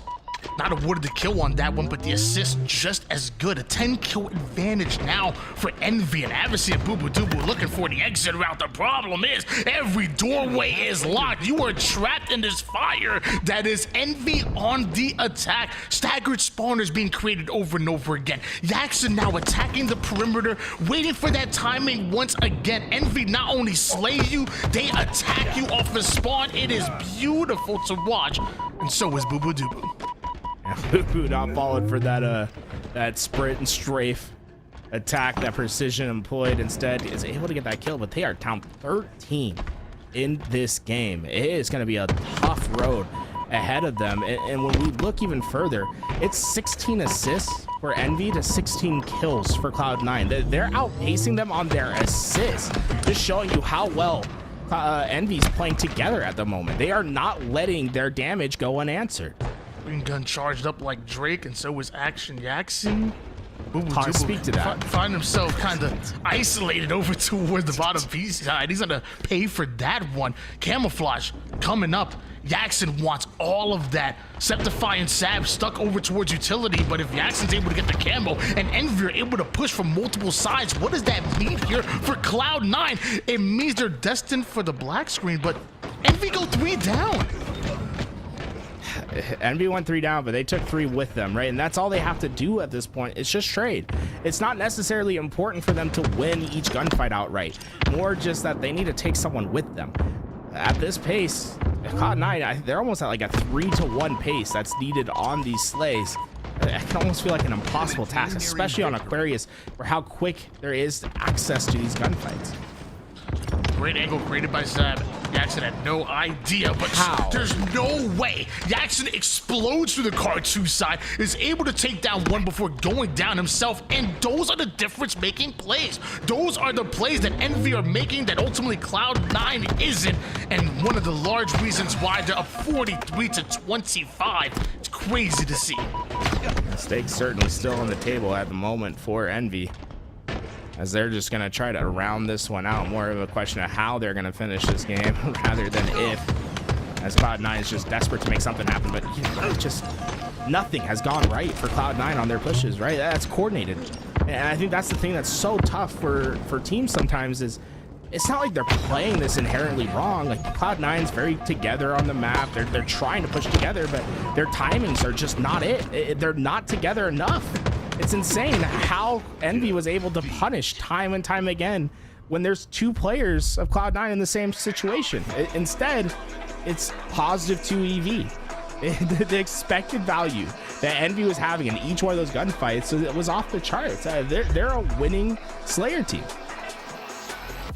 Almost a state-tacular was able to be attained by Envy, but 50-31 is still dominant if you ask me, and so was Action Jackson. 16-9 and 8.7 KDA descended up there as well with the 9.7 as well, and I'm sure the damage was on point for this entire Envy roster again. It's just everybody in the 3K club, Precision in the 4K. Dude, Envy literally owned that map.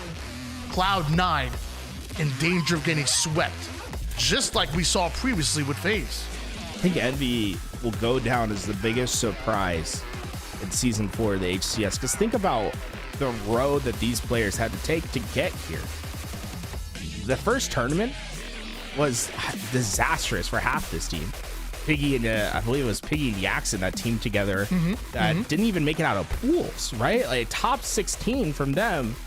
They're able to find Descendant, who played on that Lethal Collect roster that got top 8. They found Precision when he was left in the cold when he got dropped off Complexity, and they built something special here. A team that is starting to look more and more consistent week in and week out. That look to be a team that's always going to be competing for Sunday. And I think a big part of that is I felt like we've seen Precision take himself from a fantastic player with a lot of upside potential to superstar status on this team. 74% accuracy. He's winning his gunfights. He just can not lose, it feels like, on this team. He fits perfectly within this roster. And it really feels like the theme that we've been creating since we've hit the desk. And it's simple, man.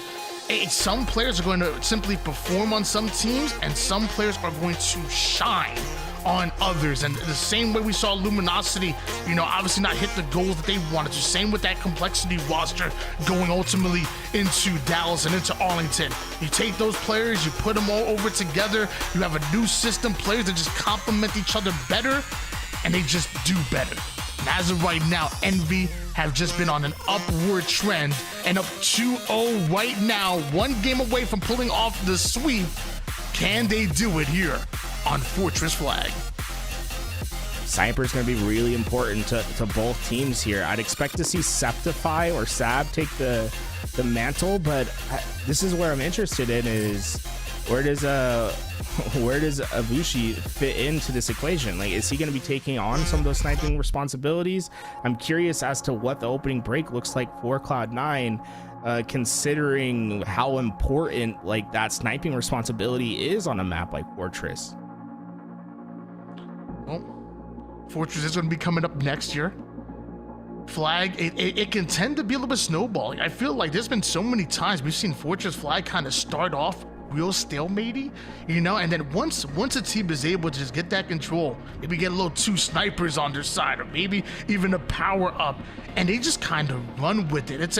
It's crazy how it can start off slow and then just kind of turn on a dime sometimes. Yeah, it's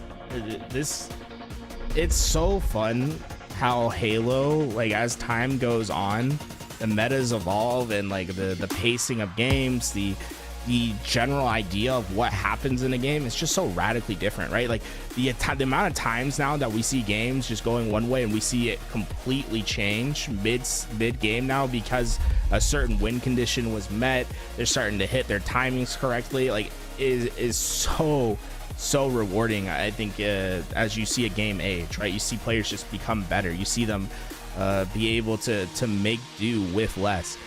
Year 4 of Halo Infinite is some of the best Halo I've seen, man. It's really enjoyable. It reminds me of how it was in Halo 5, like even after HCS was gone. I always felt like 2018 to 2021 was like the best era of Halo 5, despite the fact that there was very few tournaments during that run, because it was just teams and players had played the game longer and longer, and they had finally established like a set meta, and now you're going through and you're trying to break the rules of the meta and trying to evolve it. It's next level.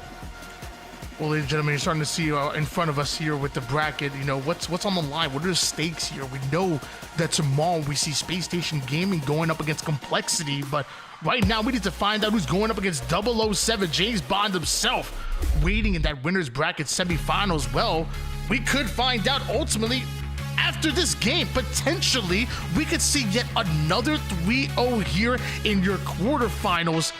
Capture the Flag on Fortress is coming up next. 2 snipers on each side. I love me a dual sniper map. I love me a power-up that spawns right in the middle. It'll focus both of these teams to really push up for that mid-map control. And then what they do with it is the question. Yeah, honestly, that's what it comes down to, right? You can get yourself into the right spots, you can play the game correctly, you can get yourself the power weapons, but at the end of the day, FPS shooters, it's about execution, right? If you hit the shots, if you execute at a higher level, you're going to win games. The reason we talk about everything outside of the execution part of the game is it's just to give yourself easier chances to win in the execution, to increase your odds in your gunfight. But at the end of the day, you got a better gunny, you hit a reversal, there's moments, dynamic times, where if a player hits a shot, the game completely changes. Sniper the hands is at the 5. Not for long if he continues to take shots like this. He's down to 1 shot almost immediately, but you see Sab trying to catch up with Avicii, but maybe a step too late, because Avicii falls in the same fate now for Sab. Septify with the snipe, although able to take down 1, he's forced to back down as well, but as he's backing down, moonwalking into a few great shots, and right back into the action. Septify goes, and he lives. He's 3-0. Yeah, but they really haven't been able to get that presence they want yet. They finally get into that base.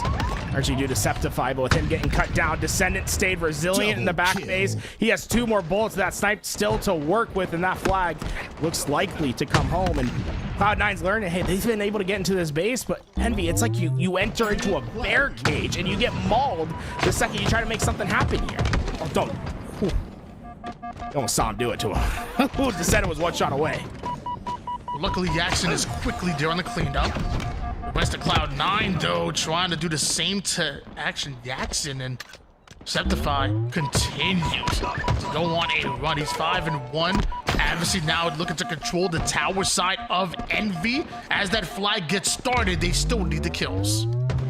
Septify, yeah, this is perfect positioning from him. He's just going to be able to cut players down as they try to move up, and that's the only option Envy has right now is just overextend through their lane. But Boo Boo gets caught out in the open lane. Septify's too slow on the backtrack, and Descendant wins his gunfight.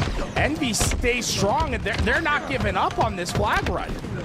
That they are not. Precision, though, with the return, gives up his life order to secure that flag right back towards their base. But Overshield gets snatched up. This is going to be problematic here for Cloud9. Descendant curve slides his way as far as possible with it, but gives up his Overshield in order to get this positioning.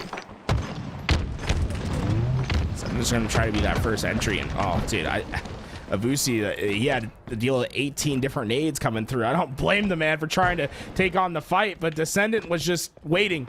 Understood that the help was eventually going to come and got the kill. Jackson, you tell that the spider senses were going off for Jackson there. He's like, I feel like there's someone here, and well, Sab's going to reintroduce himself, and he is completely discombobulated Jackson.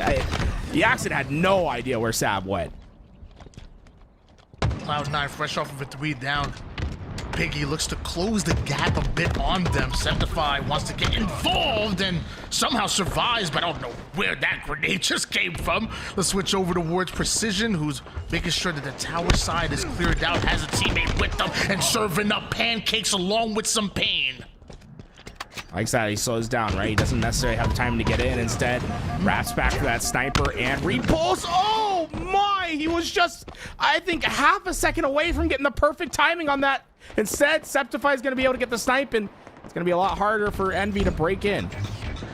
There's some players that are simply just touched, you know, it's just beloved by the game, and Septify is one of them. He avoids that, mind the gap, I don't know how, but a bit of a sniper battle. And Septify, he draws first blood, body shots Descendant, and now predicting his movement. But oh my gosh, right before the snipe happens, Precision ends up getting the back smack, snatches up that sniper from his lifeless body, turns it into a triple kill, starts to run now for Envy. Body shot continues to put down the pain with the bandit. Descendant now gonna follow it up, and Envy punch in the first flag cap, and oh my gosh, Descendant, he's ascending. We're seeing highlight reels, Mod Pod level plays as the flag continues to move. Envy have found their footing, and they are sprinting forward as the Cloud9 is desperately just trying to stabilize. But Descendant Precision, they were basically refusing them being able to do so. Finally, the flag is returned, but you can see how one play has a massive impact. Think about what Precision did. He was able to find a decisive flank, and the impact that had on Cloud9 is going to be felt. Almost fell off my freaking chair, bro. Oh my gosh, I'm out of breath and everything. That was crazy. But now a momentary 1v1. Looks like it's Precision versus Adversary. Adversary. Nice little melee out of him. Clears out the base. Right back over toward the perimeter. He knows that Envy are coming off the spawn. Great prediction grenade right at the feet of Jackson. But Jackson somehow surviving much longer than he should. Long enough to get the reinforcements involved. Precision and the rest of Envy now forcing Adversary and the rest of Cloud9 over towards the low side. Great defense out of Envy. Sab tracks down his target, able to find the first. And then swaps out. Nice bait and switch against Precision there. He thought he had an easy kill, but really it was a full shielded young gun that is able to get the kill. Switching over towards Sab here. See Sniper's about to come up, but I believe Overshield is as well. As some great shots out of Sab, but even better trade for Piggy. Septify gets his, somehow stays alive here. And now the rest of Envy coming off a spawn and still have to deal with Adversary and Cloud9. Like still just stuck out in the middle, and it's gonna get eventually returned despite Envy going 3 down. They're not gonna, Cloud9's not gonna be able to capitalize on that timing. Instead, it's another round of slays that's needed, but Overshield oftentimes makes things a lot easier, and you're gonna see that happen exactly the way Sab draws up. It goes right through the middle of the map. That's going to be a flag capture. We're tied 1 apiece. Envy struggling to get Septify out of their tower, let alone stopping this flag from going in. We have a tied up game now. And Envy getting those kills. More importantly, getting the snipe. The follow-up is there. That was dirty, Jason. Yeah, I feel like we're seeing some of the dirtiest snipes this game, man. This Envy roster execution on these power weapons have made a big difference. Sab puts the pressure in. Descendant only able to trade.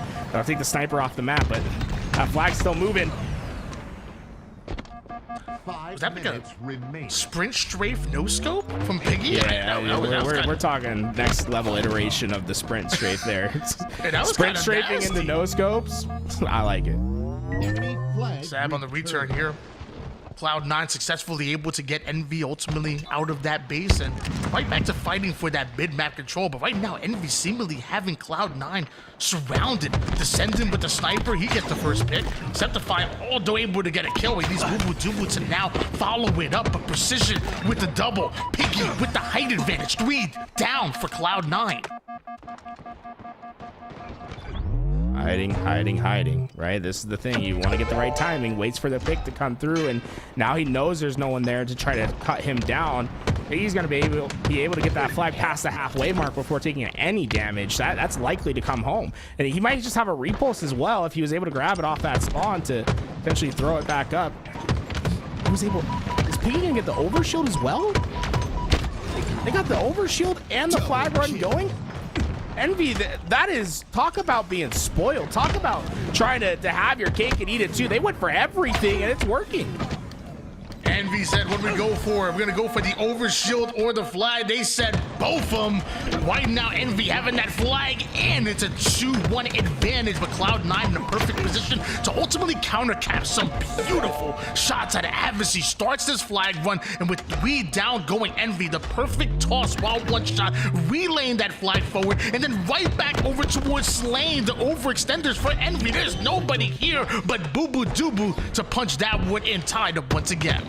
Great 1-2 combo between the rookie and the vet, right? Boo Boo's there. He's communicating with his rookie what he wants done. He says, push this out. I'll take the flag from there. You just keep slaying. It works perfectly for the team. Double kill. Huge double out of Descendant here.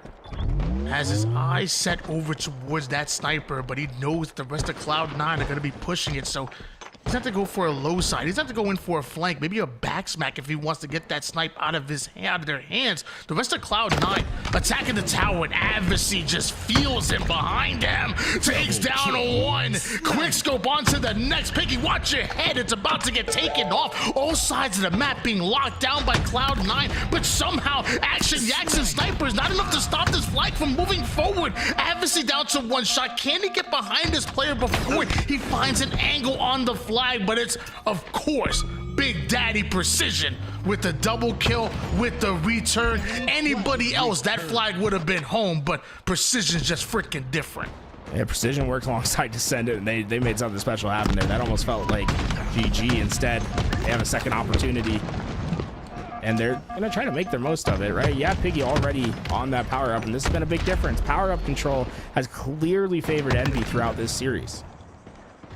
Piggy with the overshield. Spots out Sab, some great shots. Gonna turn that reversal. Maybe it's a flagpole, but multiple members of Cloud9 still engaging on him. Descendant now with the cleanup. Maybe able to get his shields back. Live to fight another engagement. Cloud9 on the offense, so we're Envy right now. Who gets the kills? this from Descendant, just trying to get up on the map, but that player pulling him back as Boo Boo Doo comes in to finish this flank. That might be the opening they've been looking for. Boo Boo clears out that left side, and now they have to control both towers. It's just a matter of getting their middle players up on the map. Sav down to one shot, not able to escape. He and Boo Boo Doo gonna be coming off of the respawn. Advocacy still wants to play forward over towards that armory side. I love Septify's tower side position, but don't love the fact that he doesn't have the shields here. Goes in for the repeat, ends up getting caught out. Jackson going up high in order to secure his kill. Right now, both teams just trading out blows, looking for those clean round displays. And an early pull could be something magical, because Cloud9, they're coming off of spawns, but nades being rained down on them. It's Jackson and the rest of Envy that are just holding them back. They're trying to cross to get into a position to stop this flag from going through, but Envy are doing a fantastic job of holding the line. Piggy now repulses that one, and both players go for it. Don't matter who got it. What matters is that Envy put in their third flag cap, which turns into their third win as they propel themselves into Championship Sunday. Jackson might not have the prettiest stats at the end of that game, but think about what he was doing for his team at the end, and why that flag was successful. He's basically holding off 3 players on the overextension lane by himself. Precision does come in and helps at the end, but that's great recognition of what's my job, right? My job is to slow down an overextension to allow my players to spawn up on the left side, grab flag, and push it back home. Piggy and the crew get that job done. On the overextension side, on the heavy side of the map, it's Jackson and Precision just working together and just causing chaos. They were so powerful in that position that those players vacated tower and rotated all the way back to the opposite side of the map, and that timing loss is essentially what stopped them from potentially stopping that flag. Back in 1797, Levi Dickinson created a magical invention known as the broom. And let me tell you, Levi is looking down on us, just smiling, knowing that it's being put to good use, as we've seen back-to-back sweeps to make it into the winners bracket semifinals, to make it into a championship Sunday, and just beautiful Halo being played. Congratulations, Envy. Congratulations, Complexity as well, for advancing towards the winner's side. But as most of you know, there's still a lower bracket that we need to go through, because we've seen plenty of teams, including champions, make deep runs through the lower bracket and ultimately win tournaments. I'm looking at you, Optic. Yeah, this is the thing, right? If you get to keep dropping down into the lower bracket, those runs, they're just going to become harder and harder with how good these teams are getting. It is fierce competition now within the top 8, within the top 6, even the top 12, right? It feels like we're seeing the separation between these teams get thinner and thinner each tournament that's played. It really is just so fun to watch the evolution of these players' careers. Think about this Envy roster, right? We got Piggy, Precision, Descendant, Jackson, all of them first-time professional players in Halo Infinite. These guys are younger, and they didn't get their opportunities by getting called up into a pro roster that's been well established. They built a team together and basically forced their own opportunity, and that's the reason why I love the open ecosystem of Halo. Well, ladies and gentlemen, we now know who are going to be our first matches tomorrow. 007 going up against Envy after they 3-0 Cloud9. 007 getting the 3-0 themselves. We on the other side of the bracket, Space Station Gaming lost the game over to Redemption. We're still able to put 3 wins on the board, so they play against a Complexity who upset FaZe. That's your winners bracket semifinals, and mind you, a win there puts you in the winners finals, guaranteed top 3, and then 1 win away from going into your favorites as your grand finalist. Absolutely insane. We'll catch that action tomorrow. Meanwhile, we still got some lower bracket action. We still got plenty of great teams that are in that lower bracket. You know, that same FaZe roster that we mentioned. You talk about Snakebite, you talk about Trippy, you talk about Penguin and Lucid. They're down in the lower bracket waiting for whoever comes out. Obviously, Cloud9 and now also 10 and Redemption are down there as well. And only one team can make it out into the grand finals. Only one team. And I don't know who's going to be on top at the end of this. It is a bloodbath. And we haven't even seen 007 play. We haven't seen Space Station play. They're going to be playing tomorrow, bright and early. Get yourself here. I'm so excited to see how this one concludes because we have so many promising rosters. Or is it going to be the teams that didn't make a change, right? Like we have teams like Envy that didn't make any changes here, right? And like, is that the way to go? Or is it going to be a team that made a change like Complexity that shows up and upsets? Like there's so many storylines and they will all conclude tomorrow. So make sure you get yourself ready for that winter side, but you still have some lower bracket action to watch too as well, Tony. Absolutely. By the way, guys, if you don't know this 007 roster, because ultimately we haven't got the chance to see them tools just yet. Interesting ragtag group I'm seeing here. Let me run this through to you. What if I told you that you got an MVP and Legend coming in? Would that interest you? No, I mean that's a team that I would be clearly interested in. I mean he's one of the best players in the game, if not the best. One of the best flag runners in Halo's history, period. Great recognition. I mean all around just MVP caliber player. What if I told you have another former MVP and it's so freaking Frosty? Can I interest you in a little bit of that? Yeah, hey, the best montage of all time, right? Well, we gotta talk about it. The montage that he released in Halo 5. Hey, I'm not kidding, bro. When we talk about montages, I know it's a little bit of a sidetrack, but he made a montage that's not only chronological order, but he made a montage that is only tournament clips from LAN. And that montage, by the way, is like 20 minutes long. So imagine a player that has 20 minutes worth of LAN clips to put in a montage. I gotta say, that's something special. It was amazing, but I mean, we're talking about the best, montages all the time. I'll take it. Well, you know what? I'm sorry. Let me get back to what you guys are waiting for. That's Collect and Cycle coming together and rounding out that 007 roster. That's a roster that I'm ultimately interested in seeing because you got a decent group. Obviously, you got more than decent, amazing group, amazing bunch of talent coming together on a pickup, an 8-style roster. But Envy at this point, they're practiced, they're seasoned like a fine chicken, and they are ready to fly.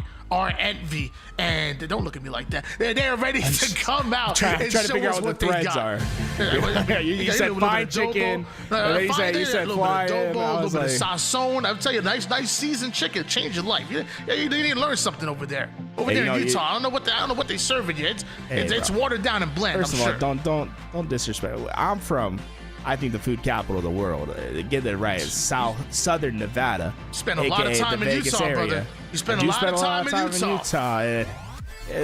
Cafe Rio is special, let me tell you that. But adobo chicken, we know how to do it well out here. And hey, did you know the best Thai restaurant in North America is in Vegas? Did you know that? Tony, come to Vegas.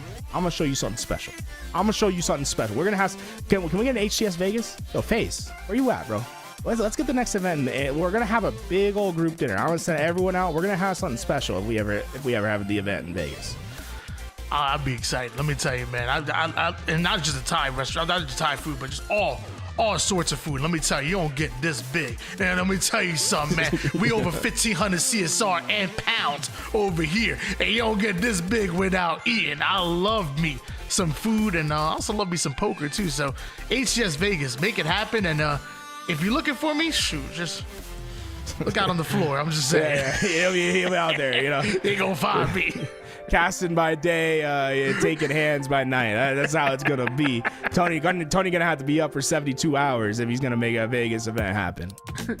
Ladies and gentlemen, we like to have fun, but we come back when I have some more action because it's gonna get serious. It's gonna go down in the virtual battlefield, and in the lower bracket is do or die. No more chances. Don't go anywhere. We got some more of your HCS Open Series number 5, your road to Salt Lake City.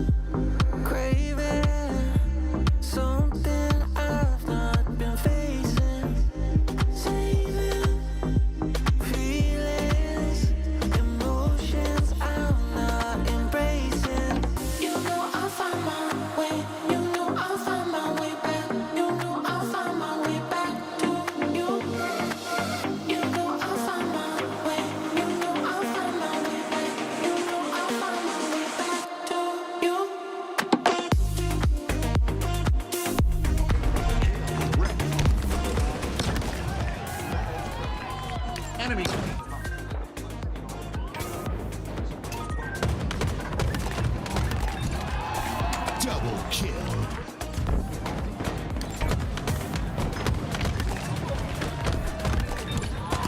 Double kill.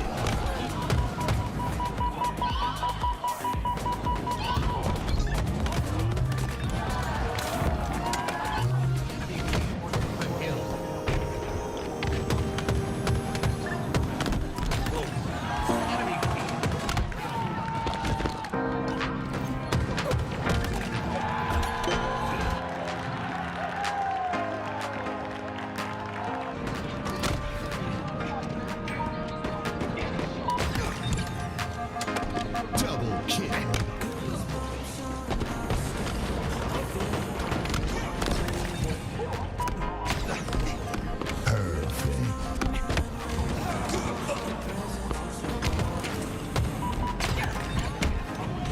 Double kill.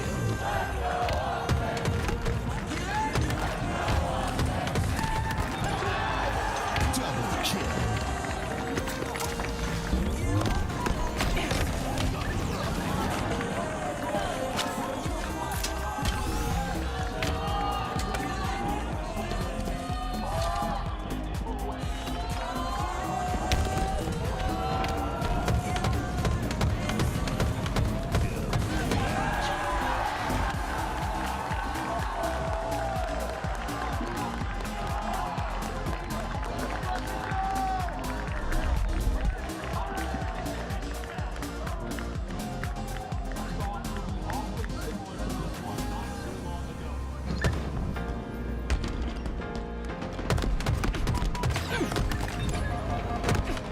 Perfect.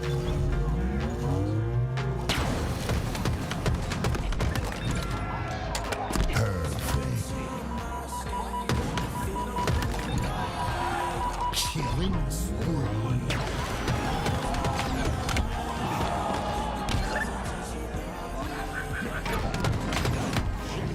Incoming. Objective red. Double kill. Bomb army.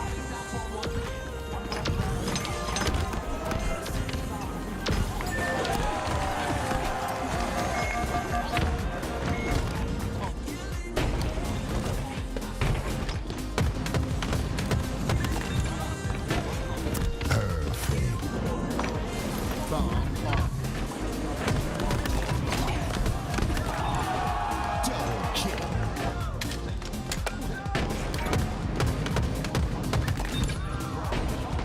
Double kill.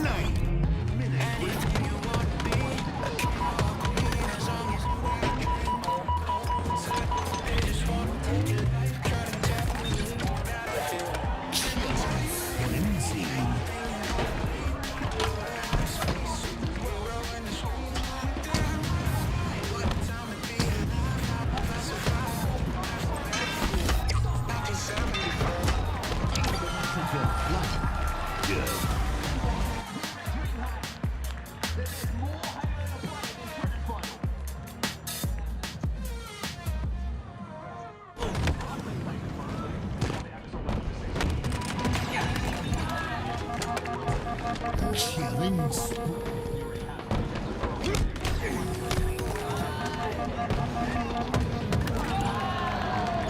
Double kill.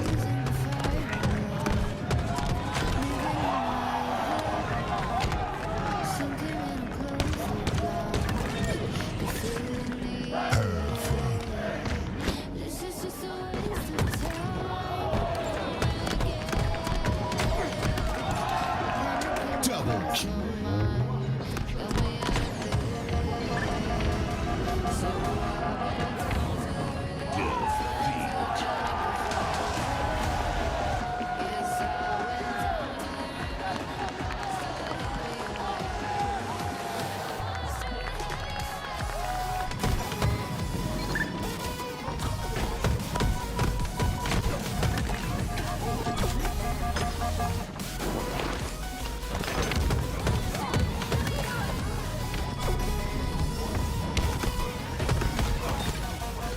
Double kill.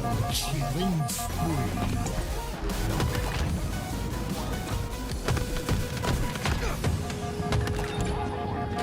Double kill. Enemy team score.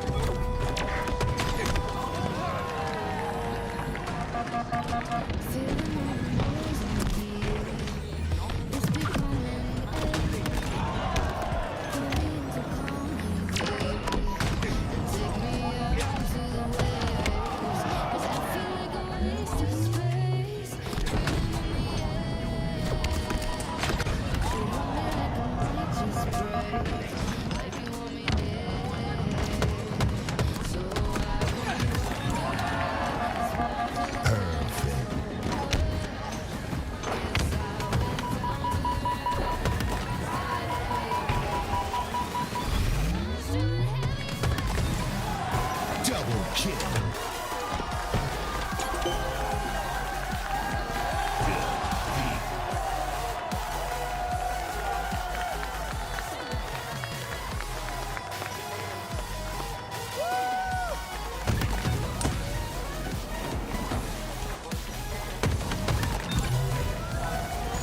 Double kill.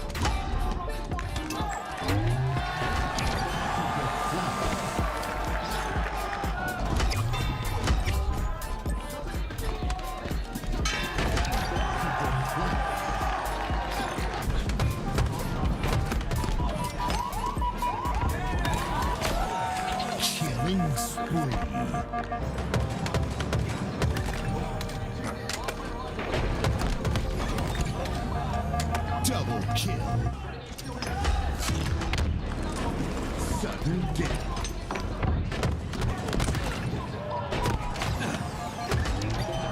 Flank. Tie.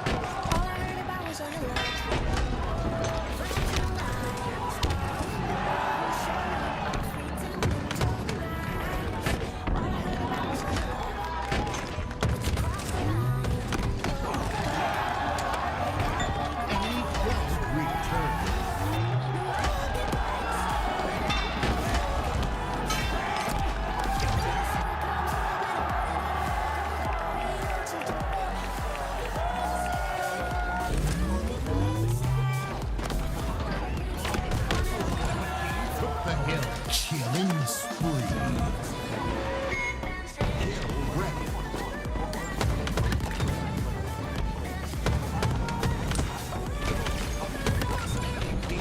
Double kill.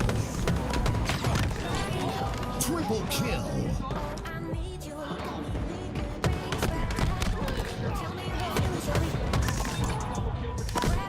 Double kill.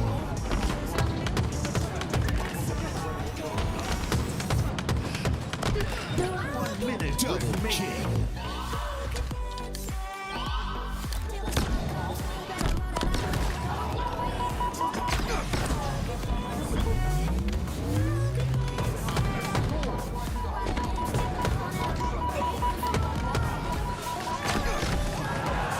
Team took the hill.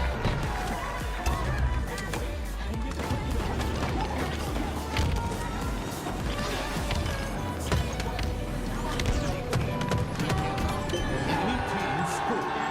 Hill incoming. Enemy team took the hill.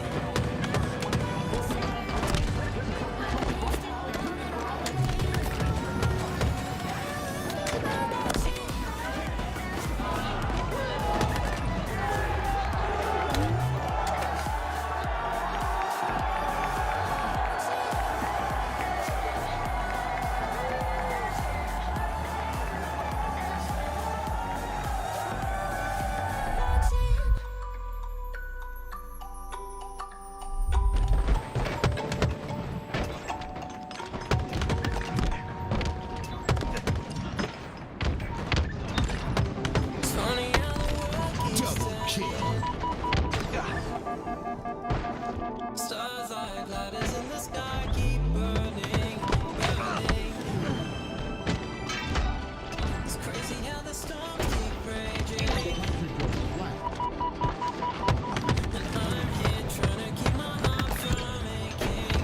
Killing spree.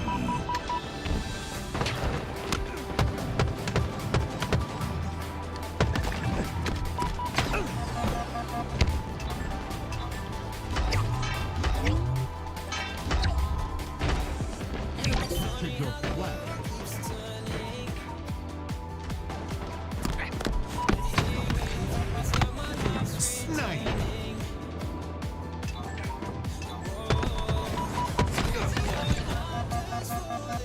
Triple kill.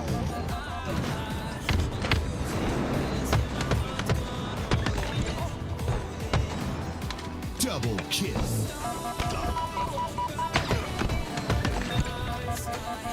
Last shot. Double kill.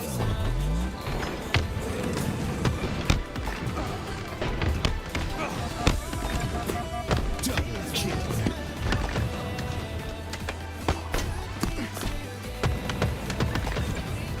Double kill.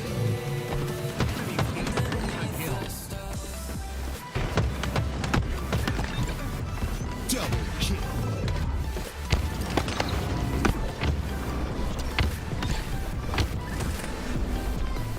Reversal.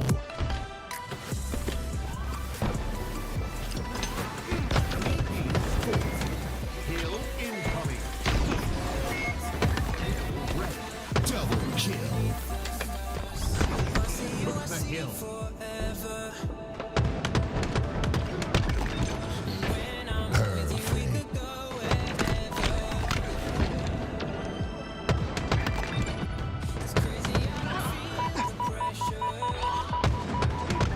Enemy team puts the hill. Double kill.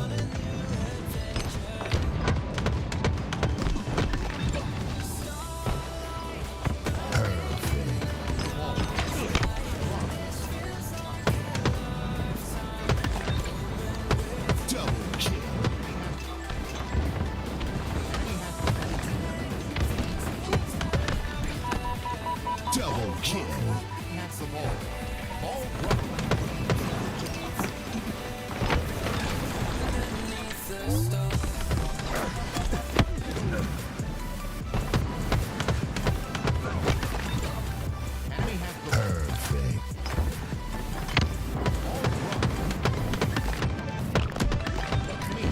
Double kill.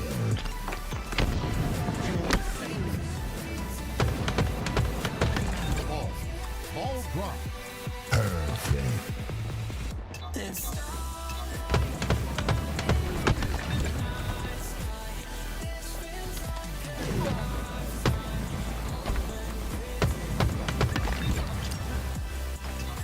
Double kill.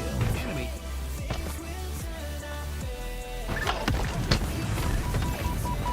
Double kill.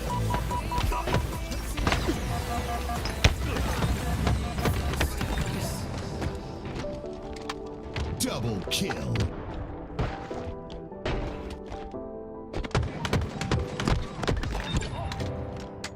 Perfect.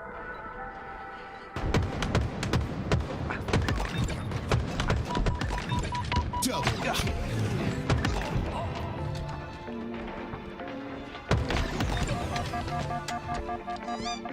I'm gonna go upcuts. Let's go.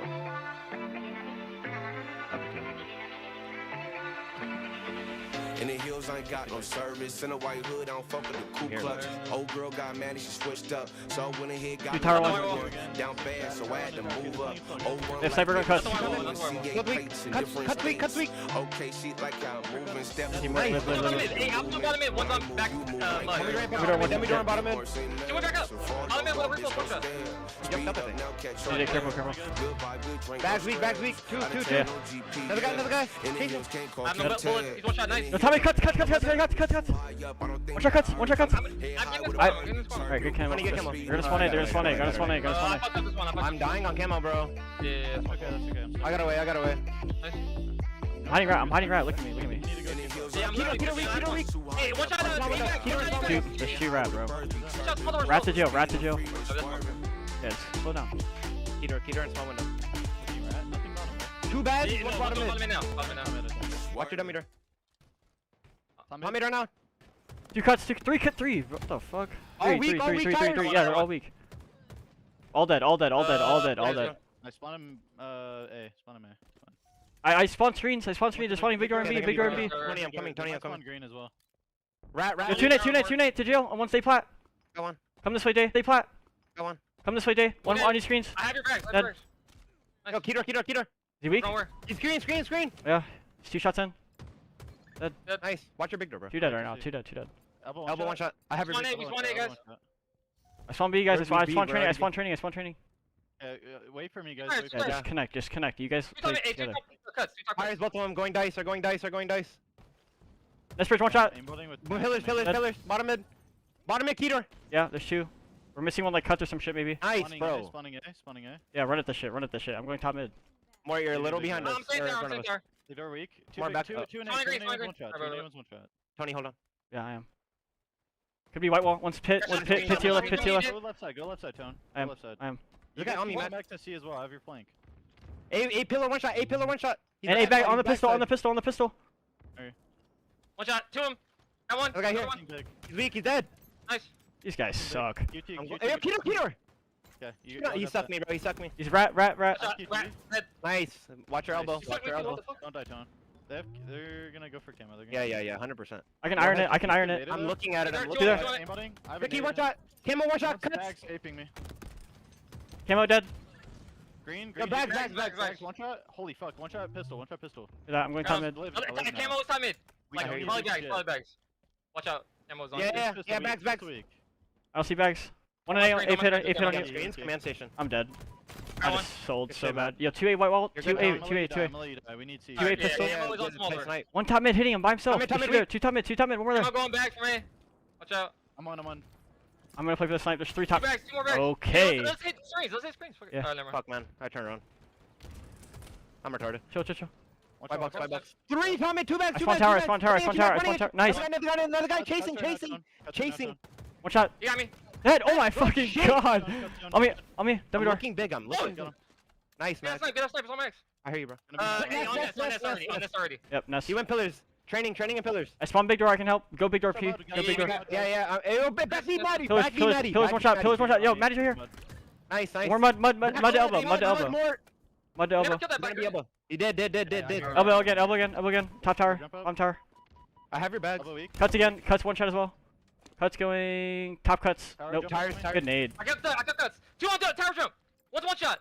Tower 2. Tower Tower 2. Nice. Yo, Tower I'm dead. spawning them B. I'm spawning. That's Listen. Okay. I'm spawning them B. Okay, Tony. I'm here on your white Block box. OV. Yeah, start walking at it. Start walking at it.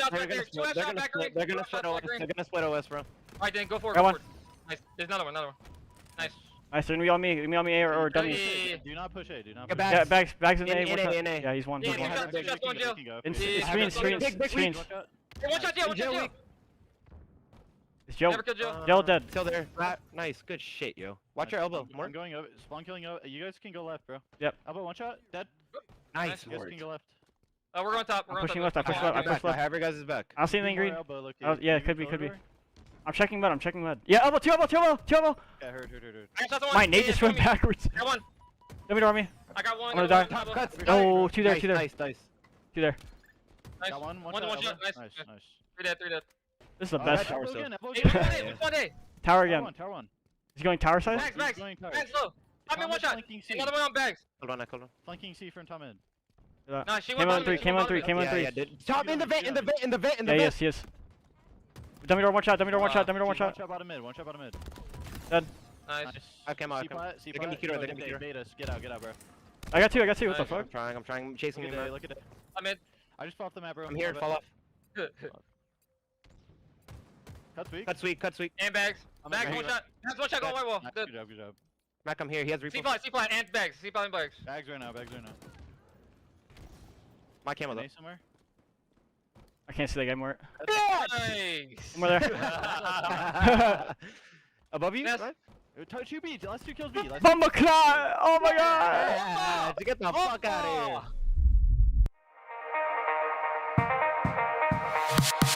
Take me back, leave me buried beneath wandering stars. Brilliant night. In disguise, having traveled 1,000 lives. Just to satisfy. We'll never know what we're supposed to do. Ain't it true that your heart brings you all the clues? Given the chance, would you be someone new?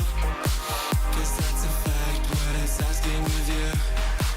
So let me fly. Take a chance, give it a try. So let me fly. Chase it like it's do or die.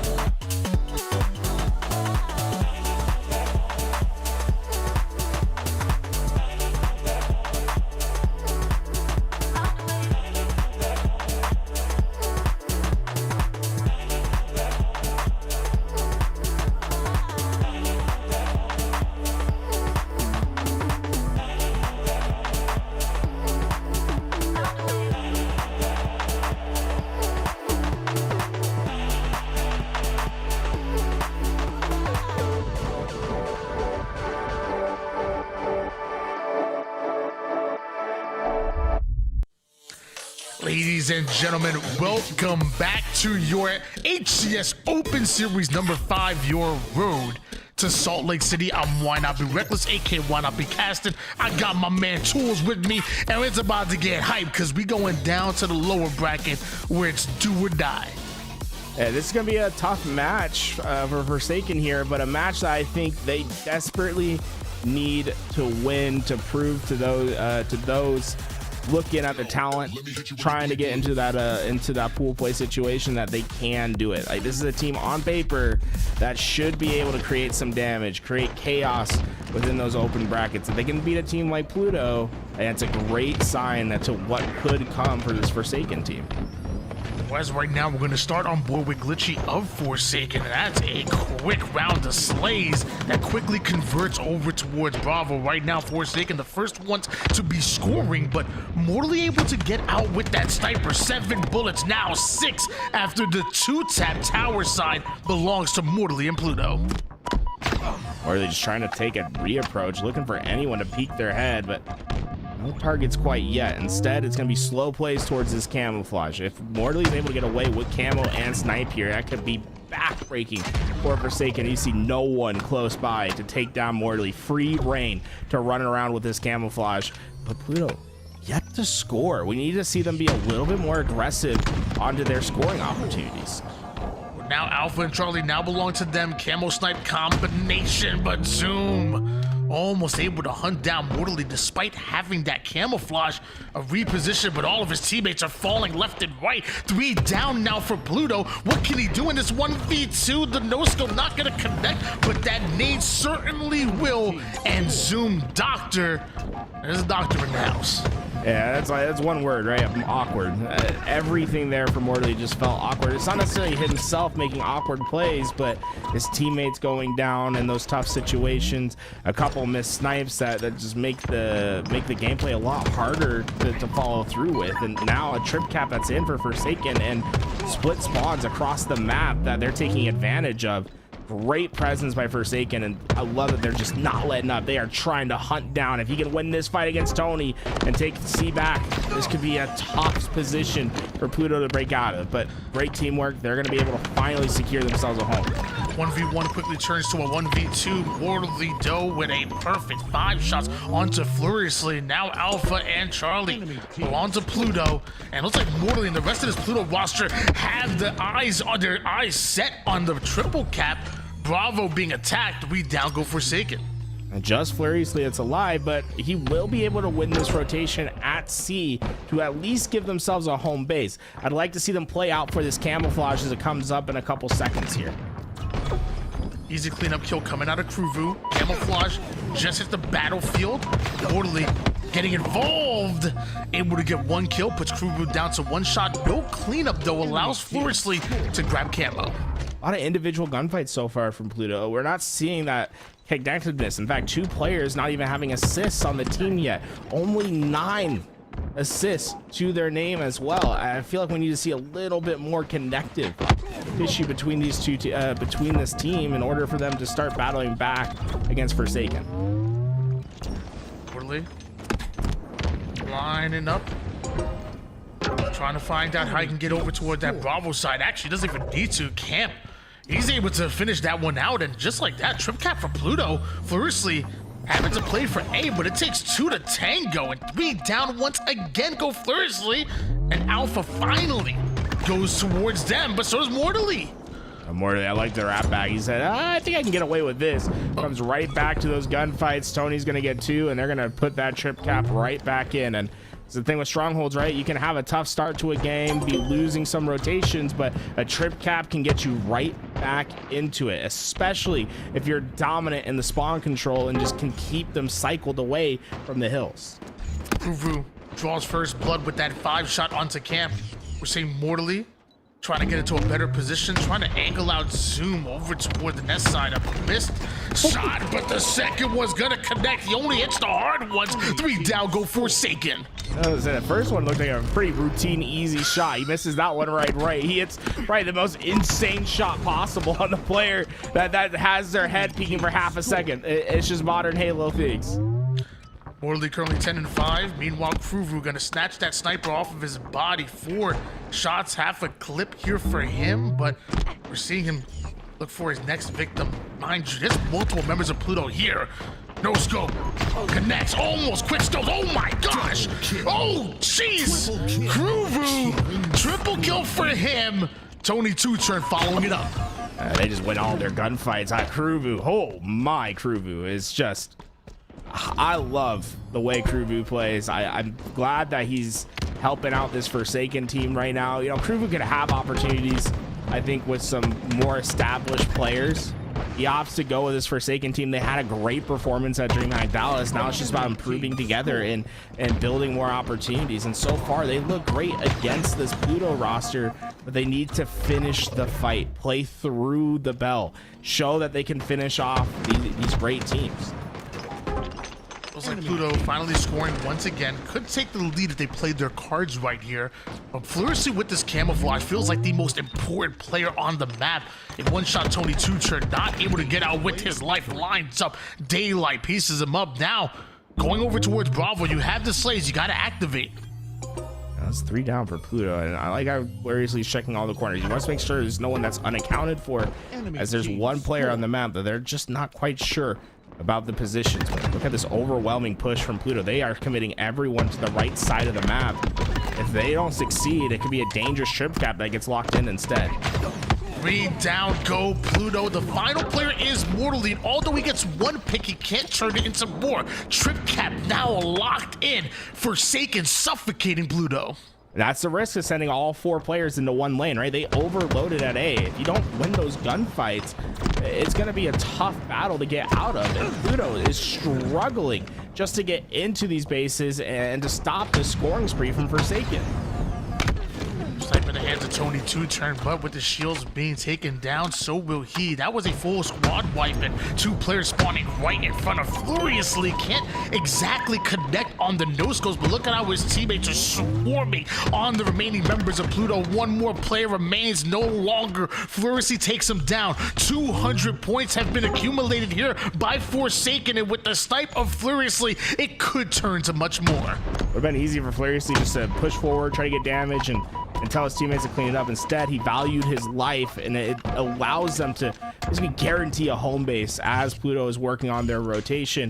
Gets them to 215 points and counting. A big lead here as Pluto's finally been able to stop the scoring spree, but how long can they hold off this red-hot Forsaken roster? Mercy staring down a 1v2. He goes after 1 and a killing frenzy for the second. Another 3 down, go Pluto. And look how fast Forsaken activate. Bravo now changes hands, and the same for Charlie. Glitchy Doe not able to stay alive over toward the backside. Zoom trying to defend this camouflage, but Pluto should take B. Furiously just earned himself his 11th in a row. Let's make it 12 in a row for Furiously now, as he is just working on the running riot, as this team is getting very, very close to the win. But patient place, Tony, important for him to stay alive. Need max value from this camo. Was really looking for that backsmack. Was Tony Two-Turned? Not done just yet, taking no damage, and has Furiously in his sights. Starting Bravo will allow Furiously to know exactly where he's at, but doesn't matter because somehow Tony Two-Turn still manages to take him out, and the curve slide just barely not getting him around the corner. Mortally finishing off Kruvu. Bravo will change, but right as it does, he's being attacked somehow. Instant transmission into a stick. 3 down, go Forsaken. Mortally probably asking himself, how did I get away with that? He's still alive. He's still able to create chaos in this game. Not over yet. Pluto, second chances.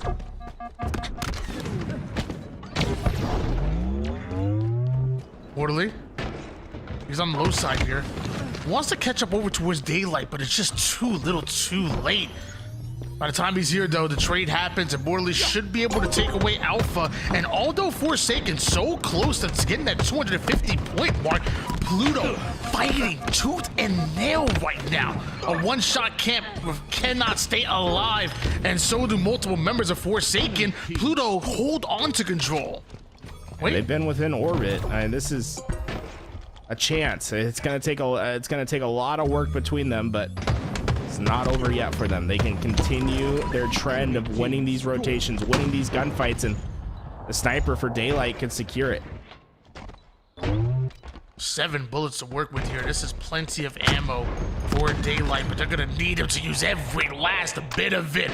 No scope to the dome of Kruvu, but not done yet. Glitchy, you can get it too if you don't be careful. Mind you, as I say that, Forsaken are the ones that are finding those picks. Pluto, half the members down. Daylight continues to be the most important player on the map, stopping the push from Forsaken, seemingly by himself. Takes down one. The second one was tough, but he's gonna go down as well. Now 200 points for Pluto. They're flirting around with a comeback, and right now it looks like Pluto got the Riz. 2 points for every second when you have this trip cap in. Daylight really impressed with his challenging, right? He's one shot. He decides to double back and ensure they get that finish.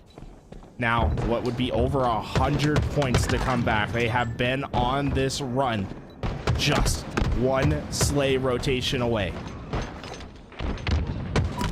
Mercy stuck over toward the nest side. Tony Two-Turn might have just bit off a little bit more than he could chew, because Tony Two-Turn goes down. Can't exactly find the cleanup, but Zoom dropping down right in front of him. Easy cleanup. Alpha does change hands, but it looks like Pluto now focused in on Charlie, swapping bases, but a wild Glitchy appears and mortally takes him down. Now will Bravo be attacked? No, actually Zoom, he comes in over toward the dummy side. He not only clears out C, but now is able to swap bases, but back-to-back kills from Pluto. And to put it Forsaken multiple down, they need to hop in the hill, but a one-shot Kruvu just gets their nick of time, gonna need himself. He says, you can't take me out, I'll do it myself. Oh, that's a brutal loss, but Pluto able to overcome over 100-point deficit within that game and come back to win. Wow, they just started hitting their timings. The sniper played a massive impact throughout that game as well. Everything just started to go right, and Forsaken are going to be kicking themselves. A game that slips out of their hands. I mean, that's the perfect way to describe it, because literally for way too long, I don't even know what the score line was, but it honestly felt like maybe 238 to like 117 or something like that. I could be off on the numbers, but it really felt like that much of a deficit that Pluto had to kind of claw their way out of. But you know, sleigh after sleigh, round after round, I'm over here like, is this really doable? Because it felt like the whole time Forsaken, like, hey, one good round of sleighs and that's gonna be it.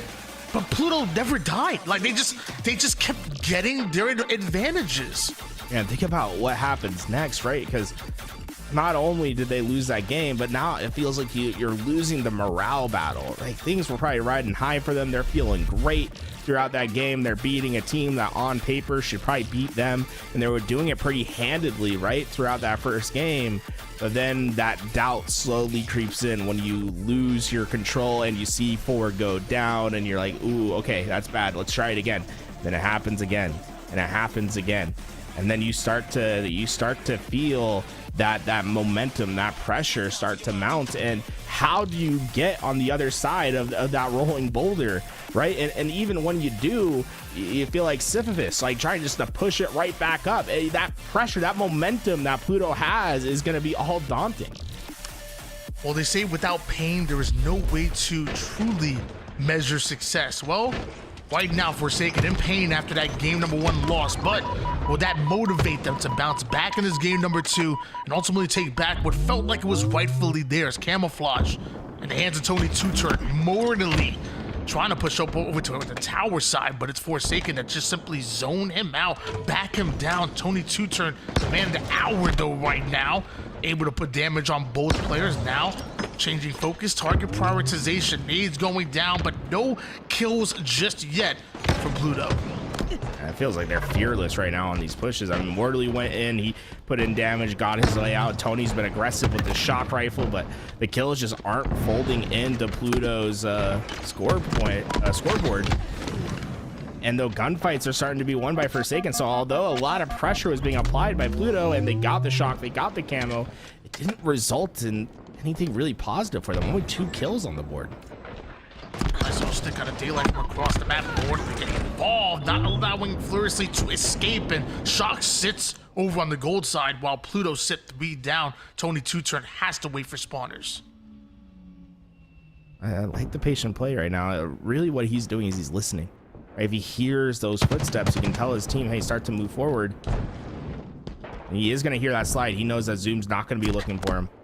But onto this cross, these easy kills just keep slipping away, and Zoom will be able to get it. So Tony went on a bit of a run to try to get an easy kill, but what should have been routine turns into anything but when that cross map help comes in. Zoom, zoom, zoom. With the big kills and a 4 down for Pluto. 12-7 lead here. Forsaken have complete control. I say that, but it is Fluorescently, the first one that goes down. Pluto come off a spawn, make their presence known immediately. And with camouflage coming up, Kruvu wants to keep the height advantage, but takes way too much damage, forces himself out of that battle. Cam tries to take advantage of that, but camouflage, it's going to be stolen by Glitchy. If Glitchy can take down Mortally, he might be able to stay alive with the disengages and somehow gets out. There's no way he survives, but Glitchy does. Able to wrap back, gets an easy kill onto their rotation. Forsaken starting to find themselves a bit of a lead, but you know for sure that leads are not safe in this game, this series. Forsaken have been in this position before. It did not matter on the end screen in game 1. 18-11 lead here for Forsaken. Glitchy still have a little bit of camouflage to work with. Gonna use that, converts it into a kill almost immediately. With that momentum for Forsaken. Driving now over toward the goal side. Fluorescently navigating the troops, and although doesn't get the kills, able to get the assist. Now works on Tony Two-Turn. Beautifully played by Forsaken. That Glitchy able to get himself some spacing over on the right side, but you feel all that tension being built in White Tower. Kruvu, this is aggressive to push in, and you see immediately punished by the players of Pluto. They were ready for some pressure to come, and once the first fall, the rest follow. It's 3 down, and Glitchy that is just desperately hoping not to get spotted. That plan does not go successfully. Instead, he'll go down as his teammates spawn up, creating a staggered spawn situation. This is where comebacks start. 24-17 here. Daylight trying to take some space over on Tower. Great job finding the weakened player. And Daylight goes for remote detonation. Nobody home just yet. Multiple members on the A side. Will this be Pluto's opportunity to push them out? Or Kruvu just baiting that angle though? Kruvu wants Pluto to push into him. I don't think that's going to happen. He's going to have to force it himself, and force he goes. Oh.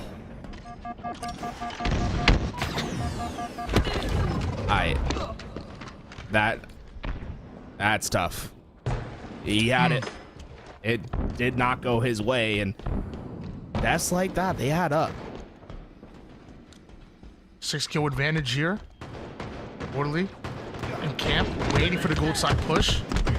Activates on the one-shot player. Glitchy goes down as well. It's a pinch from multiple sides. 3 down, go Forsaken. One more player, though, to deal with. Fluorescently, some good damage, some good job staying alive, but only delaying the inevitable. What was almost double digits has now just turned into a 2-kill lead. Forsaken are just seeing it dissipate as the speed starts to increase. The tie is now in, and Mortally's not done. Look at it, he is flying into the front lines. That grapple, trying to get better timing for his team to play forward, but it'll be too fast this time around. Just 1 kill separating these two. Oh, momentarily tied up. Tony Two-Turn, though, not able to survive. Fluorescently knows this player is weak over on the hell side. Daylight being attacked.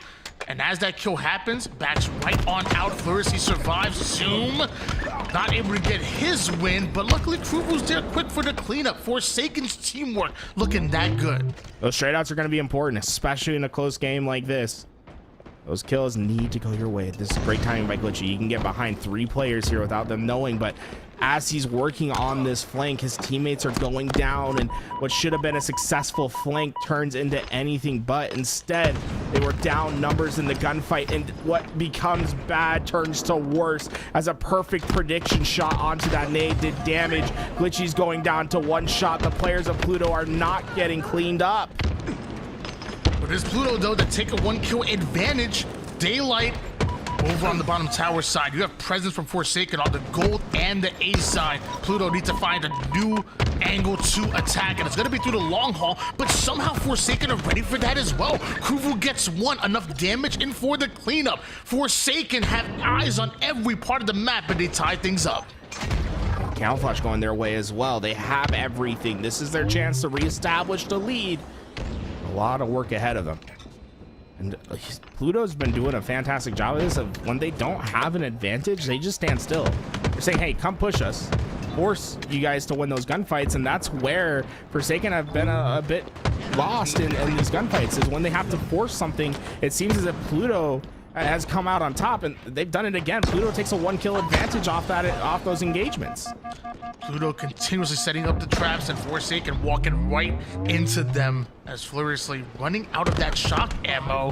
But where Mortally is, a little bit of chip damage going down. Camp and Tony 2-turn with back-to-back kills off the screen. Furiously, there is nowhere to run, nowhere to hide. Pluto, 45-41.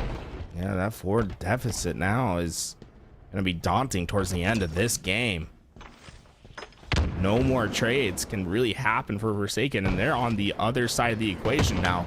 Map control for Pluto as they try to push in, but that's the difference, right? You see Forsaken, they're trying to get their space forward. That first player goes down, and now they really don't have that firepower on their perimeters that's needed. Instead, it's a game of keep away as they try to out-rotate that flanking push.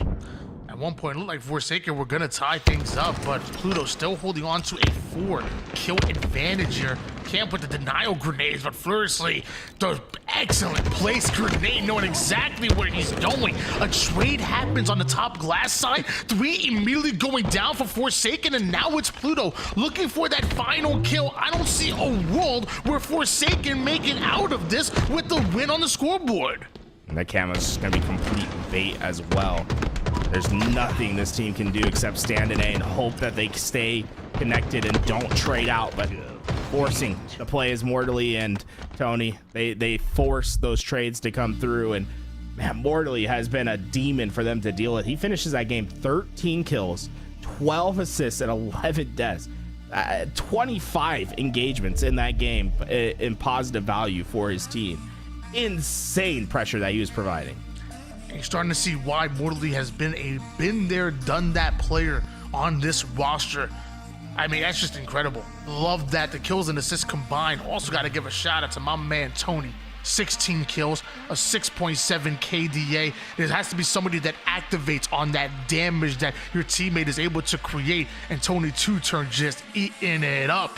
And right now, Pluto up 2-0. You know, I looked at this Pluto roster and I said, I think they're good, but Forsaken, they have some hours together. They've been practicing. They've been waiting for this moment. I thought they might have had an advantage, but shoot, I'll learn right now. I ain't never down Tony. Not again. I ain't never down Mortally. Not again. Right now, Pluto, 1 game away from pulling off the sweep. It feels like there's some small mistakes that keep adding up in those games. Think about the difference about how those teams played when they were on their back foot, trapped at the back of White, the back of C. Daylight and the crew, they just stand still. They force Forsaken to make the play. When Pluto is now forced to make the play, it's a player that runs out early, that gets caught on a timing rotation, that costs them that first kill, and then lets the next play become much easier. That's where Forsaken needs to clean it up. If they can stop giving away free deaths, I think they have more. They've looked better at moments than Pluto. Like, they have had winning opportunities in this series. They could be up 2-0 realistically.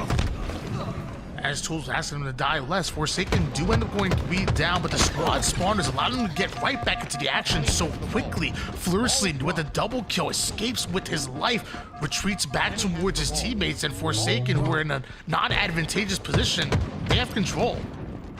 And that ball's still out in the middle of the map, and Furiously chooses to be aggressive onto that top spawner. They'll be able to find the first, but they need to win the fights over at B, and that's just not happening. Pluto gets the first, Mortally gets the second star in the feed as he puts Kruvu down. Perfect shots and that's going to rotate the ball into Pluto's hands, and it's already set up for them to get a swath of time here as Tony will reposition to a power weapon position. This is tough. Pass that ball over towards his teammate Tony Two-Turn. Got some heads to click on with this Stalker rifle. And Forsaken want to get to that ball. They have to get through a Tony. And I never met a Tony I didn't like. Zoom ends up going down. Kruvu, you couldn't be next. Or Kruvu with the double. And that ball was not played. Zoom basically acting as a sacrificial pawn there. He wanted to keep that player distracted for that flank to come in. And essentially did his job, right? It was a very aggressive play. And it's not going to be much in the kill feed, but that's great coordination with this team. It would have been very easy for him to wait for his shields, but it probably would have resulted in his teammates in that back flank dying. Another camouflage about to come up very soon here. Furiously has no idea where that grenade just came from, but knows that he is not safe over towards the back C side. Tony Two-Turn somehow able to get away with this camouflage and uses it immediately to pick apart the weakened players on Forsaken. The problem is they're 3 down. What can Tony Two-Turn do? He's spotted and almost taken down, and somehow still being aggressive here. Is this what Pluto need? Oh. Zoom spotted it. Yeah, that flash of movement, that's enough to catch his eye. That was tough. So then you're like, maybe I'm clear. Check the corner. Nope, I am not clear. Tough lesson there. He's Zoom doctor. He might be an eye doctor. You know, he got that perfect 20/20 on there. You know what I'm saying? He was able to spot out that camouflage with ease, just like the double kill from Furiously. Glitchy now rotating that ball over to where the back C side can't run it right into a perfectly placed grenade by Furiously. The double push. They need 2 just to take down Furiously. The man is simply too much. But here comes Mortally. Mortally's just max damage all the time. You can see how he's always looking for that next gunfight. Red gun and DR now. Interesting combination. Looks like we're back at year 1 of the HCS. No bandit found. Stalker in the hands of Mortally at the moment. Plenty of ammo or energy, I guess you would say. I don't know. Looks like Pluto. Life force. I don't know what do they use to power this thing. Where's Sid and Xperia when you need him? Looks like Pluto gonna take the lead here. Daylight, interesting angle from the B stairs side, but somehow Kruvu survives.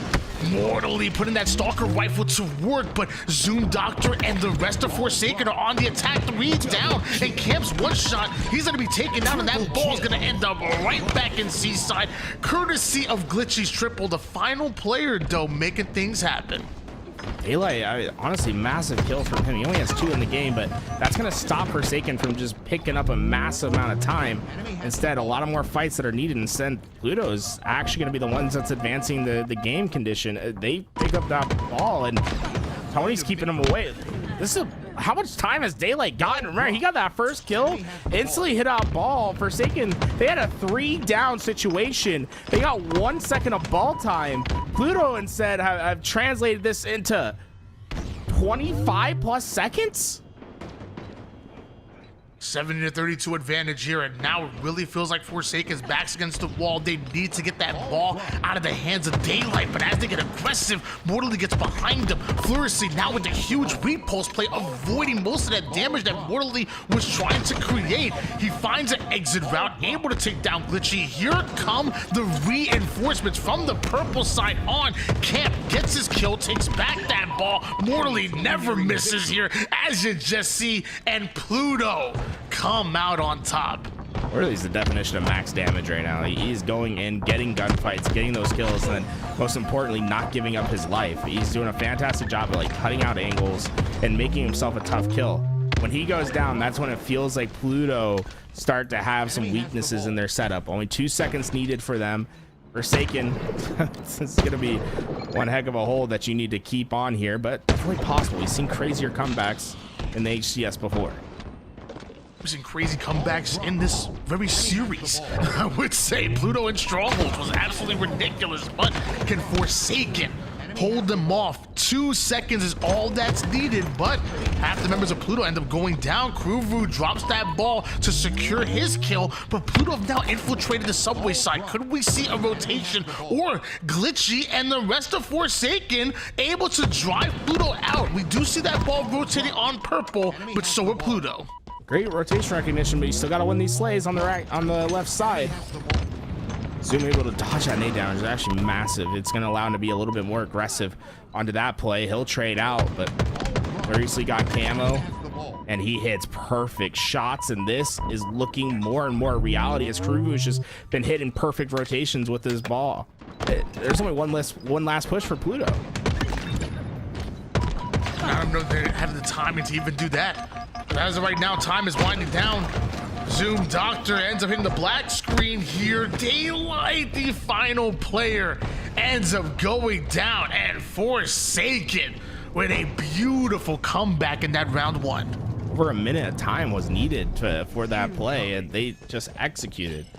Able to hold that ball, they kept Pluto away, and they earned themselves a much needed round win, and finally some momentum that's gone their way, right? It feels as if they've been the ones having the unfortunate series of events. Instead, now it feels as if they control their destiny a bit more.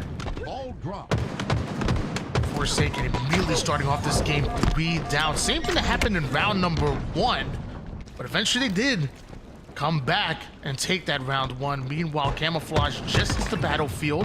Tony 2-turn. Easy cleanup out of him, now baiting that camo for his teammate to hopefully grab a hold of it. Krugu expected that. Great job by Krugu. He went around that corner, clearly anticipating that challenge, and almost reaped an incredible triple kill there, but Camp just able to get away with his life as that last shot missed the head. Pluto starting to take control here. With this camouflage, somehow Camp is able to get his shields back. So important, and with that, finds one weakened player that's about to be behind 2 full shielded ones. A bit of squad spawns in there, but Glitch about to find out the hard way. Camp is hunting you down, and he always finds his prey. Too quickly at the black screen here, but Camp out of no man's land, down to 1 shot. Gonna try to do as much damage onto Zoom as possible. He has 2 teammates to work with them over on the PD side. I like this pacing by Camp. He's basically made himself scarce when he needs to, right? Those players try to push to find him. He's lost. He's no longer on their radar, but as he's lived, his teammates have not had the same success, and it'll be tough for him to keep this alive. I mean, there are 3 players essentially searching for him right now, and what was good cannot last for too long. He goes down, and this push from Pluto becomes a lot tougher as time continues on, but they've gotten 3 down. They're pushing that player over at PD. They cleaned up that kill. Pluto, despite being down numbers, are able to at least stop that ball rotation, and now even getting it back towards their own team. And Tony, this is quick recognition to try to get it back towards his teammates. They've done a fantastic job of getting control in a tough situation. It feels like all that time that Camp was able to buy earlier might have paid off, because look at the scoreline. 43-18 at the moment here. A triple kill out of Krugu is just enough to get that ball out of their hands, but not in the hands of Forsaken just yet. Forsaken have to slay out again. So far, I mean, Pluto, it feels as if they have really had to scrap for their time here, but they've gotten a good bit of it now, and even then, right, they're 2 down. They are at a numbers disadvantage here, and they're still able to get a solid 8-10 seconds out of that ball. And that's been a big difference for Pluto. They are scrappy at getting that ball and getting time. Even now, right, they're all weak, able to grab it. And then when their slays on the back end of it, they're going to be able to eclipse 60 points now, as Forsaken are struggling to get 4 spawners. Up 2-0 in the series, up 65-18 right now are Pluto looking to advance forward, especially with Mortally shooting like that. 3 down, go Forsaken, and Glitchy, you better be careful. Mortally's trying to put you on a freaking highlight reel. Mortally's been fantastic with his flanking so far. He just gets great timings on these players. It's causing chaos, right? A true agent of chaos throughout this game. Mortally 17 kills and 12 assists to his name. Now, his deaths are high, but that's because he's getting in a lot of those engagements, a lot of quick flanking and helping for his team. I'd love to see what his damage is going to look like at the end of the game, because it feels like he's involved in everything. 88 points here for Pluto. Still not enough. Great day coming out of Daylight as Daylight trying to grab a hold of that ball, but doesn't exactly have the shield in order to do so. But Tony Two-Turn has that camouflage, also has a back smack into a double kill. Tony making plays, might as well make it a triple. There's one more you gotta deal with. Give him the freaking overkill. Tony is 2 turns as Pluto tie up the rounds. Didn't even have to drop the ball for him. I thought he was gonna need a little bit more time, but he gets the perfect shots to cap off the overkill. Tony, what a play to end the game, to end the round. My gosh, this has been an absolute war, and one that Pluto's ultimately 1 round away from taking here. What do Forsaken have in them? But they do have a 3 down, but a momentary 1v1. Camouflage hasn't hit the battlefield just yet, and Mortally immediately playing that lane, taking space. Really, that's heads up by Furiously. Think about what the situation was for Forsaken. They were 3 down. Furiously grabbed ball, moved it. They've gotten 20 seconds now off them being 3 down. Incredible awareness from Furiously to understand that he could do that. And just when you have chances to get ball and get time, take them. That's how you win these games. They have no reason to have a 20-point advantage, but they do because of Furiously's quick reactions. Hold on, you're moving too fast here. When you got the kills, you got the chance to grab the ball. But that's the thing. It's not even. Sometimes it's not even that you need the kills. They were down on the map. It was a 1v2 on the map, but he reads the map. He understands that they're too far away to do anything. So just pick up the ball, right? That space is essentially acting as that buffer Spartan that can't do any damage, but can certainly buy you time. And Forsaken, they continue to get more and more time. Right, that's my problem in matchmaking. I'm too busy baiting my teammates for kills. I ain't grabbing that objective, and as of right now, Forsaken are 30-9 lead here. However, multiple going down. 3 members of Forsaken hit the black screen. That's a full squad wipe. And now ball time here for Pluto. Can they take the lead? And they had great presence on both lanes, so they're not going to spawn anywhere close. It's going to be a long road for Forsaken to get towards this ball. Oh my, Tony. He is. You can tell that he is listening to his team. I'd like to see this ball rotate all the way to C right now. You're expecting a PD spawn if you're on the side of Pluto, but those spawns never came in. In fact, they got red room spawns. You can double back that ball now, understanding that those spawns never came in. So I like the idea of trying to hit that rotation, but just being aware that, hey, we didn't actually have it. Just move it right back to where we were. Always active listening. You can say he has his headsets turned all the way up, but it is Forsaken that are able to spot him, and no more camouflage for them to work with, but no more lives for Forsaken to work with. It's Pluto back on the ball. They have the lead and they want more. Crew is trying his best to keep this spawn point for his team, but it is just going to be overwhelming pressure. And I like that they brought that ball towards PD, as they want to ensure that there's no possible spawn there for the other side. Forsaken has a lot of work ahead of them, but Mortally is just making himself the hardest kill in the world. There he goes down. That'll be the rest of his team that follows. Forsaken, fantastic push to get that break, as 58 seconds have taken the lead for Pluto, but Forsaken, they're quick back on these attacks. They're getting their time when they can. And Zoom wants to rotate all the way back over toward the back heaven side. No way Pluto gonna be able to predict this. Puts down a couple of shots, gets right back up there. Daylight, a couple long range grenades from downtown, catches a short range one right in front of him. No more shields to work with, but he's gonna stay alive. Camp is gonna rotate over toward the purple side, which he's perfectly predicted, as Forsaken rotating this ball away from the A side and now on a subway side setup. That's Furiously once again with that heads up recognition. He's been doing a fantastic job of recognizing where the team actually is on the map and taking advantage of empty spacing. He's able to run right through and hits a stellar rotation. I mean, look at how close. No one is within distance of Furiously, as he just gets more and more time. In fact, Pluto's window of opportunity just continues to shrink the longer it takes for them to take this space. And Furiously, last one alive, is still just making plays. That he is, but finally ends up being taken down. Able to sneak away though, 85 seconds worth of points here for Forsaken. As I say that though, here comes Tony Two-Turn. Here comes the rest of Pluto. Some great shots here. 3 down go Pluto, but Daylight trying to sneak away as much time as possible before eventually throwing that ball right out. Threw into the hands of Furiously, so he's forced to play towards that ball, but somehow the kill goes their way. Looks like chaos down there. The Forsaken needs to win that last gunfight. It's just Zoom alive on the map. He's close enough to grab. Does Pluto get favorable spawns? Daylight's close by, but he's cut down. Is there anyone there? Can they find him in time? Forsaken take game 3.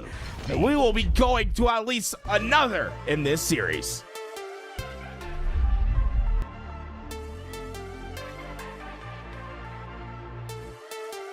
Fortress flag gonna be where this potentially will get settled. Pluto has had some incredible comebacks in these games, but Forsaken able to take their chance in that game 3. A series where they needed to clutch up in that first round, did so in a fantastic way. And then I felt like it was Mr. Value that came from Furiously when it came to recognizing when to pick up that ball. And this is what we always talk about. Stats don't mean everything. Furiously, Life Army, when you look at it on paper, had the worst stats for his team, but I think had some of the biggest impact plays when it came to rotating that ball and giving them a win in that series.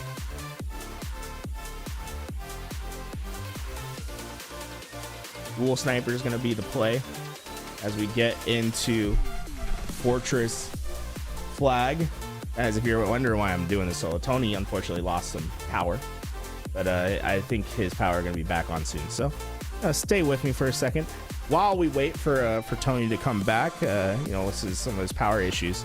I'd implore you guys at home to go !newsletter in the chat. If you haven't, try to get yourself involved. It's a newsletter that keeps you up to date with everything that's happening within LVT Halo. If you ever want to just be up to date on what the competitions are, what's going to be happening week in and week out, that's the place to be. We send one out each week that just tells you what's happening in the world of Halo. It's a great way to at least remind yourself that, hey, there's a stream this weekend, right? Because you're going to get an email right before the competitions happen each week. You can keep yourself, you'll know what the drops are, you'll know what everything is needed to basically be the best Halo fan you possibly can be, right? It's so easy to get lost with all the action that happens in Halo. There's so many different competitions week in and week out. The newsletter, a fantastic way to keep yourself up to date and ready to be informed about what's happening in the Halo universe.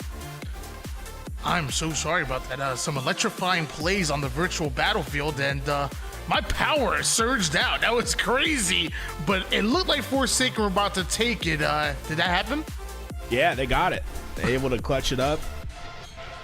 And, we got you right back. Like I said, it was just the Freezy and the crew. They have an electrifying squad there.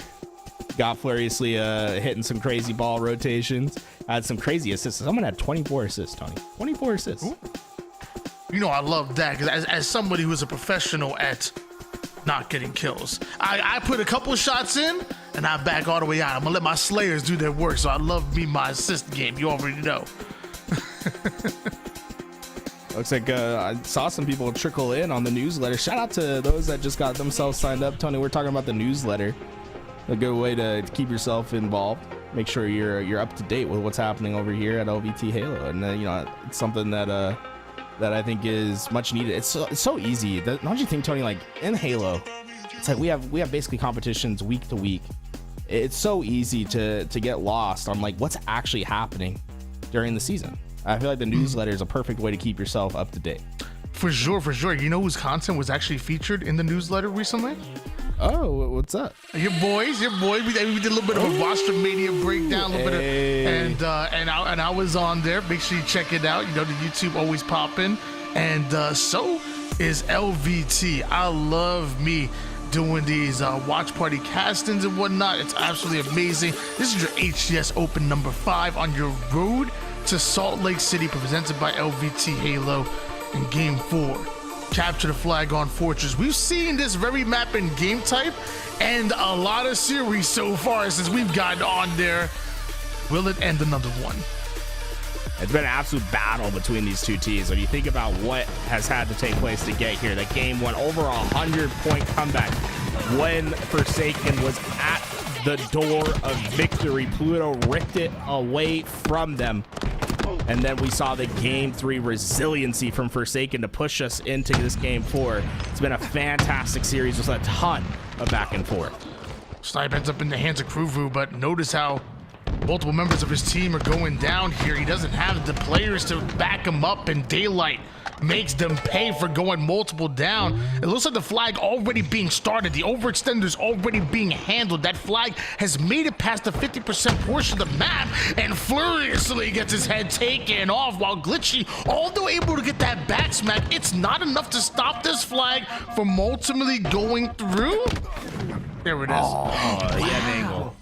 Slow on the flagpole, but I like the camp did not just wrap that corner. I understood a sniper was probably looking there, waiting for that help to come through. I gotta say, I think it was Furiously that got back smacked with the sniper. I gotta know what his FOV is, because he definitely should have seen that player. It was like glowing on the screen, but you know, everyone has a little bit of different FOV in the game, so sometimes what we see on screen isn't actually what the player sees, depending on what their field of view is. I don't know if you noticed that, and maybe correct me if I'm wrong, but it actually looked like Camp had the timing to push that angle and get sniped, but Morty was right behind it. I wonder if Morty made the play call, don't run it in just yet, let me get a couple of shots at this player. That was beautiful patience and teamwork, because he could have walked right into that sniper bullet, I'm sure. Yeah, you know, that's like matchmaking. That's what happens, right? The player just gets sniped, and then it becomes a lot riskier. Instead, with those full comms and clear comms, right, is so important, because Morley has to, that's a lot of information to put through. Is like saying, hey, don't go, sniper's looking. Like, it can be hard to convey, especially when it's just not call out weak player. That next level of information being portrayed to your team in clear, concise ways can be a big difference maker in a game. Zoom, this fantastic presence in the back base, and I love that he slows it down, tries to get those kills first, wait for your team to get up into the fight before he tries to force too much. And how does he keep getting away with it? Triple for Zoom. Furiously has overshield to run the flag now. This looks almost guaranteed, but artillery starts to rain through. Patience, not just a virtue, but a weapon that they utilize perfectly in order to get their kills and to rotate this flag as far as possible here. But it's Tony 2 turned and the crew that are looking to stabilize just a bit. Zoom Doctor trying to go in for the touch, ends up being baited out. Tony with a well-placed grenade as well, doing max damage onto everybody on the map. Everybody from Forsaken has felt the presence of Tony 2 turn, and so will this flag being started here. The return is already in. Mortally gets a triple kill, and although the flag is stopped, it's going to be continued to be relayed forward. Pluto are playing out of their minds, out of the galaxy right now. Right, that was basically a last-ditch effort from Tony 2 turn to stop a flag.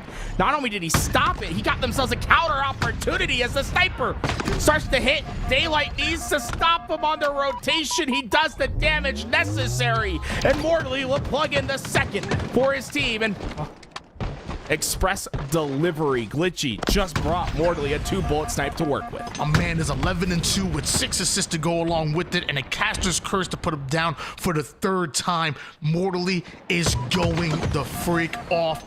This game, 2-0 start here for Pluto. 1 cap away from ultimately putting down Forsaken for the last time here in this tournament. And it is Daylight who gets away with the sniper. Kruvu does not get away with his life. Daylight gonna activate on that, gets aggressive as he attacks Zoom and the rest of Forsaken, but the cleanups are in. Forsaken go 3 down, but Flourish, the most important player on the map, gets a double kill and snatches up Overshield. They've just been robbed. I love that he's looking for these first players up. Is able to find that first, and now thinks he has that window to just run the flag. Curb slide through the middle. The damage is coming in, but he has those extra shields to tank it. Tony's not going to be able to get the kill in time. That flag more than halfway. It looks likely to come back as Furiously got through. Daylight able to rotate back. Easy shots to take down Furiously. Return will happen here. Meanwhile, Glitchy wants to engage over toward the bottom side, but Pluto has reinforcements. 4 go down. Let him know about it. Daylight is now in the base of Forsaken, and that flag has been started. I was surprised that they didn't keep that flag going. Instead, they tried to wrap back for the slays, but those slays never came, and now it's desperate pushes as that flag is close to being back. Forsaken must stop it here or else their tournament is over. Flursley, huge angle coming out of him, provides the cover fire necessary to hold on to that mid side. Should return, does that flag, and a double cut of Flursley looks to convert to much more. Meanwhile, Daylight wants the 1v1, but Flursley, he's ready for all the sauce. Camp underneath, Crew won't need to look underneath as the help comes in. They are able to basically work this perfectly on their side. Crew able to get a double kill, and Pluto's push completely stopped as they've lost their elbow control. Crew being an absolute menace to deal with. Crew just barely not able to get that trade out in lives. An overshield coming up real soon, and Tony Two-Turn and Pluto have eyes perfectly on it, but starting to see the nades come in. And right now, Tony Two-Turn does not feel comfortable. It is Glitchy that's on the attack. Overshield is up, and Forsaken seem to have perfect position on the Daylight. Slides on in just to go 4 down. Flag being started. Overshield now is popped. This could be Forsaken's first flag cap. This looks great on the timing, the play. The Overshield still has plenty to work with. In fact, they're pretty much set up to potentially go back to back as they're forcing Mortally to hit some crucial snipe shots here as that pressure is still mounting. Snipe in the hands of Mortally. Not only wants to hit the shot, but also wants a plan B. Worst case scenario, plays that snipe off the map, or maybe take some heads off with it, because first one goes down. Flag is being started. Great body shot out of him, but 3 down go Pluto. It's up to Mortally to try to stop this flag, but it seems like Forsaken know where he's at. He's able to body shot Kruvu, a reposition, and Forsaken can't seem to move the flag forward here. They're giving Mortally a lot of respect with the sniper. They don't want to give him a free angle. Instead, they're going to focus on getting the slays. They got Mortally distracted. This might be where they start to try to move the flag. Now that Mortally's been out of the play, Fluriously will move it just a bit further. Slow but steady for Forsaken as that flag continues to move. Glitchy has plenty of snipe ammo to work with here, and they're going to need it. Is Forsaken. Body shot will connect. A player over toward the tower side. Second body shot turns into a 2-tap, but the cleanup. Snipe changes hands. Not much ammo here, but flag in the hands of Furiously. One quickly goes down. It's going to be Mortally here. In this flag standoff, it looks like Forsaken have a slight advantage, but Tony Two-Turn might have just back the flag carrier. He might be on the return. As of right now, Forsaken don't know it. The return goes down. The sneaky play, the back smack, the return, and Pluto are advancing. Lost in the grass, the snake slithers and is able to get his fangs into the target. Wow, what a play by Tony at the end. And I mean, honestly, game winning, right? At Forsaken, they had equal numbers on the map. It wasn't a losing position whatsoever, but Tony forces it to be when he's able to get behind enemy lines. Fantastic play and fantastic support from one of our favorites here at LVT. Mama LVT, Louis, is going to be saying some thank yous over the phone. Hey, I promise he's going to call you tonight. Louis is going to call his mom tonight because we got to thank her for the 10 gifted subs. Thank you so much, Mama LVT, for the continued support and helping us do what we do here today. It truly does take a team effort, and it's everybody that's on the LVT team. You know, obviously you see here me, Tools, and the other casters, but you know, Louis himself making the things run. Callus observing when we're at LAN events. You know, you got Wifey LVT and Mama LVT putting in the work. It really is a team effort, and from our team to yours, we thank you guys, the community, for allowing us to do ultimately what we do, and the support really does help. So Mama LVT coming with the 10 gifted, and you already know I'm seeing some more gifted come out here. Go ahead, do your shout out thing. Who else coming in here? Wolf giving one to Eli X as well. Thank you for the gifted sub, making sure Eli has his badge next to the name. Thank you so much. He's giving 287 to the channel. Thank you, dude. That support, man, it means the world to us. It allows us to continue to do what we do. I don't think people understand like how much has to go into making a show happen. When you think about how many people are working behind the scenes, because obviously there's me and you, Tony, like we're putting our voice over it, but even just behind the scene, like Yuli's back there pushing all the buttons, making sure the replays, the graphics, everything is in place, doing it right. And I like to think that we have one of the best shows in all of esports. I love how well tuned and how great the production looks. We got observers playing in these games. We got other casters that are ready to rotate in and out. We got people that work on, video editing and social posts and the newsletter and so much more that goes into, making this a successful Halo show than just, looking over some gameplay and watching a stream. It's way more that's involved with what we do here today. And that also means that, anyone that works on our show is paid. And that's all thanks to you guys giving subs, watching the ads, doing everything that's needed for us to be successful here at LVT Halo. We really deeply appreciate what you guys do for us here. Well, ladies and gentlemen, already seeing down the lower bracket is getting active here, and we got ourselves 8 teams. We know what's going down there. Meanwhile, on the upper side of things, 007 and Envy going up against each other to make it to the winners finals. SSG and Complexity doing the same. Dude, it is going to be exciting Halo action. Oh, dude, I'm really excited for that top match as well. 007 versus Envy, right? It's like the established team plus the players in the top 4 right now are going to be going at it. And then we get to see the battle of the new rosters right after that. Complexity look incredible so far. I think they got a great team cooking up there. Would be really, really excited if you're a fan of that Complexity roster. Ryan Noob, I think, has found himself a great spot at home there with Complexity once again. Well, ladies and gentlemen, it's crazy to say this, but we're done for our Saturday.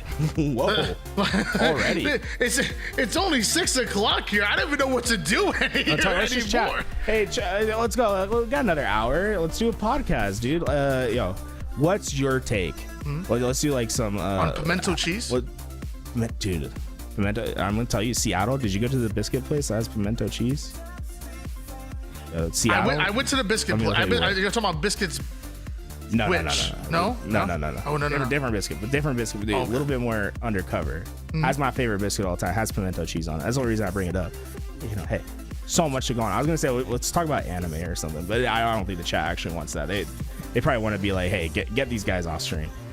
Probably. By the way, pimento cheese is the most overrated thing in the world. Good God, it's absolutely horrible. But what's not horrible is this action that's going to be on your screen tomorrow. We have more of your NA HCS Open Series number 5. That's your road to Salt Lake City. We're going to find out who makes it into the grand finals to the winner's side. And there's also a few teams at the bottom of the lower bracket that are pretty damn good, that surprised to even be there, to be honest with you, that want to make deep runs themselves, and only 2 teams can advance to the grand finals, and you already know that's going to be lit.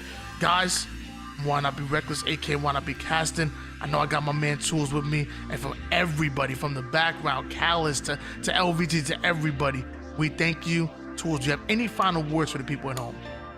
I mean, it takes a village to do what we do here at LVT. From the observing to the switching of POVs, the punching of buttons, the casting, the video editing, the storylines that get written. There's so much that happens behind the scenes here. It really does take a village to make a show like this a reality. And hey, thank you, everyone. Make sure that you give your love to your local observer. You know what I'm saying? Like the people that aren't talked about on the day-to-day basis. Make sure you're giving them some love, because it takes in a complete village to make a show happen. And I deeply appreciate everyone that's been supporting us and allowing us to continue to do what we do here at LVT Halo.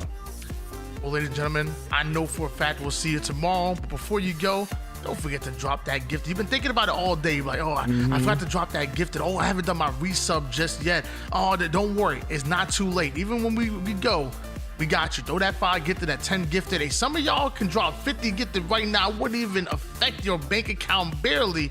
Go ahead and put it in the right hands. And guys, we'll see you tomorrow. Love you so much. Peace out.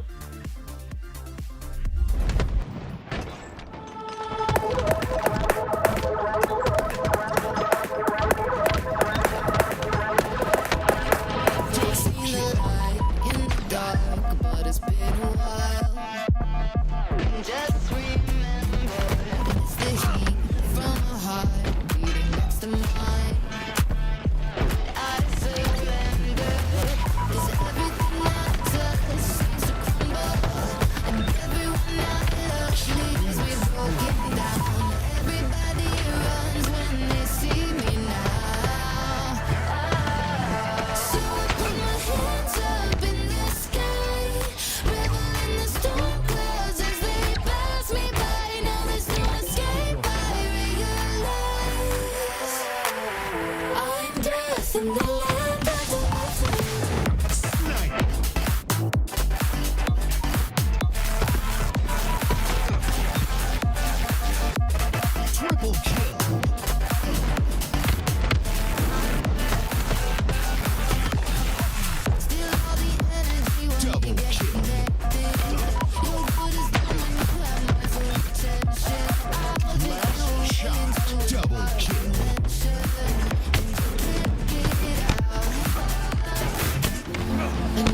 thought I'd be like this.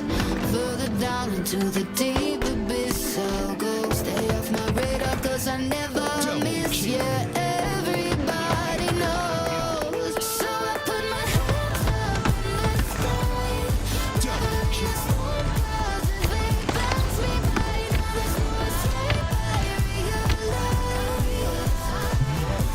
I'm dead in the land of the living. Hands up in the sky, reveling the storm clouds as they pass me by. Now there's no escape, I realize I'm dead in the land of the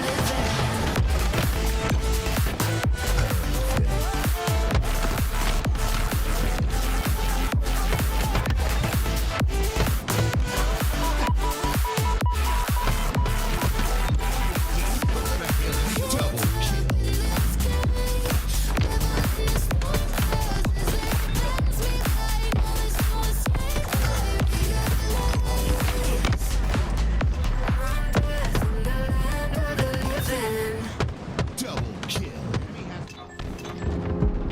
I know that fortune favored you with treasures I don't hold, and though the shine is dull, that's how I'll always think of you.